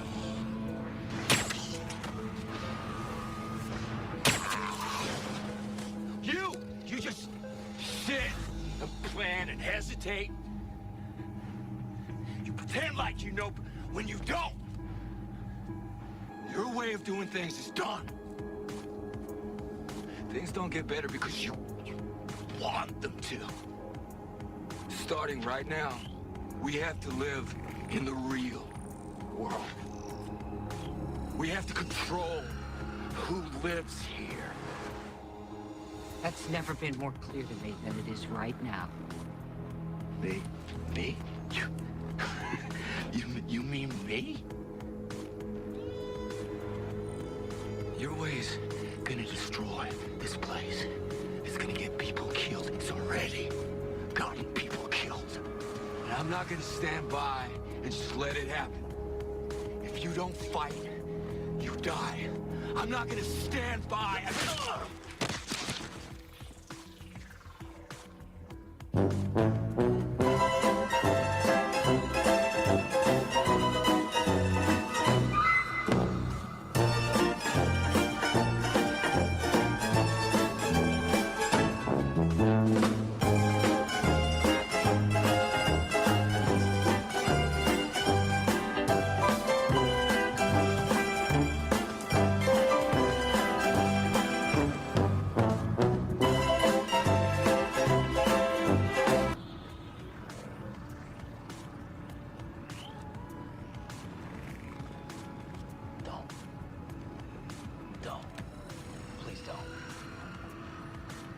I am fucking fuming.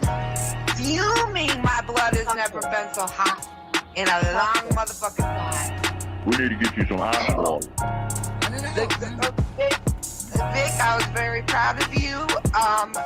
Some reason, I guess I'm blocked in bills. I don't fucking know why. I can't. No. Vic, I was very proud of you. And when you start opening up, you know, this notion of like bringing energetics, bringing intimacy, sensuality, all these things into sex, it's like two bottoms can have a fucking fantastic time. Do you know what I mean? But there's this whole notion of like, if I'm a bottom, like I can only fuck with tops. Do you know what I mean? And this whole thing, it's like, no, like there's so much pleasure that's waiting to be had beyond the scope of top verse bottom and like categorizing ourselves in these like little boxes. And I think that that's part of the shaming, is that there's this hierarchy that top is the top of the food chain, and then verse, and then bottom. Do you know what I mean? And it's like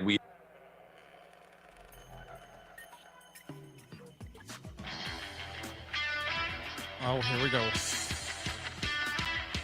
What's going on, everybody? This is the Aaron V. Cox channel. You know, what do you do when you get attacked in a chat? You know, and just for, you know, stating your opinion once again. And I had a pretty accurate opinion, you know, and it was by the sheriff of YouTube. Now, who elected this guy? Right? From Canada. You know? I just put my opinion in the chat, dude. And I just, oh my gosh, he just came after me. But timing.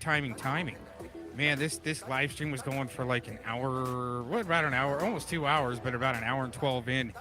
I just got his timing. Just boom. You know, right there. You know, he's in, and it's kind of interesting how the sheriff of YouTube is, these LARPs are condescending. Okay, they're always condescending, you know. So, you know, I just came out right below him. Just perfect timing. Boom, been waiting. Got a track for his timing. Dropped it. Sheriff of YouTube is a LARP. Now, hey, you know, that's my opinion, man. You know? Just, hey. I mean, who elected him? I mean, that would be a LARP, right? And then all of a sudden, his troll army came back and attacked. Right? Dirty sock. You know, why? How would you even attack back an avatar named Dirty Sock, right? Anyways, this is the sheriff's response. Oh God, Aaron, it's been 4 years since you failed against me with your whole crew and your hot tub. 4 years, huh?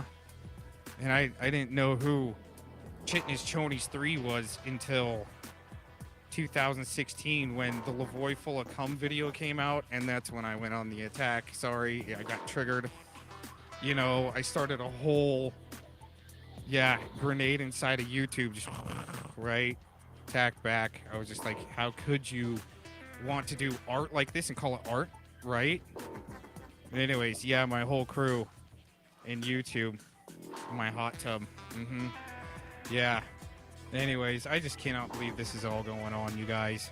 How do you come back from something like that?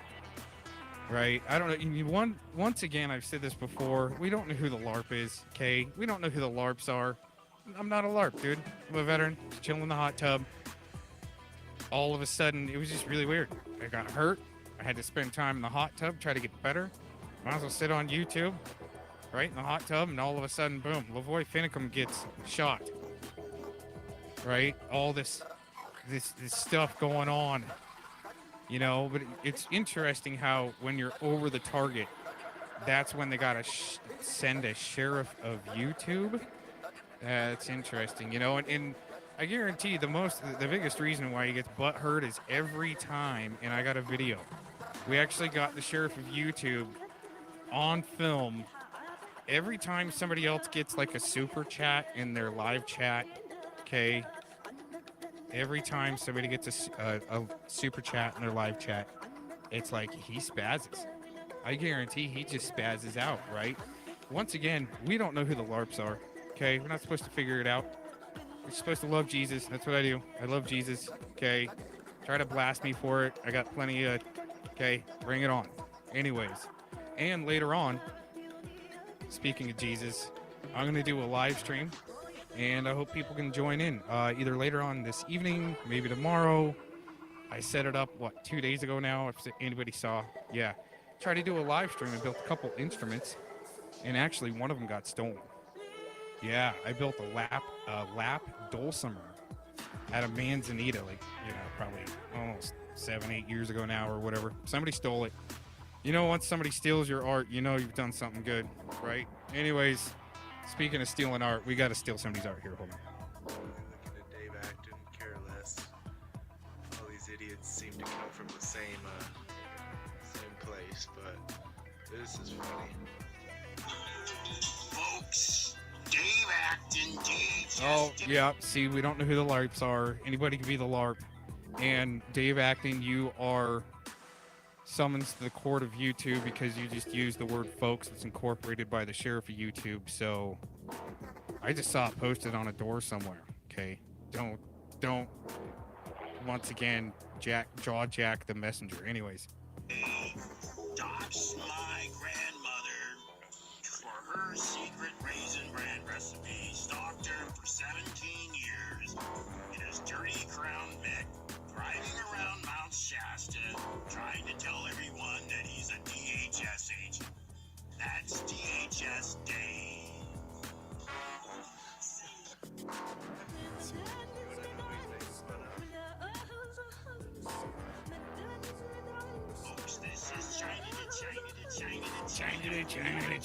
Chitnish Chonies, hashtag Chitnish Chonies 3, hashtag Jamie. I'm not going to say the rest, you know. After your exam today, I was able to determine after a finger discount that you have a lot of worms. You got like tapeworm and ringworm and all that other stuff. So you might want to, you know, maybe chill out on the snacks, okay? Because apparently it's having some sort of, I don't know, it's having some sort of reaction to your mental stability. Yeah, dude. It's all right, buddy.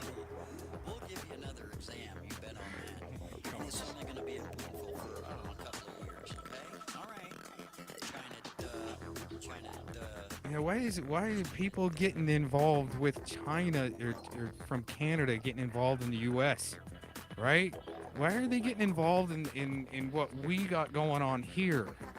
I mean, it's not like we really get involved. I mean, you know what? They are our neighbors, and if the call came, I'd go for Canada. Would they come for us? Maybe a few Mounties. But this is what Canada, this is, oh my gosh, I wasn't supposed to say his name. I can't believe I said his name. I'm guilty. Find me, sheriff of YouTube. I think it's $100 fine or whatever. Anyways, yeah. This is what happens when Chitnish Chonies 3 sees somebody having a super chat in their live chat. He's been grubbing for panhandling. Oh, you know what? I need to pull up one more video. Yeah, you know, and if you're gonna put out there that you're taking donations for if you're taking donations for through PayPal, so forth, super chat, because you say you're gonna try to feed the homeless, it would be wise, okay, to show your audience what you're doing, just because it's, I mean, that's, and a lot of people here on this YouTube thing are here because maybe, you know, like me, I found YouTube through being hurt, and I was laid out. I'm like, oh my gosh, I need this. TV is driving me nuts, and oh my gosh, you know, and that's how I found this thing. And I'm looking for a Tom Zebra video where he hands out, he's actually handing out food to the homeless. And oh, there it is. We're gonna add that one to the queue real quick. But anyways, yeah, you might want to show your viewers that you're actually spending their money on actually feeding the homeless. Okay, and I want to give an example of that. That's how this is how you do it. I actually wanted to show this video. I just thought of this. Glad sometimes I have good ideas. Okay, and I'm actually gonna just fast forward a little bit. Okay, it's a Tom Zebra video. Cop teaches cop watchers a lesson. There he is. He's out handing food out, or actually got past the part a little bit. I'm just gonna go back because we're kind of here documenting. This is a public forum to where you can document legal activity. You can. This is legal activity. You can be fined in some cities for trying to feed the homeless. Okay. There you go. See? Proof. He's spending some of his... You know what? I don't even think he's getting much donations. He won a court case. He had a good point. He won. He got a settlement, and he's feeding the homeless. And in some cities, you go to jail for that. Yeah, not cool. Anyways, yeah, that's little proof there. You just want to, you want to come through on what you're gonna say. Okay, quit having fits that other people are getting super chats and their donations. You don't know what they're using it for, right? That's I'm just watching a live stream, just trying to figure out. Hey, I hope these guys are legit, right? I hope everybody just try to catch what they're saying a little bit. But anyways, yeah. Oh, don't hate yourself there, Sheriff. It's okay, man. You'll get a donation and you'll be able to take a break from YouTube anytime soon, right? Somebody will throw you $10. Yeah. Anyways, this video is already too.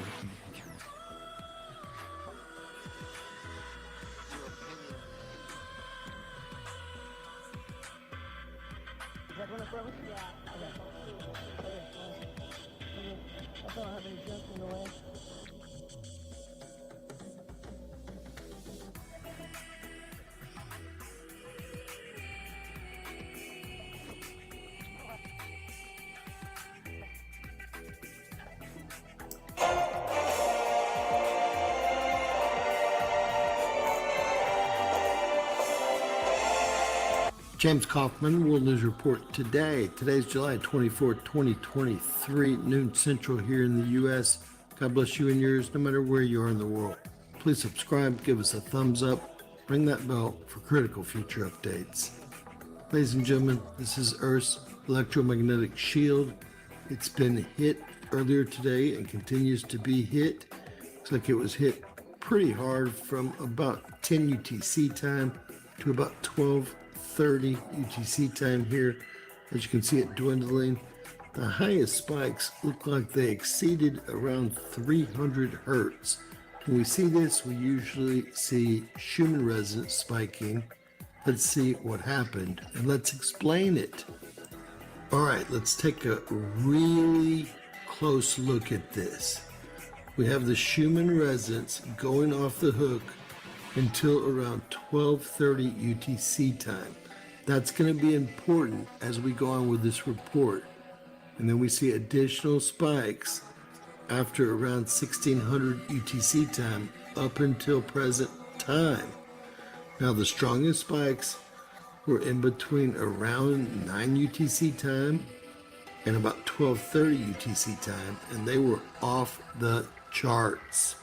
Off the charts here is 105 hertz or higher. You can see up top in the pink how hard the geophones were hit. This was a large Schumann resonance spike, and it's been spiking for some time. We're going to find out exactly why it spiked at this moment and what the agitator was in a few moments. It looks like we had a few days, about 48 hours of quiet after having a busy day on the 21st. Now, what changed over those 2 days? Well, the atmospheric cavity actually expanded to protect us from the solar winds and plasma. Our magnetometer was in the positive by far over that 48-hour period. With that said, when we look at our magnetometer today, we're going to find out that it's gone negative during just these periods. And when it does go positive, the Schumann resonance stops spiking.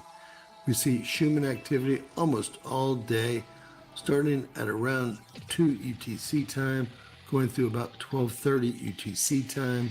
We've also seen intermittent spikes that are off this chart ending at 50 hertz. After about 2 UTC time, ongoing to present time around 1700 UTC time. So remember that pattern. All right, these are the geophones. You can see that they've been hit over numerous hours, and they actually stop at 1500 UTC time up here, which leaves us without 2 hours of information. Again, this is going to be very important for anyone that wants to really know what's going on here with the Schumann resonance and why it never spiked over 37 hertz until 2017, and why it spiked up to 100 hertz in 2019, and why it spiked even higher over 200 hertz most recently, and may continue to increase in amplitude. These are the amplitudes. We can all see that these amplitudes started right about 1 UTC time and then spiked significantly right around 2 UTC time, ending at about 4. Then we have spiking through 5 UTC time, 6 and 7. We have a lull, but it's still active. You can tell by our second SR frequency there, still dipped. Now we have substantial spiking starting at around 9 UTC time and going through about 12:30 UTC time, and then picking up right at 3 UTC time, although the spikes are not as significant as what we saw from about 9 to about 12:30. Now remember those times. This is going to be very important for what we're going to learn or try to teach anyone that will listen. CERN's LHC is actually down. It was leak on ITL8 localized. Repairs will start on Tuesday, tomorrow. They do have a meeting coming up on the 26th in 2 days. No space weather all day long. As we can see here, KP indexes of 2.33 are the maximum. So no solar winds or plasma is currently hitting the planet. What could be causing these Schumann resonance spikes, and why are they so high? There's really only one other agitator that we look at. So let's take a look at that one. And what do you know? Lightning and thunderstorms have been over our modeling station all day. This looks like seeding here in brown. You can see the lightning activity around the station that's actually located right about where my cursor is here. See if we can get, there it is right there. And if I was able to show you the entire day, these thunderstorms passed over during that time period. That is your agitator. That's not why the Schumann resonance spiked up, because remember, we've always had lightning. HARP's been in operation since the 80s. It's old technology that's been sold to the University of Alaska. Much newer technology now exists for any type of manipulation they wish to inflict on Earth and Earth's population. So this is going to be, in fact, the agitator, these thunderstorms that blew over the modeling station that had a lot of associated thunder and lightning, as you can see. So what caused all those spikes?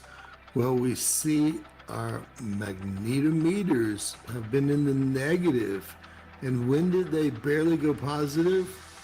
At 12:30. They were moving positive into that time period, They went just to the zero at 12:30 when the Schumann stopped, and then jetted back down to allow more Schumann activity. A collapsing magnetosphere cavity here, as you can see. It actually fits 100% with what you see as far as Schumann resonance activity. Lots of people want to bury their head in the sand and not take a look at the actual cause of these Schumann resonance spikes. It's our depleting atmosphere and the cavity collapsing, along with any agitators bouncing off what we call the D region absorption, whereas they used to go right through the D region and bounce off the F or higher regions in our atmosphere.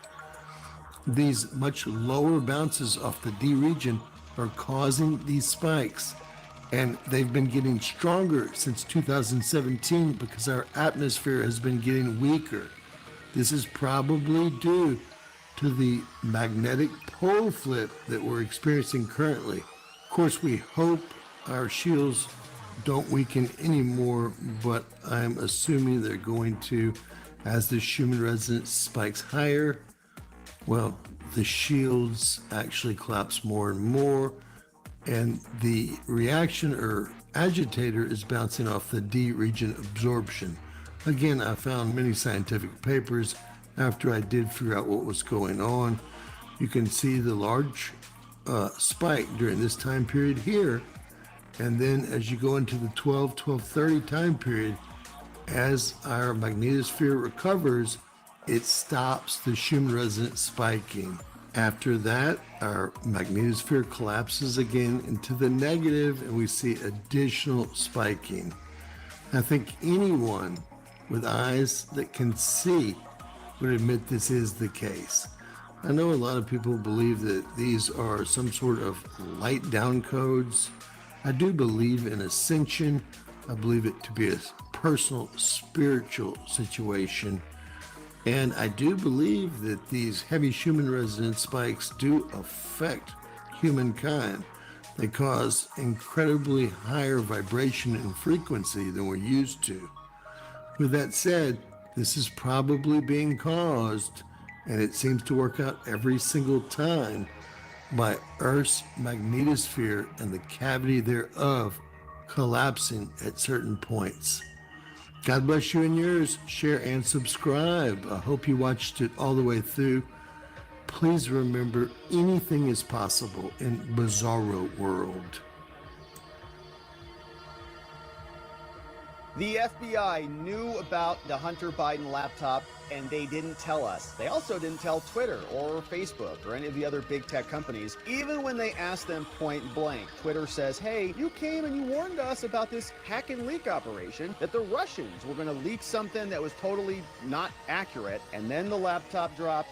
Twitter had this very precarious position they were in. They said, do we censor the New York Post, and do we nuke all of this free speech that's happening right now? Do we crap on everybody's First Amendment privileges in order to suppress their civil liberties, to engage in the political process? Should we do that, yes or no? And we'll see what the FBI said about it, as well as what Byron Donalds thinks should have been done. But the report came from the House Judiciary GOP, and in a letter after an interview that they conducted, they tell us, testimony reveals the FBI knew the Hunter Biden laptop was authentic, but when they were asked about it by a social media company about the authenticity, they said no further comment, which to me is a lie by omission. They knew they were persuading these people so that when the story broke, they wouldn't do anything with it. And now Congress has sent them a letter demanding answers from the FBI director, Christopher Wray, about this policy. Here's what Congress said. This one came from Jim Jordan, chairman of the Judiciary Committee,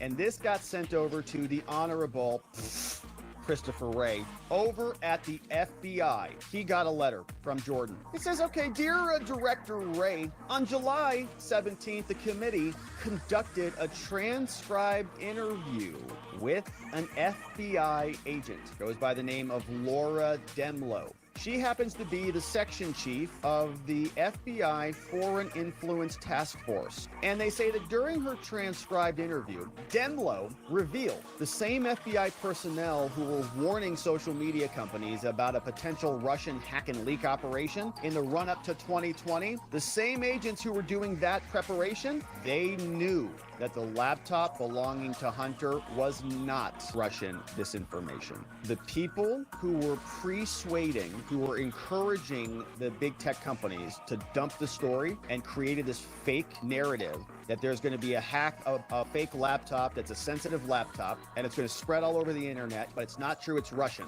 They created that story knowing that Hunter Biden's laptop was real. She revealed all of it. Now, after the New York Post story broke a story based on the contents of the laptop about the Biden's influence peddling, the FBI made the institutional decision to refuse to answer direct questions from social media companies about the laptop's authenticity. And this was despite months of constant information sharing up to that time. They're funneling information back and forth. And so put simply, they say, after the FBI conditioned social media companies to believe that the laptop was a product of a hack and dump operation, the Bureau stopped its information sharing and then allowed social media companies to conclude on their own that the New York Post story was Russian disinformation. So we already knew that this was largely an intelligence operation against us. How do we know that? Well, because 51 so-called intelligence experts, ex-CIA people, all colluded together with the Biden campaign, literally through Anthony Blinken and ex-CIA people, and that was their addition to the giant scam. But the FBI, in addition to the CIA, was also doing the same thing. They knew this laptop was real. They knew it had probably been, floating out there somewhere, and they started pre-budding the social media companies to dump this story before it even came out. Then when it came out, they allowed them to believe their pre-sold story. Massive intelligence operation, a beginning, a middle, and an end. It's not like a bad thing happened and they only responded to it. They knew it was coming and they set it up. According to the information available to the committee, the FBI confirmed the authenticity of a Hunter laptop, November 2019. The election was 1 year later, and they gained possession of the laptop in December 2019. And that's now been confirmed by multiple various sources. In 9 months leading up to 2020, the FBI met over 30 times with social media platforms, all while in possession of the laptop. Prior to the election, FBI Special Agent Elvis Chan, the guy who was fielding delete this, delete that requests from all over the world, on behalf of the FBI, he had at least 5 meetings with Facebook, Google, Microsoft, and Yahoo.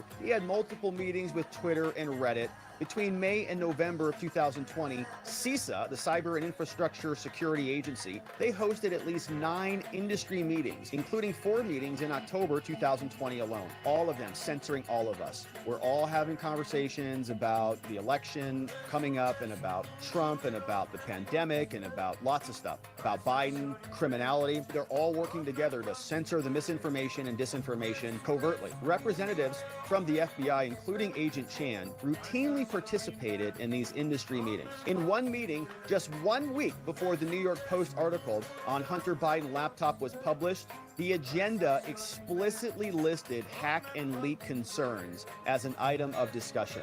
Now, this begs the question, how did the intelligence agencies know that it was going to leak? Probably because it was just getting closer to the election, now that I think about it. Did they tap, for example, Rudy Giuliani and the laptop repair store? Were they surreptitiously spying on the Trump campaign to say, oh, they're going to drop this thing next week. We better tell all the social media companies, here's a memo. Send it out to all the social companies and get this on the meeting agenda for the next one. Here's an email. It says, hey, gents, we want to share the draft proposed agenda for our USG industry, our government industry meeting scheduled for 90 minutes on Wednesday, a 90-minute meeting. And additionally, to facilitate the logistics for the call, we have included the dial-in information below. 10 minutes for a dial-in and an opening. So threats, here's a threat update from the FBI, Twitter, and Google. And here's 40 minutes on a deep dive on, guess what? Hack and leak concerns. In October, laptop drops, they go, oh, there it is. That's the Russian misinfo. We've been planning for this all along. Just delete everything. The committee recently conducted a transcribed interview of Laura Demlow. She is the section chief of that organization at the FBI, the Financial Crime Center. She testified that by October 14th, the day that the Post published the story about the contents of Hunter's laptop, the individual then serving as the FBI section chief was named Bradley, as well as other individuals. They knew that the laptop was real. Demlow also testified that the FBI could and did share information with companies about foreign malign influence operations like hack and leak operations, including those conducted by Russian-aligned actors. And so the Post, they published their story early in the morning in October 14th. It's October surprise season. The election's right around the corner. That same day, representatives from the FIDF at the FBI, they attended a previously scheduled meeting with Twitter. And a Twitter employee at this meeting asked this organization, FIDF, about the authenticity of the laptop. Yeah, I have a question back here. You know that laptop story that came out? Is that real or not? According to Demlow, the woman who's testifying, an analyst in the FBI's Criminal Investigative Division who is embedded in the group, began to respond that the laptop was real. But an FBI lawyer interrupted him to say, hey, no, we have no further comment on that, about that. No further comment. At a Twitter meeting, Twitter employee, hey, is that laptop real? I'm seeing a lot of tweets about it. Is that real? Yeah, hey, this is James over. I'm from Investigative. Yeah, it is real. That's something we got. Lawyer says, hey, pipe down. The FBI's position on that is we have no further comment. Here is the exchange from the transcribed interview. The question to Laura says, are you familiar with October 2020 New York Post story on Hunter Biden's laptop? She says, yeah, I am. Do you recall whether any of these social media companies you were meeting with, do you recall whether they asked you any questions about it, the laptop? I do. And what is your recollection? Who? Laura says, so I remember having a conversation with or being involved in a conversation with Twitter, and I honestly can't recall if this was repeated to me. I might have been a few minutes late to the meeting, or if I was, I actually overheard it, but it was relayed to me later that somebody from Twitter, I don't recall who, I'm not sure who, somebody from Twitter essentially asked whether the laptop was real. And one of the FBI folks on the call did confirm that yes, it was, before another participant jumped in and said no further comment on that. Do you recall who from the FBI said it was real? Yes, I do. And who was that? It's a non-senior executive service employee, but I'd have to take that back, to get the name. A non-senior executive. Now, following the meeting with Twitter, FBI personnel immediately deliberated internally about what information about the laptop the FBI would reveal to social media companies in the upcoming meetings. According to Demlow, who's on the team, during the internal deliberations, the decision was made that the FIDF, FBI, their official position was the following: no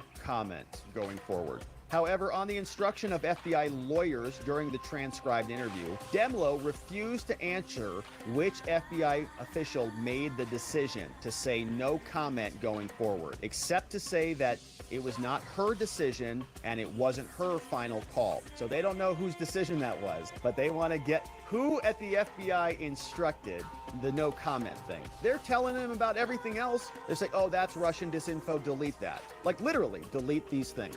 The FBI was literally sending emails. Delete this, Elvis Chan, delete that. This is dangerous misinfo. This is pandemic misinfo, blah, blah, blah. But then they're going to suddenly shut their mouths about this one. Oh, we've got no further comment on that. And they just presume, because they've already pre-suaded and pre-butted the social media companies to lap up this leak and hack thing, and they already want to censor it anyways because they're a bunch of libs who hate Trump, so they just jumped on it. Later in October, FIDF met with Facebook. During the Facebook meeting, Demlow responded to a similar question from Facebook. They said, hey, is this thing real? She says, well, we've got no comment on that one. The FBI made the decision despite being in possession of the laptop and having confirmed its authenticity. Demlow said multiple people at the FBI knew it was real. Of course, we knew it was real. We could corroborate the emails, the texts with the news articles. Tony Bobulinski was out, but everybody covered it up. Question to Laura. Do you know who else at FIDF knew the laptop was real? I don't actually. I would assume yes, I would certainly say that Brad was aware.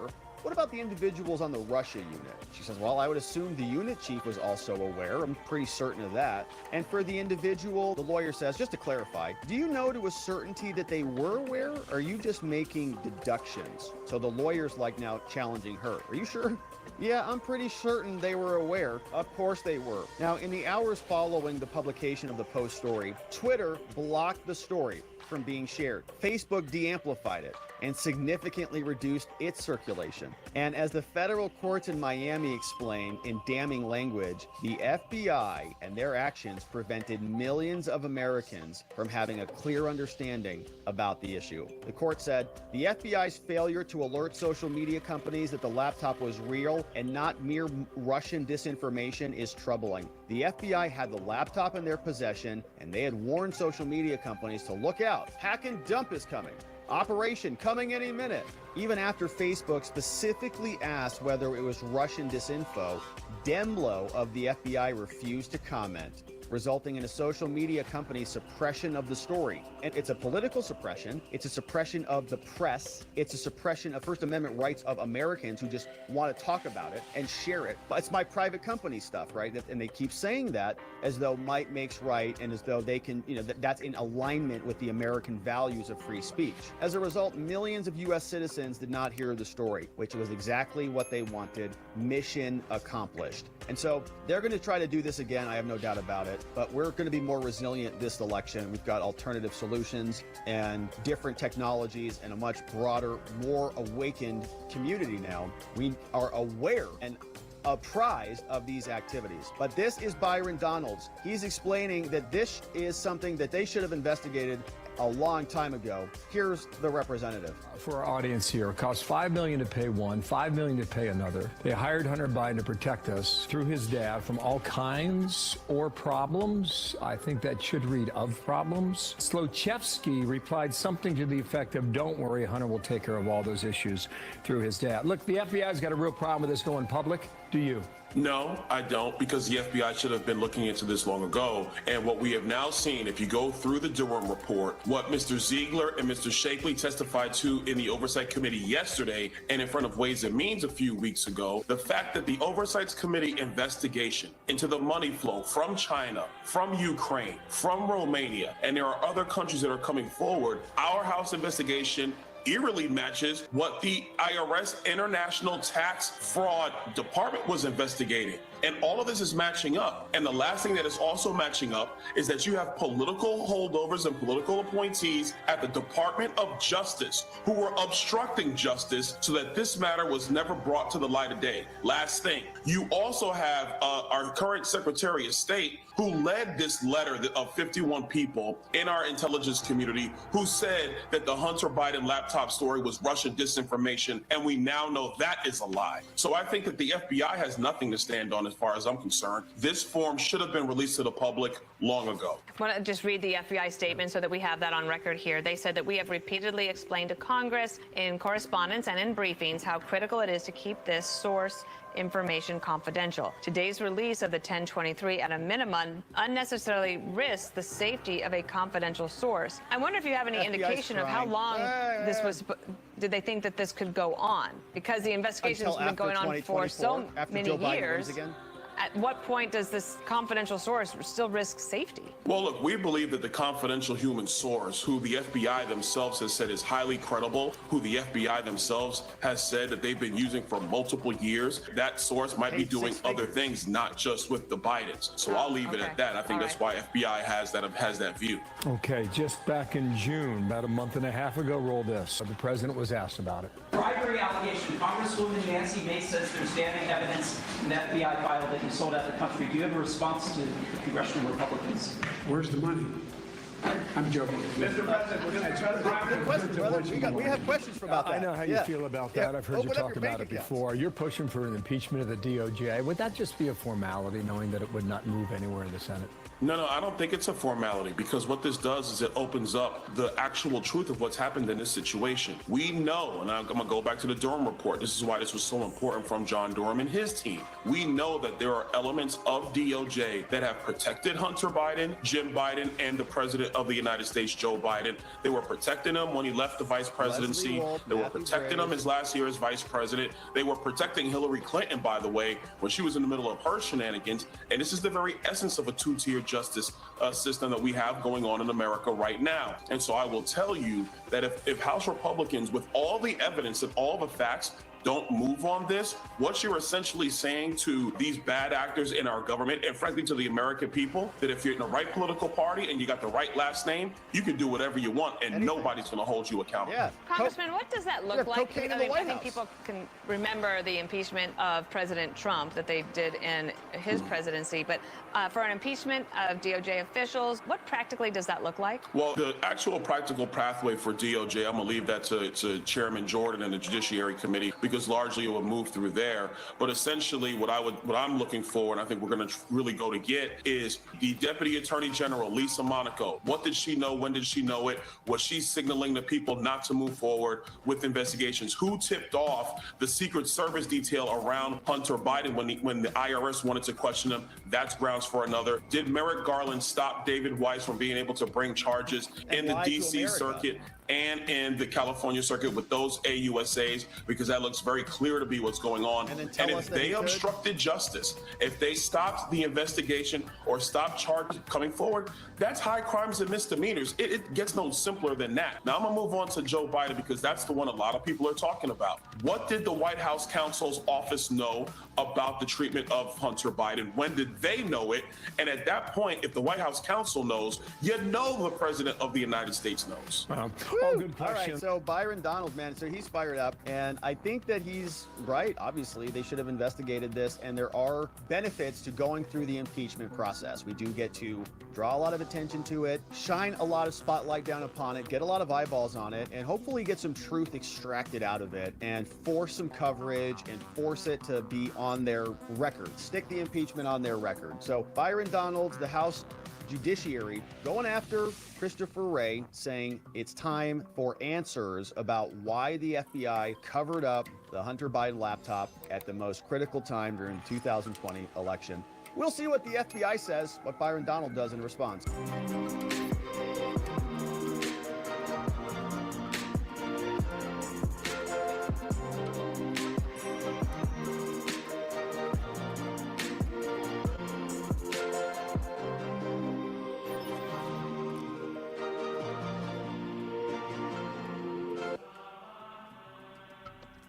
Fucking yeah, that Aaron cuckold fucking bad. He's another one that should be held underwater. Let's see how long we can hold Aaron under his fucking hot tub. That should be the next game we play. Maybe we can have Rex do the celebrity holding underwater, seeing how he's an expert at holding things underwater, isn't he? What a big tough guy he is. We can have Aaron's hot tub drowning. We can fucking all bet how long it would take. I got about 30 seconds because he's just another fucking moron. He doesn't know better than to try to hold his breath. He'll be running his fucking mouth when you put his head under. He's another fucking moron, Aaron cuckold.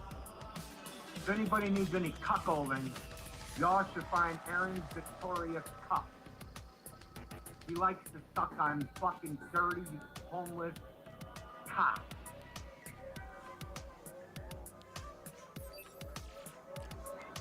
Well, what's interesting here is I just clicked on the link and went in the back room there for about 5 minutes and sat there. I was gonna ask him if he showed his audience here yet how much money he gave the rodent after I left and after Flat Inflated Head knew about the charges. See? So, but this isn't gonna be proven. Because if that gets proven, then it'll prove Inflated Head still stuck around and gave the rodent a lot of money after I left and after Inflated Head knew about the charges. See, so all this going off, right? And I go in the back. We'll have the picture, the thumbnail, me in the back room sitting there. Everybody have a good day. Thanks for checking this out. I was being asked by a political extremist bunch of terrorists who engage in recruiting people to do these shootings. I was being asked by those people to turn my channel into a fake shooting channel.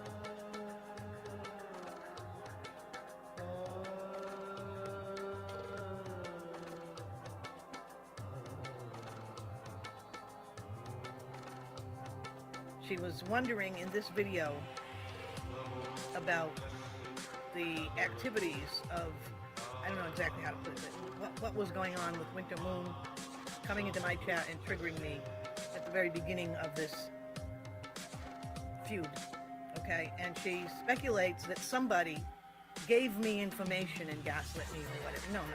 Here's the clarification, Tacos.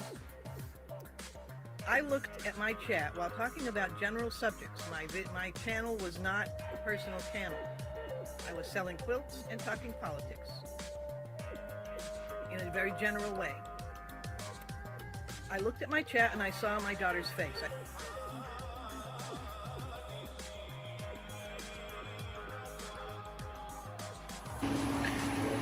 So with the information I'm about to give you, you can decide if Idaho CPS agents, Meridian police officers, and St. Luke staff are telling the truth about what really took place with baby Cyrus, if they broke the law, and if his grandfather and I were justified in exposing them.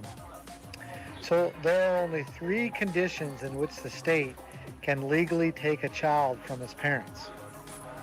Those are: 1, they must have evidence of excessive abuse, or 2, evidence of extreme neglect, or 3, the child is in imminent danger of death or physical harm.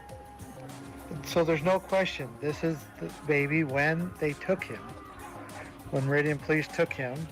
Now, let's watch him here. Let's watch this. So he's in his mother's arms. She's terrified that they're going to take him. They're trying to take him.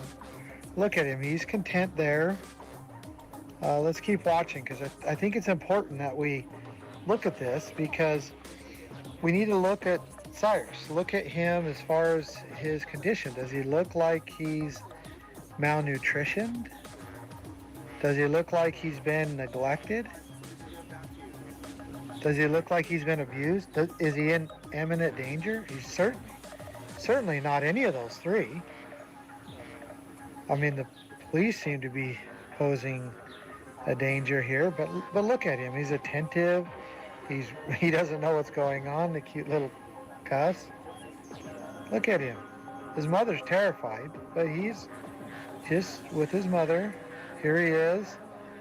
Is this a baby that looks like he's been abused? As you could tell at this point, there is no evidence of abuse. There's no evidence of neglect. And he is not in imminent danger of death or physical harm in any way. Now, by the way, just so you know, imminent is an adjective and means likely to occur at any moment. So it's important to know, because that's what they used to take baby Cyrus. They said he was in imminent danger. And this is right before they take him. And you can see here, he's not in imminent danger at all. So, again, ask the question is, does it look like baby Cyrus is about to die or be harmed by his parents at any moment? Does it look like he's been abused? Does it look like he's been neglected? So remember, again, there are 3 conditions which the state can legally take a child from his parents. 1, evidence of excessive abuse. 2, evidence of extreme neglect. 3, the child is in imminent danger of death or physical harm. Okay, now if you look here, here is a video of baby Cyrus with his parents.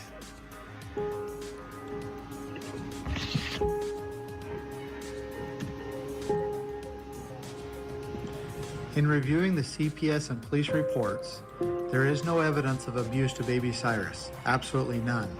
There is no evidence of neglect for baby Cyrus, none. There is also no evidence that baby Cyrus was ever in imminent danger of death or harm while in his parents' care. You can see this is a loved and cared for baby, a very loved baby.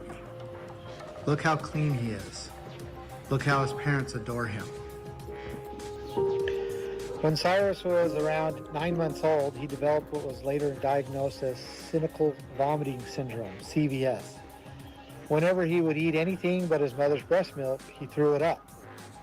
Cyrus's parents took him to a St. Luke's doctor for help. However, Dr. Natasha Erickson reported Cyrus's parents to CPS when they wanted to leave the hospital. Dr. Erickson justified her calling CPS, noting that baby Cyrus was slightly below the age-appropriate BMI, which stands for Body Mass Index. Dr. Erickson did not consider the parents' small genetics or the fact that Cyrus had just had a vomiting episode prior to the doctor visit. Also, for some very odd reason, Dr. Erickson wrote in her medical notes, "Patient's family is connected to Ammon Bundy, who is running for governor." Late in the evening, Meridian police officers surrounded the Anderson family's vehicle at a gas station and took baby Cyrus from his parents. For what reason? Evidence shows that Meridian police officer lied to Cyrus's mother and told her that she could stay with the baby. Him to the hospital, and if you want to go, you can. Can come I along. ride with him? Yes, you can. Okay. We'll get an ambulance here to transport you guys. Evidence also shows that Marissa, Cyrus's mother, informed Detective Hansen that Cyrus only took breast milk and that Cyrus needed to be with her to nourish him. And what you also understand is he has difficulty with proteins. He only takes breast milk. He needs me. He really needs me, okay? I really need your help. Evidence also shows that Detective Hansen took Cyrus away anyway, arresting Marissa for obstruction of justice, and she was booked into Ada County Jail. After taking baby Cyrus, CPS agents and Meridian police officers transferred him to St. Luke's Hospital, away from his mother's nutrition and care. Further evidence shows that CPS agents and Meridian police officers did not take Cyrus to the hospital because he was in need of medical care. They took him to the hospital to transfer him to foster parents. The hospital was the place they were going to quickly transfer Cyrus to new parents. Here's the report showing that they planned on quickly transferring baby Cyrus to foster parents at the hospital. Here's a video of a St. Luke's doctor admitting that they are going to transfer baby Cyrus to foster parents. Here's the thing. I need to have some more degrees of separation to protect this poor foster mom that's going to take this kid, everything else. I know. So what I want to do is admit this baby to Boise. Not because it's medically necessary. Here's a medical record that reads, "Just go. This is a healthy baby with no interventions." Here's a further report about baby Cyrus stating, "No acute life threats noted." But how acutely? Oh no, he's totally stable. In other words, the baby is not in imminent danger of death or harm. Here's a video of the CPS agents and St. Luke's administrators and a Meridian police officer making plans to sneak baby Cyrus to another hospital because protesters were outside. First, before the night is over, what I'd rather do is see if we can find another entrance out to the. If we can sneak him out, definitely. I'm a chief of staff for one of the hospitals. We just are gonna break some protocols and take an ambulance to a different entrance because it's a medically stable patient, and we're gonna do it quietly. Baby Cyrus was in the care of St. Luke's staff for several days without his mother breastfeeding him. Here's a video of baby Cyrus in St. Luke's care. Evidence shows that St. Luke's staff attempted to put multiple IVs in Cyrus, leaving him with several bruises in several parts of his body. They also forced a nasal feeding tube down his throat. This was done so baby Cyrus would keep down the supplements the hospital staff were giving him. But evidence shows that all their efforts to nourish him failed. Evidence also shows that Cyrus's mother was pleading with CPS agents and St. Luke's staff to get into the hospital to nourish and care for her baby.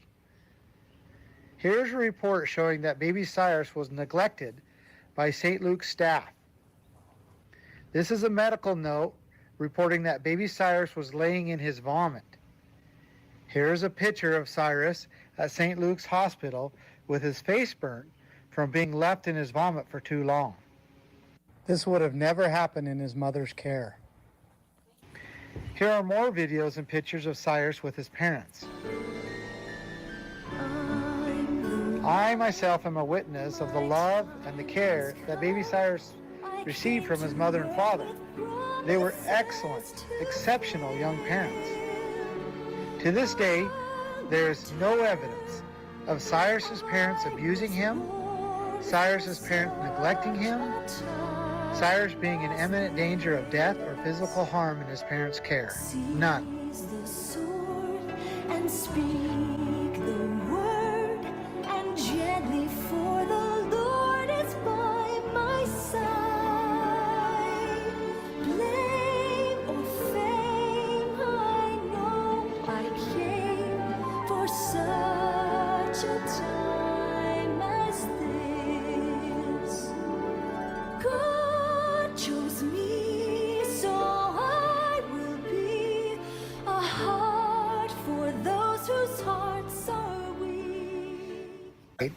That when Meridian police officers took Cyrus into the care of CPS and St. Luke's staff, they met the conditions of child abuse in Idaho. He was taken away from his nursing mother, the only source of nutrition that he could keep down. This put Cyrus in imminent danger of death after several days. He was left in his own vomit and was not cared for and cleaned properly, causing burns on his face. This is evidence of serious neglect by St. Luke's hospital staff. He was forcefully kept away from his family and loved ones for several days while in apprehensive conditions, causing baby Cyrus to have serious separation anxiety that was not present prior to the abduction. According to the evidence, who abused baby Cyrus, who neglected baby Cyrus, and who put baby Cyrus in imminent danger of death? His parents, or CPS agents, St. Luke's staff, and Meridian police officers? Here is supporting evidence that CPS agents, the St. Luke's doctors, and Meridian police officers were wrong in taking baby Cyrus from his parents. 1. After the first court hearing, CPS ruled that they were going to keep baby Cyrus for at least another month, until the next hearing. Yet, 6 days later, after thousands of people became aware of the situation, CPS gave baby Cyrus back to his parents. So, if CPS agents truly believed that baby Cyrus was in danger of death or physical harm while in his parents' care, or that his parents abused him, or that his parents neglected him, then why would they give the baby back so soon? 2. A few weeks after baby Cyrus was taken, the state prosecutors dropped all the arrest charges against Cyrus's mother. 3. Just weeks after the arrest charges were dropped, the court dismissed the entire CPS case against Cyrus's parents.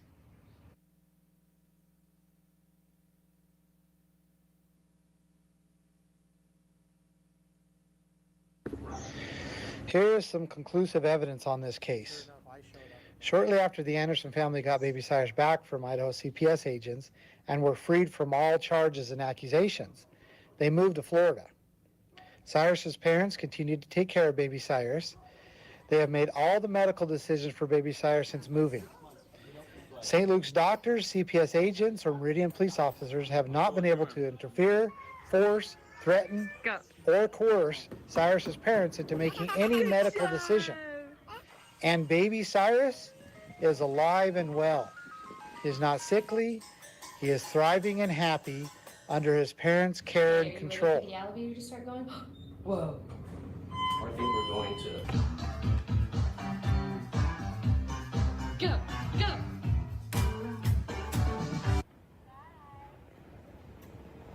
He has nearly grown out of his cyclic vomiting syndrome and is a happy and active little boy. With the information that I've just given you, you can decide if Idaho CPS agents, Meridian police officers, and St. Luke's staff are telling the truth about what really took place with baby Cyrus, if they broke the law, and if his grandfather and I were justified in exposing them. Thank you.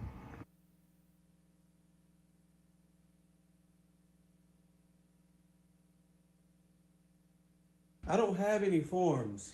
I know that you're taping. I don't have any Can forms. you please use that to dial 911? I don't have any forms. I don't know what you're talking about. I don't believe you. How could I have your forms? Because you were sent here to do this exact thing, what you have just done, which is enter our home while we are sleeping. What? Enter our home while we are sleeping. Bro, I don't... With a 4-year-old child in our bed. How could I do And that? come and sneak into my file folder. So organized. What are you talking and about? You have replaced them. No. I don't have I am any not going to forms. leave until you put Bro, them in my hand. I don't have right any now. forms, bro. Call 911. Somebody call 911. This is a no. No. I don't have your forms. Ma'am, Yes. please. You do. No, I don't. Stop it! Stop it! You don't know what you're doing. He is an undercover agent, just like I said. I'm He not an is undercover working- agent. Yes, you are. Why are you not calling 911 then? Help me. Help me. Ma'am, Help me. I don't Help me have and my your... 4-year-old child. I don't have Help your me. forms. Yes, you do. You are making. You will Get lose the them. kid. You will lose Get the them. kid. You will lose the No, kid. I won't. No, I won't. You will lose. You're in the wrong. How? Because you entered my home and you took my personal documents that I... Yes, you did. Stop it. You are not calling 911. Nobody is calling 911. Call right now. Ma'am, I didn't enter your home. I've never been upstairs at all. Yes, you were. You were up there with the squirt guns. Yes, you were. I don't have any squirt guns. We had the squirt guns, sir. I was never upstairs. Yes, you were. You said, okay, squirt me with a squirt gun. I've never and you said Oh, that. he spelled his name. That was yesterday. No, it wasn't. Downstairs by the car. No, it wasn't. We didn't talk yesterday downstairs I by the talked car. to you yesterday by the No, car. why are you doing this? Why are you taking it in circle? I don't care about So you anything. think I'm an undercover agent? I don't me questions and put what I know you have in my hands, the computer and the forms. What computer? I don't have your computer. I don't have any forms. They're gone, aren't they? What? They're gone. Well, I'm gonna wait right here. I'm waiting right here Bro. until I get them back. Bro. Play a little song. They got me. They got me. Just go. Don't make a try. Don't Bo, make a try. you don't know what you're doing. You are family. This is a man who's working for the enemy. You are so much stress. You are losing your thinking. No. I'm sorry. You are wrong and I am right this time. You gotta go. Did you call 911? Call 911! There's been a home invasion! Who? They stole our computer! Yes. I can't, you know it's a different computer. Stop lying. Stop lying. You are lost. Ma'am, I am not. You're not gonna go No. somebody's. You can't come in my Stop it. house. Somebody's intact. You are not gonna pull me out of here! You are not gonna somebody. No, you are not gonna do this to me. You are gonna give me You that whatever you're gonna do, computer. I'm done with that. You are gonna give me that exact same computer. You are gonna give me that exact same computer. I don't have your computer. They were burned or destroyed or something. By who? I'm not an agent. By Wells Fargo. I don't even know anything about By Wells the Fargo. city of Duluth. By the lawyers that work for Residential Services Lady, Incorporated. you have to. I or can't. Ascend Services. Or anyone. All those people. They hate me. Bro. Okay, they hated me even before I'm gonna Ma'am. tell my story. I'm gonna tell my story. They hated me even before I was on my way out. And of RSI, as an employer, I had stayed there for like 5 years. Ma'am, your husband and your child are I had upstairs. over $200 in personal cash that I had saved and all kinds of savings and stocks and bonds. It was just my personal account. Your Listen to husband- me.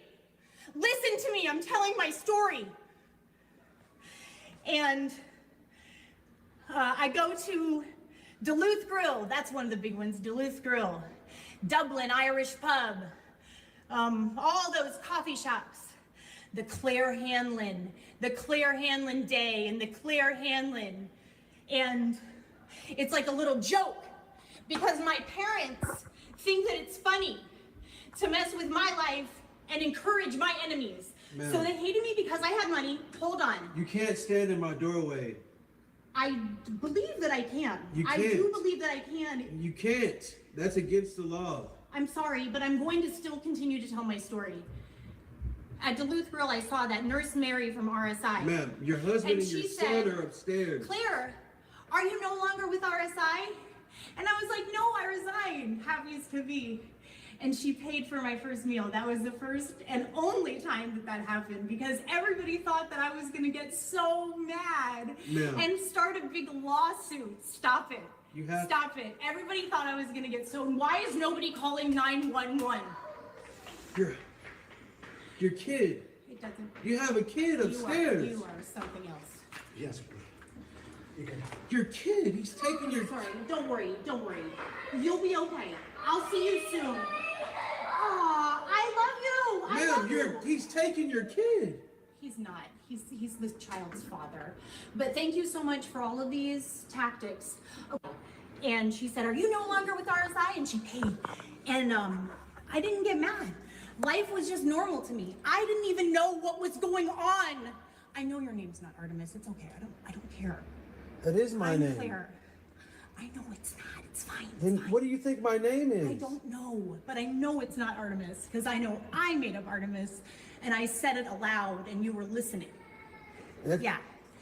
And, well, not you, but somebody was. I know. Isn't it crazy how right I am? Then, during those 2 years. Okay, can we step towards outside? The end, Let's step towards out. the end of those 2 years. We have to. I visited We have Peggy to step Nelson's son's home. Look at him. Ma'am. You have to stop distracting me. This is so important. You don't know what you're doing. I know. I'm sorry. I know it's so scary. Ma'am, you have to step I know outside. it's so scary. No, I'm not going to let this go. Your I'm not kid, going to let this go. Your Stop kid it. is right here. Stop it. I know. He's so fine. Come. No, Come. stop. Please. Okay. Come. You can't be in my doorway. I know, but I really, okay. Peggy.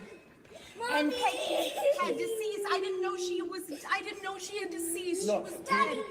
And He's making a deal and then a man from Wells Fargo. You can trust me. I am a good person. I've showed everyone that I was a good person. You are a good person, but you can't be inside my house. Okay, but I'm please, Okay, step outside of my house, please. But I need to speak with you. Okay, I need outside. to speak with you inside the home. Please, I need to speak with you inside. You can't be inside my house. Please, I need to speak with you inside the home. I don't know what's going on. Yes, you do. Yes, you do. Yes, you do. Especially Peggy Nelson. I don't know who Especially the fuck is Peggy Nelson. You do. Lady, I see. you cannot be in my house. You know what I know.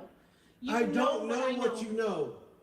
You can't be. You know more than I know. I don't know anything at all. I know that you're my neighbor. You guys are so scared of me, and it's okay. Please don't be scared. I'm not gonna. I know that you're my neighbor. You not can't be gonna in hurt here. anybody. I'm not gonna hurt you. Oh, Artemis.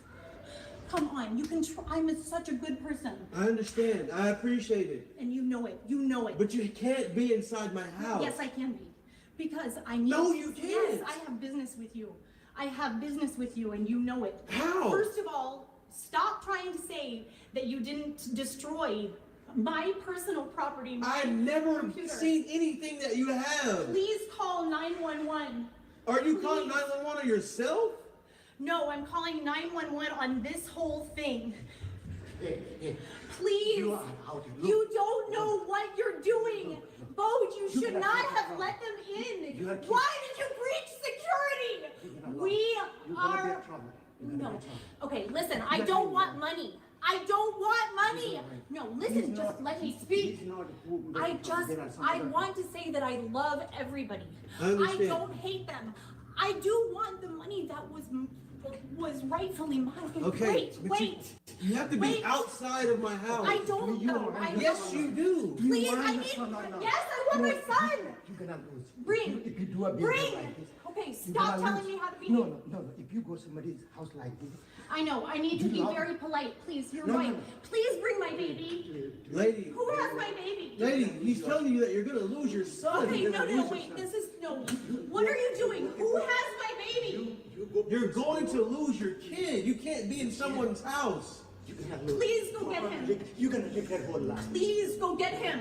Please. You can't be Oh in my God, please go get Javi. You are going to his house and you have forced No, this is. Do you understand that you're inside my house? No, you know. Why are you lying? Why are you lying? I did You not can't be lose. inside my house. I did not lose. You're going to lose. I'm not going to lose. You need to because step outside of my house. There's nothing to lose. I don't want. You need to No, step listen. outside of my house. I don't like this. You're good. Please, I'm sorry. I'm so sorry. You're gonna. Please go get coffee. Please let me speak. You This don't is my get whole life.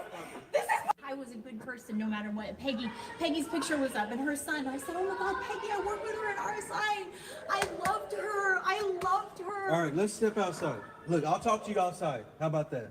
Can we please talk inside? No, Why? because this is my home. No, it's not. Then what is it? It's like an office. It's not an office. It's a home. It's a hub. It's not Do a I hub. have to say the exact name? Come on, Yeah. I'm not that smart. Lady, I know, but I am, right? I am, though. lady. I am. Listen to And me. please don't be scared of me. I'm not gonna. Okay. No. I'm not gonna hurt you. Okay, Stop no, it. no, He's no, gonna no, talk to okay. me. He's gonna talk to me. Come, bring you, coffee. you can't be inside. Oh no, you're gonna talk to me. Okay, outside. No, you're gonna talk to me with my husband and my child. Outside. Inside. Outside of my house. Inside of your hub. No, it's not a. I can't- Please, just do what I say. I can't touch her, but you have to stand outside. Oh my God, you are. Please bring coffee. Ma'am. Where is coffee? You're inside my house. No, stop it. Just get coffee and we're gonna talk with Artemis inside. Not inside my house. Yes, you said you would talk to me inside. I said outside. No, you didn't. You can't come inside my You house. said you would talk to me inside. You said You can't come inside my house. Stop it. You don't know what you're doing. You don't know what you're doing to your whole family and everything. Bro, You don't you know. can't come inside my Stop house. it. Coffee, come. Lady, you can't come inside my house. Coffee, please, Roach, please. You have to talk to me. You said you would talk to me. Outside. Inside. No. Yes. Get out of my house. No. Please, don't do this, please. You have to get out of my house. I'm not gonna fight with you guys. Okay, you need to get out of my house.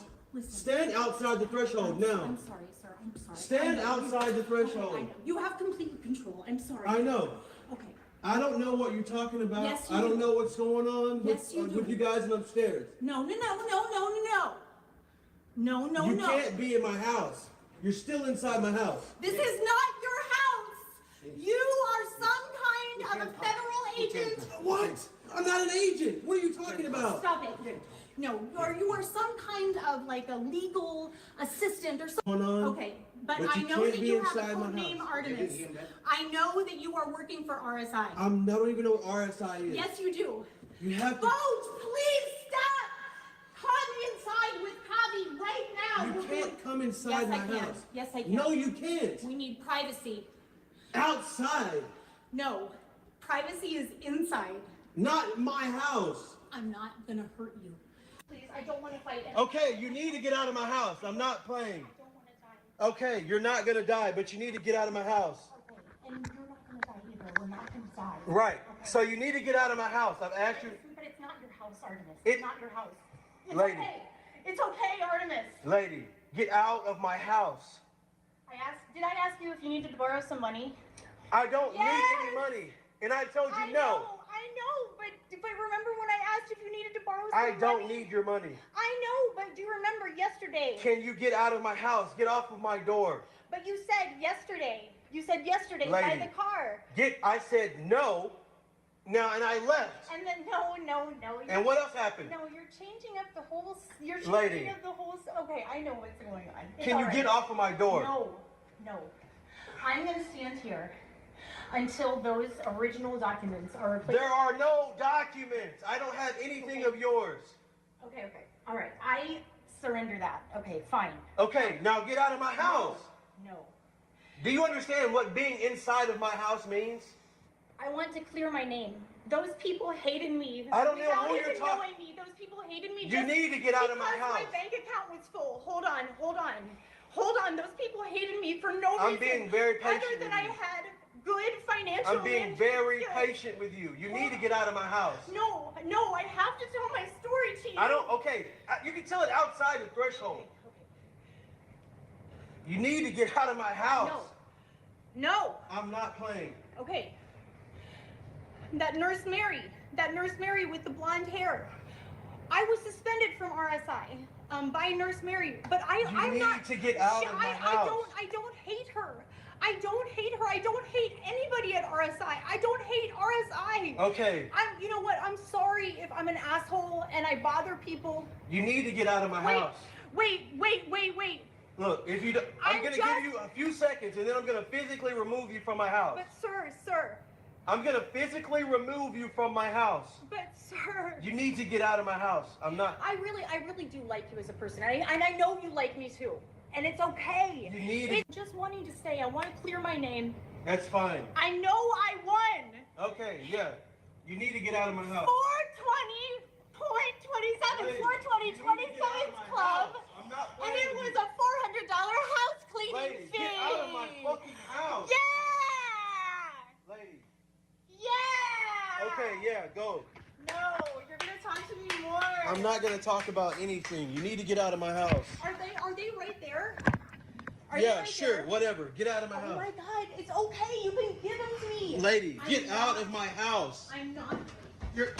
I'm not. Fucking God, dude. Get out of my fucking I'm house. sorry, but Hey, I'm not bullshitting. Leave my stuff alone. Hey, get out. Get out. No. Hey, get the fuck off my shit. that's mine. That's ours, Bones. Look, he has ours. This is a He has fake ours. picture. What are you fucking talking about? That's ours. Get out of my That's fucking. Honey, and Bones. It's a Listen, fake yes, picture. it is. It's a Yes, fake it picture. is. You No, want it, you it's can not. have it. He got it, and it's broken. You just fucking broke it. Oh my God. You're gonna cut yourself. I beg you, live it.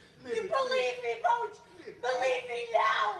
Believe me You're right gonna now. cut yourself. Please don't. Please believe me. Oh my God. You're gonna cut yourself. I'm gonna take this You can knife. have it. I'm gonna take this. Okay, go. I'm gonna take Okay, this. you can have it. Oh my God, you broke it. Oh my God. Oh my God. You can have it. You can have it. But wait. It's yours. It's fake. No, it's not. It's Get fake. out of my house. You're gonna fucking cut yourself. Fake. It's fake. Okay, get I the know fuck it's out of my fake. house. I know it's fake. Honey. You are such an idiot right now, and you don't even know it. 420. Hey, you need to get out of my fucking house. 27 club, and all because I'm an advocate for recreational use of cannabis. Get the fuck out of my house. Adults Bro. of full brain development age 25 plus.